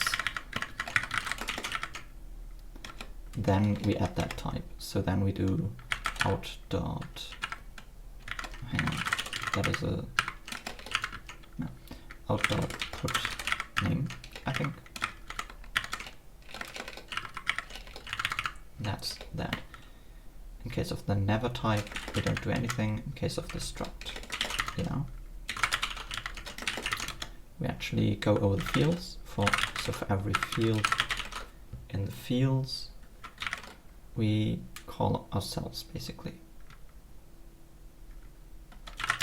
The field name, we don't care about that. The field value, that's the type. We collect the variables into that same set. And for enums, it will be pretty similar.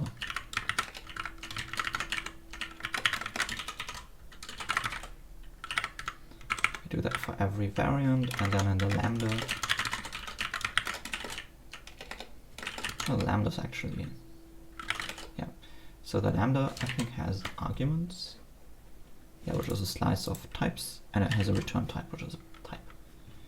So that lambda args, we collect the type variables there into the out thing,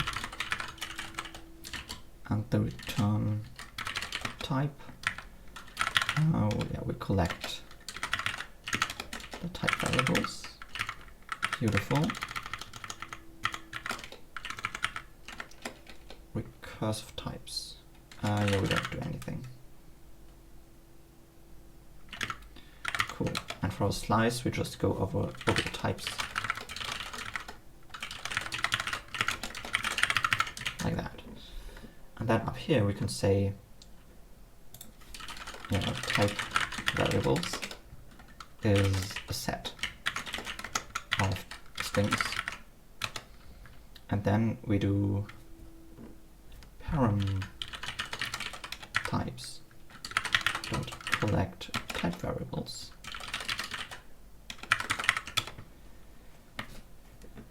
Yeah, and then we have the type variables, and then we do stuff. We yeah, for every type variable,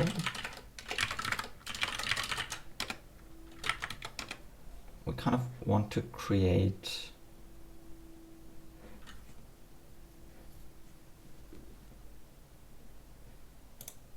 a variable that is visible in here. So I want to push not a parameter, but push, just push. How does that look down here? Body dot dag dot put on dot params dot push. Huh. Ah, yeah, this is like push param and push. So we can push an egg expression. So it's body dot push. Oh yeah, it's basically gonna be this.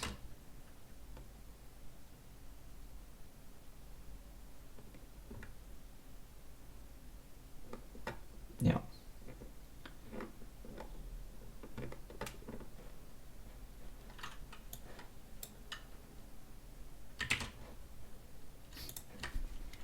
Pretty cool.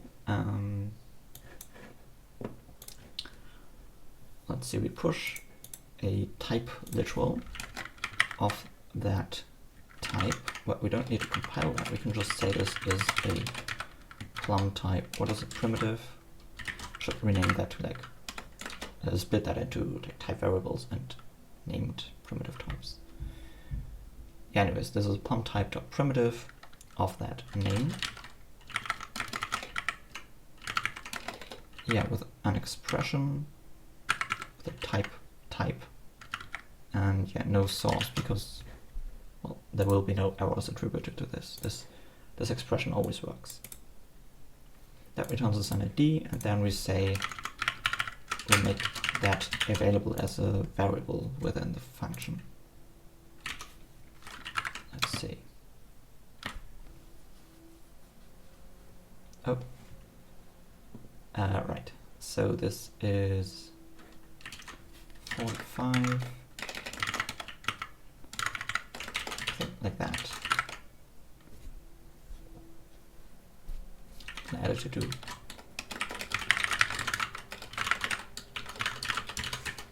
Or like rather in here.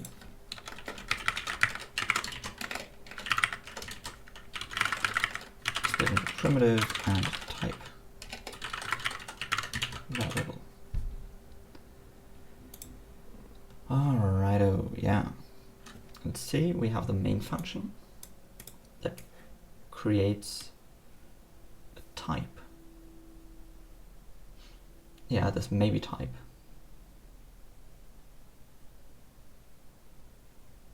Oh, hang on. Hang on. Did I test the wrong thing? Yeah, I did. I wanted to check if I have a maybe instance, whether that can be, you know, whether I can kind of get the type information out of there and then use that as a first class type. So foo of none. Oh, that is actually going to be interesting. So of sum 5, let's see.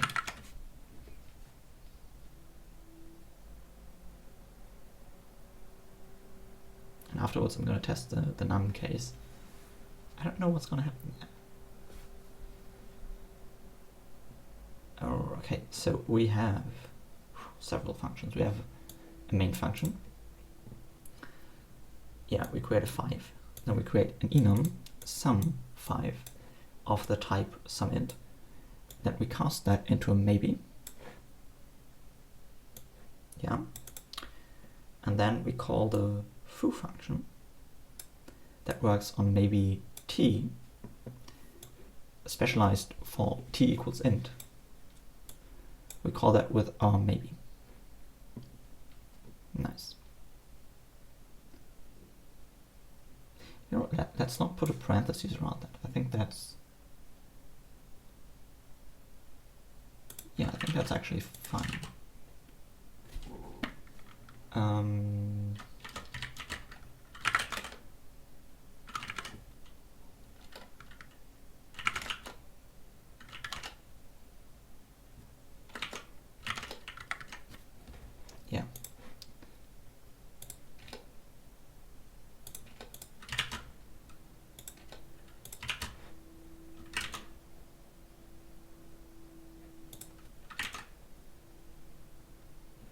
that's just in the error message.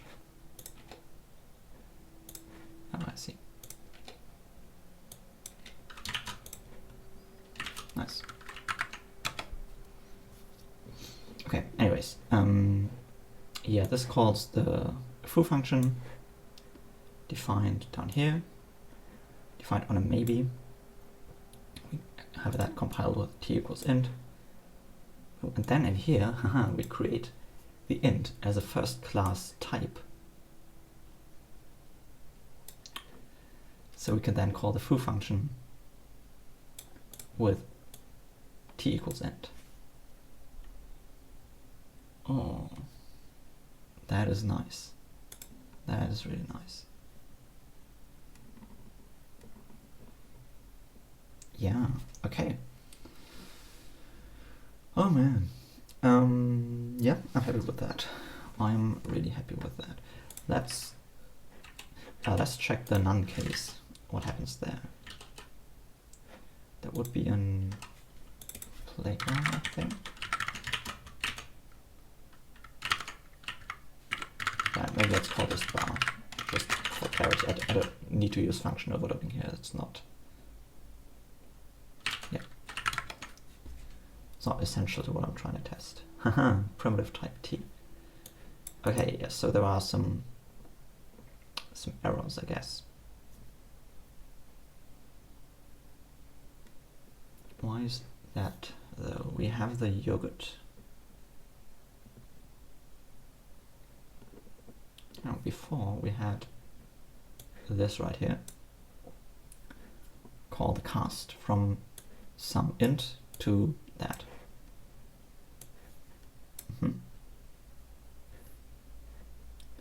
None or some int. Then in the yogurt, this gets converted into this with a t that is still unspecified in here.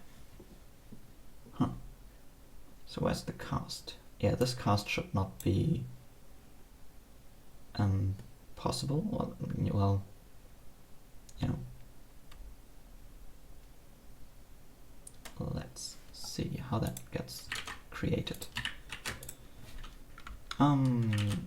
Yeah, converting the egg to yogurt.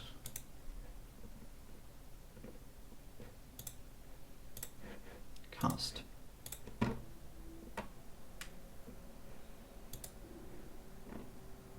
Basically, if there are type variables here that are not bound, then that's bad.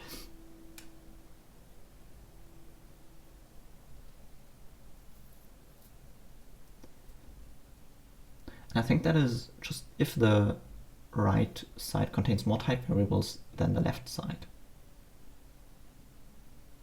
then things are bad.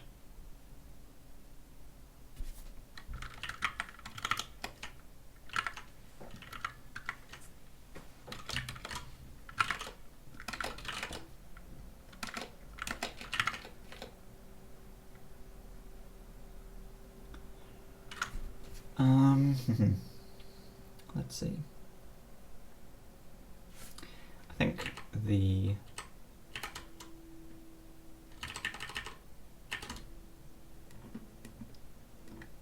had this extra code collect something. Where was that? Here in compile fun. Yeah, this is more general. I think I'm going to turn that, to move that into the types, into the plum types. Well, into the type file.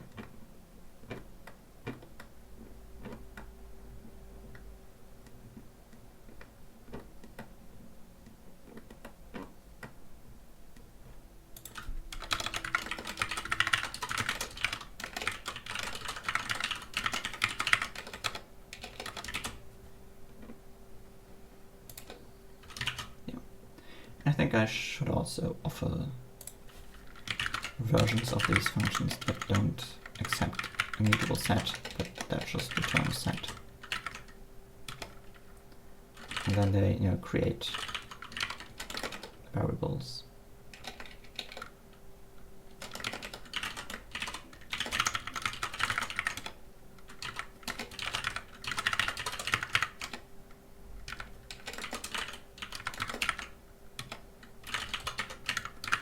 And return the set like that.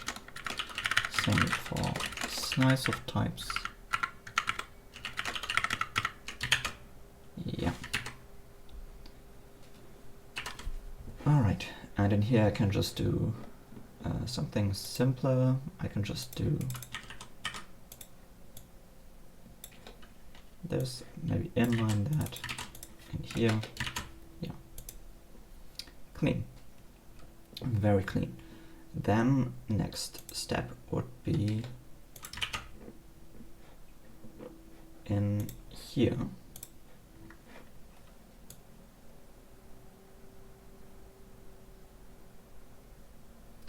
In the cast function, if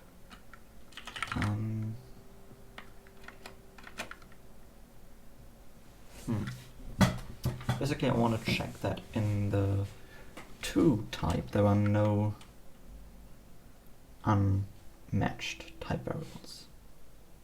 I think they actually have to be the same set. Let's go from there and then, yeah.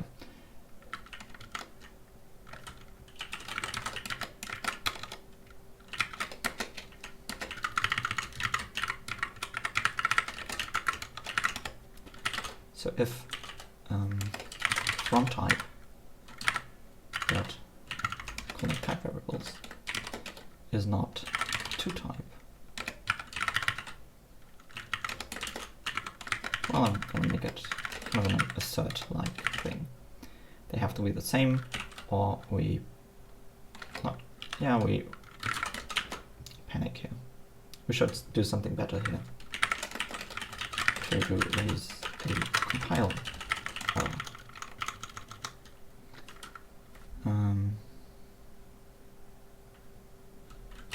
Cast can't figure out type variables. And why not also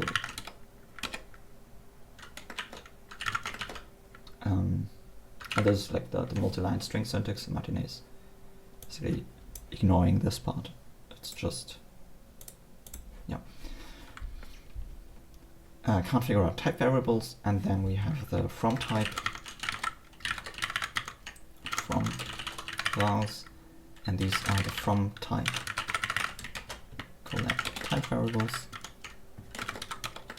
And oh, that's pretty similar. The to vals is just from the to type collect the type variables.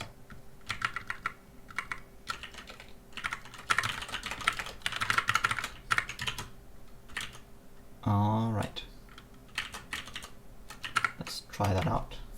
See if we at least get a slightly better error. Oh no. Yeah, we can't compare sets. That is interesting. Let's implement comparison for sets. In the Martinez standard library, set.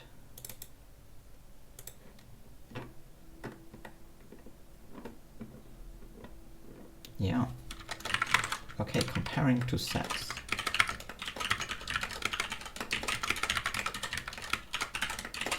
So we have A and a B, both are sets of some type T. I think we can just check if the, first of all, are they the same length? So s dot, what is that? Oh, it's is a map internally. Oh, hang on, do maps, implement comparison. Map. Yeah, okay, maps support comparison. They have to have the same size, and then every key from one map has to be in the other map. Well, that's simple. And they have to be the same, yeah. And the other direction we don't need to check because the size is the same. Alright, so this would just be a dot map equals b dot map. That is quite minimal. That means this should now compile. Yeah, it does. Ah, cool. Yeah, okay. Again, this is still not a finished, polished compiler error, but at least we have, you know, hey, we're trying to cast something from nothing. Like we need to figure out a type variable t, and we can't. That is nice. All right. Let's. I think we should catch that even earlier. I think in the. In the function lookup, basically, where we look for a matching function for this, and we see, oh, this function matches. Here we return a set of substitutions with which this function matches. And I think at this point we should also check if, like, if there was type variables that are unbounded here, then that is just, yeah, invalid. Let's see. I think that would be in the match against.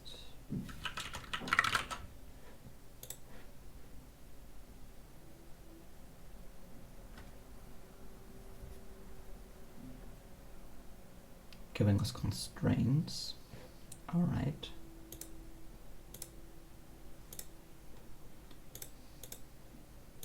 I mean, that is fair.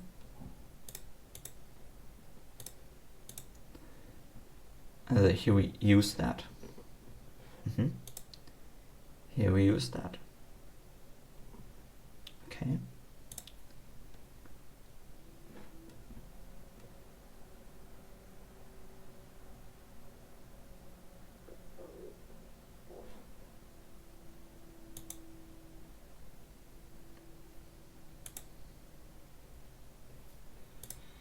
Okay, I think in this position, exactly this position, we need to check that that the constraints make sure that every type variable is constrained.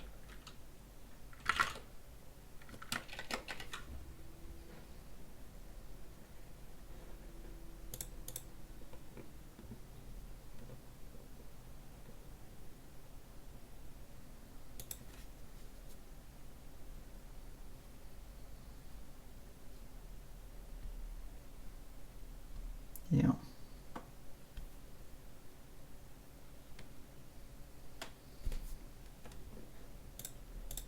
Full matches is empty, then boom, we have an error. If the length is larger than 0, we have an error. And then in here we make sure that all type variables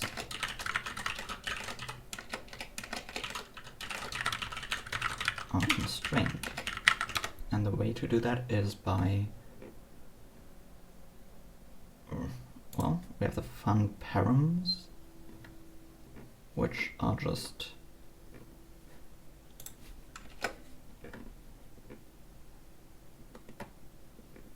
damn, that is nested code. Oh man. Yeah, I think refactoring this would also clear up a lot of things.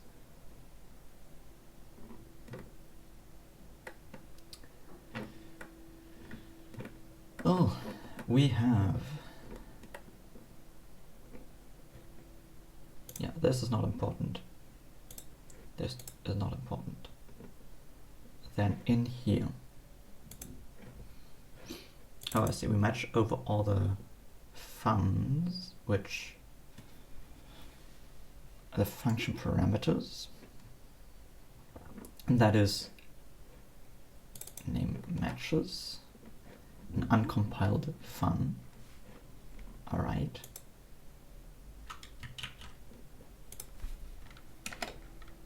So given that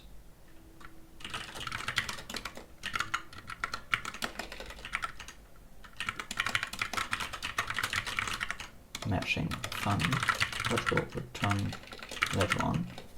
I think that has string and substitutions. Yeah,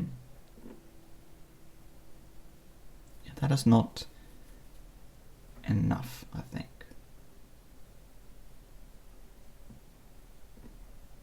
I think we also need the original function, uncompiled fun. That is like the lookup. Uncompiled fun has params which have types. Okay.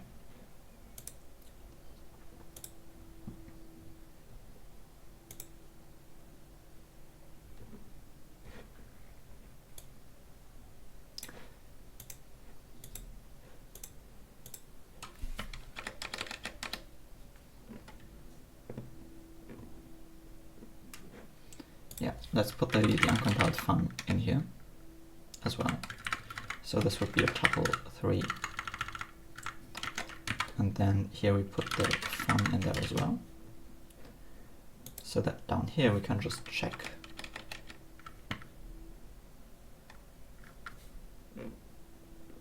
You know, we can get the signature.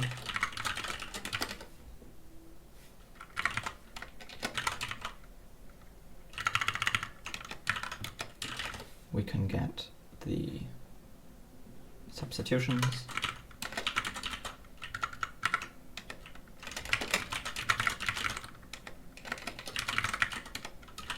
And we can get the actual function.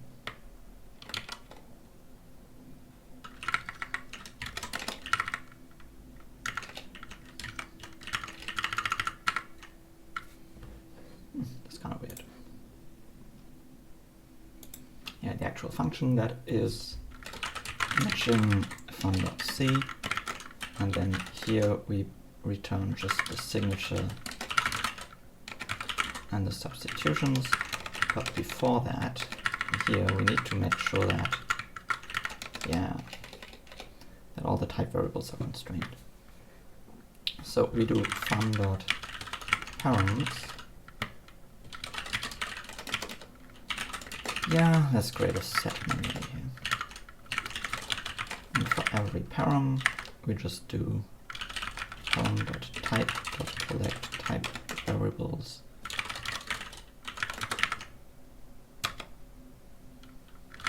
Yeah, if oh yeah, then we can just check for every variable and the type vars. We do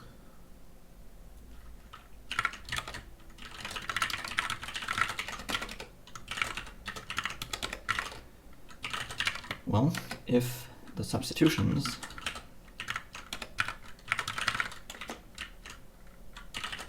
do not contain the type variable, then things are bad. Yeah, and then we can do something like this.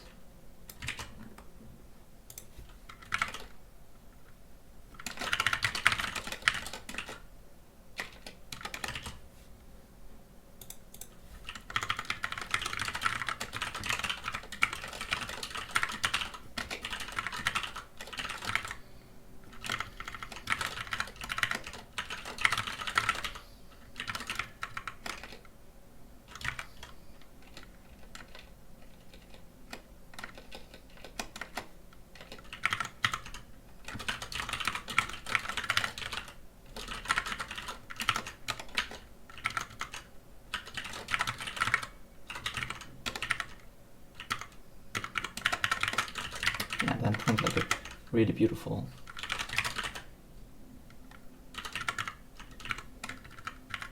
thing here with like the variable and well,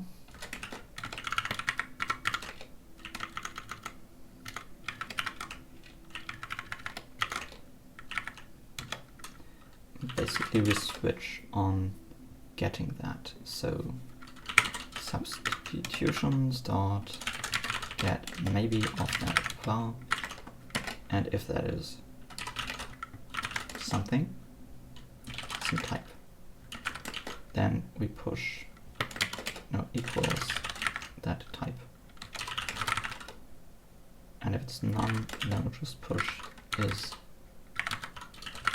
unconstrained.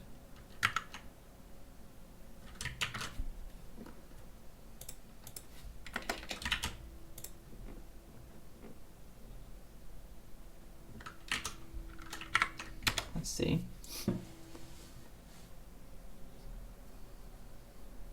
Oh, contains. Oh, right, yeah, because substitutions is some stuff. What we want is substitutions. Substitutions. I hate that. Oh man. Yeah.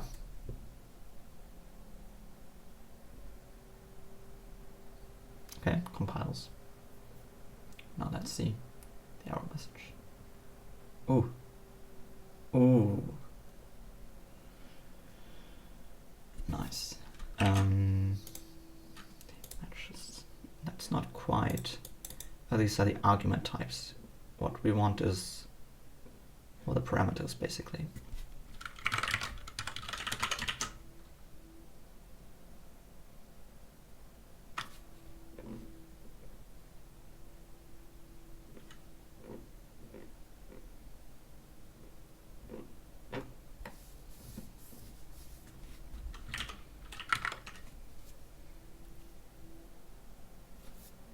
Yeah, they can't be printed. Okay, sure. Sure. Let's maybe split that here.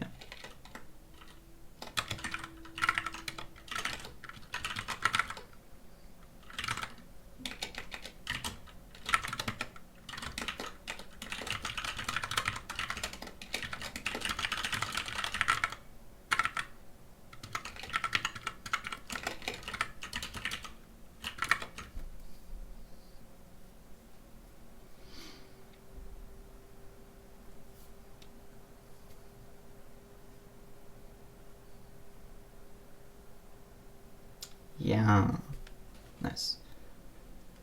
Nice, that is a cool error. You know, just foo of none, and then we say, hey, the function foo maybe t matches, but not all the type variables are constrained. T is unconstrained. Nice. Nice. And even like if we have multiple here and one is constrained and one is not, as in group is an A, I don't know, we pass a 5 in there. Yeah. So A is int, but T is unconstrained. That is cool. All right. Yeah, I think that's it for today. Oh, hang on.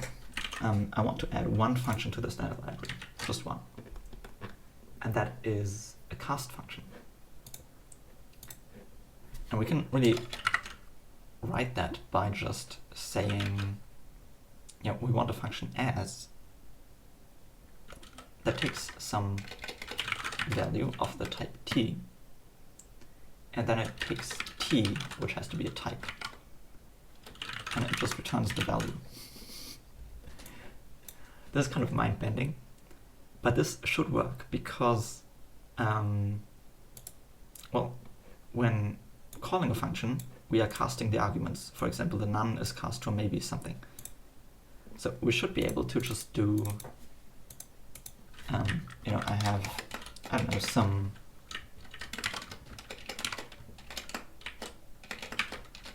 where's my pipe? Can't find it. Pipe. Fun of unlabeled keywords. Like sometimes your brain just freezes and you don't know how to type stuff. Yeah, found it. Okay. Yeah, we can just do as, I don't know, maybe int.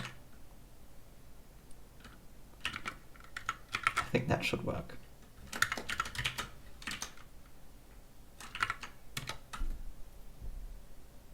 No. Oh yeah, we need to like this returns a T. Oh, what? I mean, that is pretty cool. We create a none, and then we create the type maybe int, and then we call the cast function. Oh, look at that, from none to maybe int. So the as function here doesn't really do anything. The as function just, you know, it accepts some t, and it just returns that. It just returns the t that was given. But because we have implicit casts when function matching, we insert a cast before calling this function, and that causes, like, that kind of upcasts the value to a less specific type. This is really cool.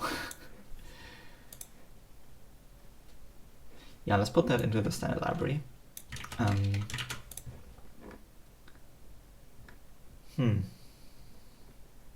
With type.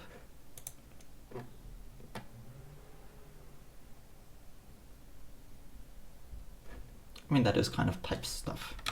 So yeah, let's put it in there.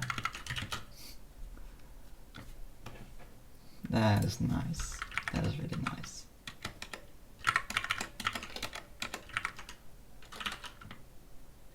As that takes a t and t type. Yeah, and then we export that from the standard library as well. Well, at least we import that. Yeah, and exporting is currently not really used. I should get onto that to kind of respect only being able to import things that were actually exported. But future work. Now I've removed the as function from here, so I should be able to just import that. And let's see. Yeah, that works. Nice. Okay, so several stuff. What did I do? Yeah, let's discard that.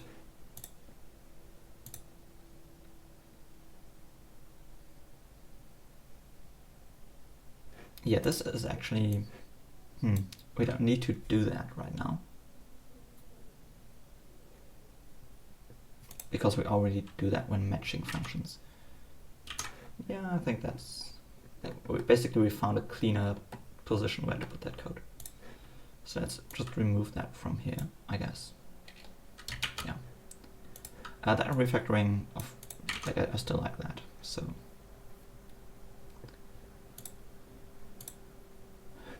Right.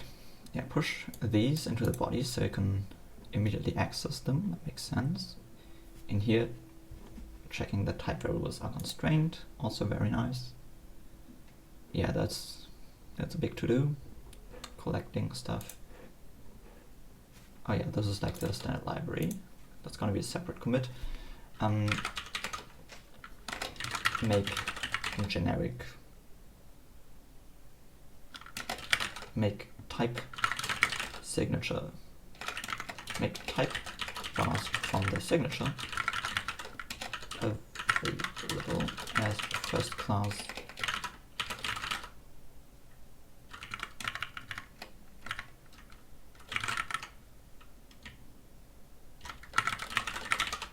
Yeah, long message. So what? Add cast function. Add as function. Boom. You can just do none as maybe end. Ah, that's cool. Yeah, I like that. Yeah, I think that's it for this video.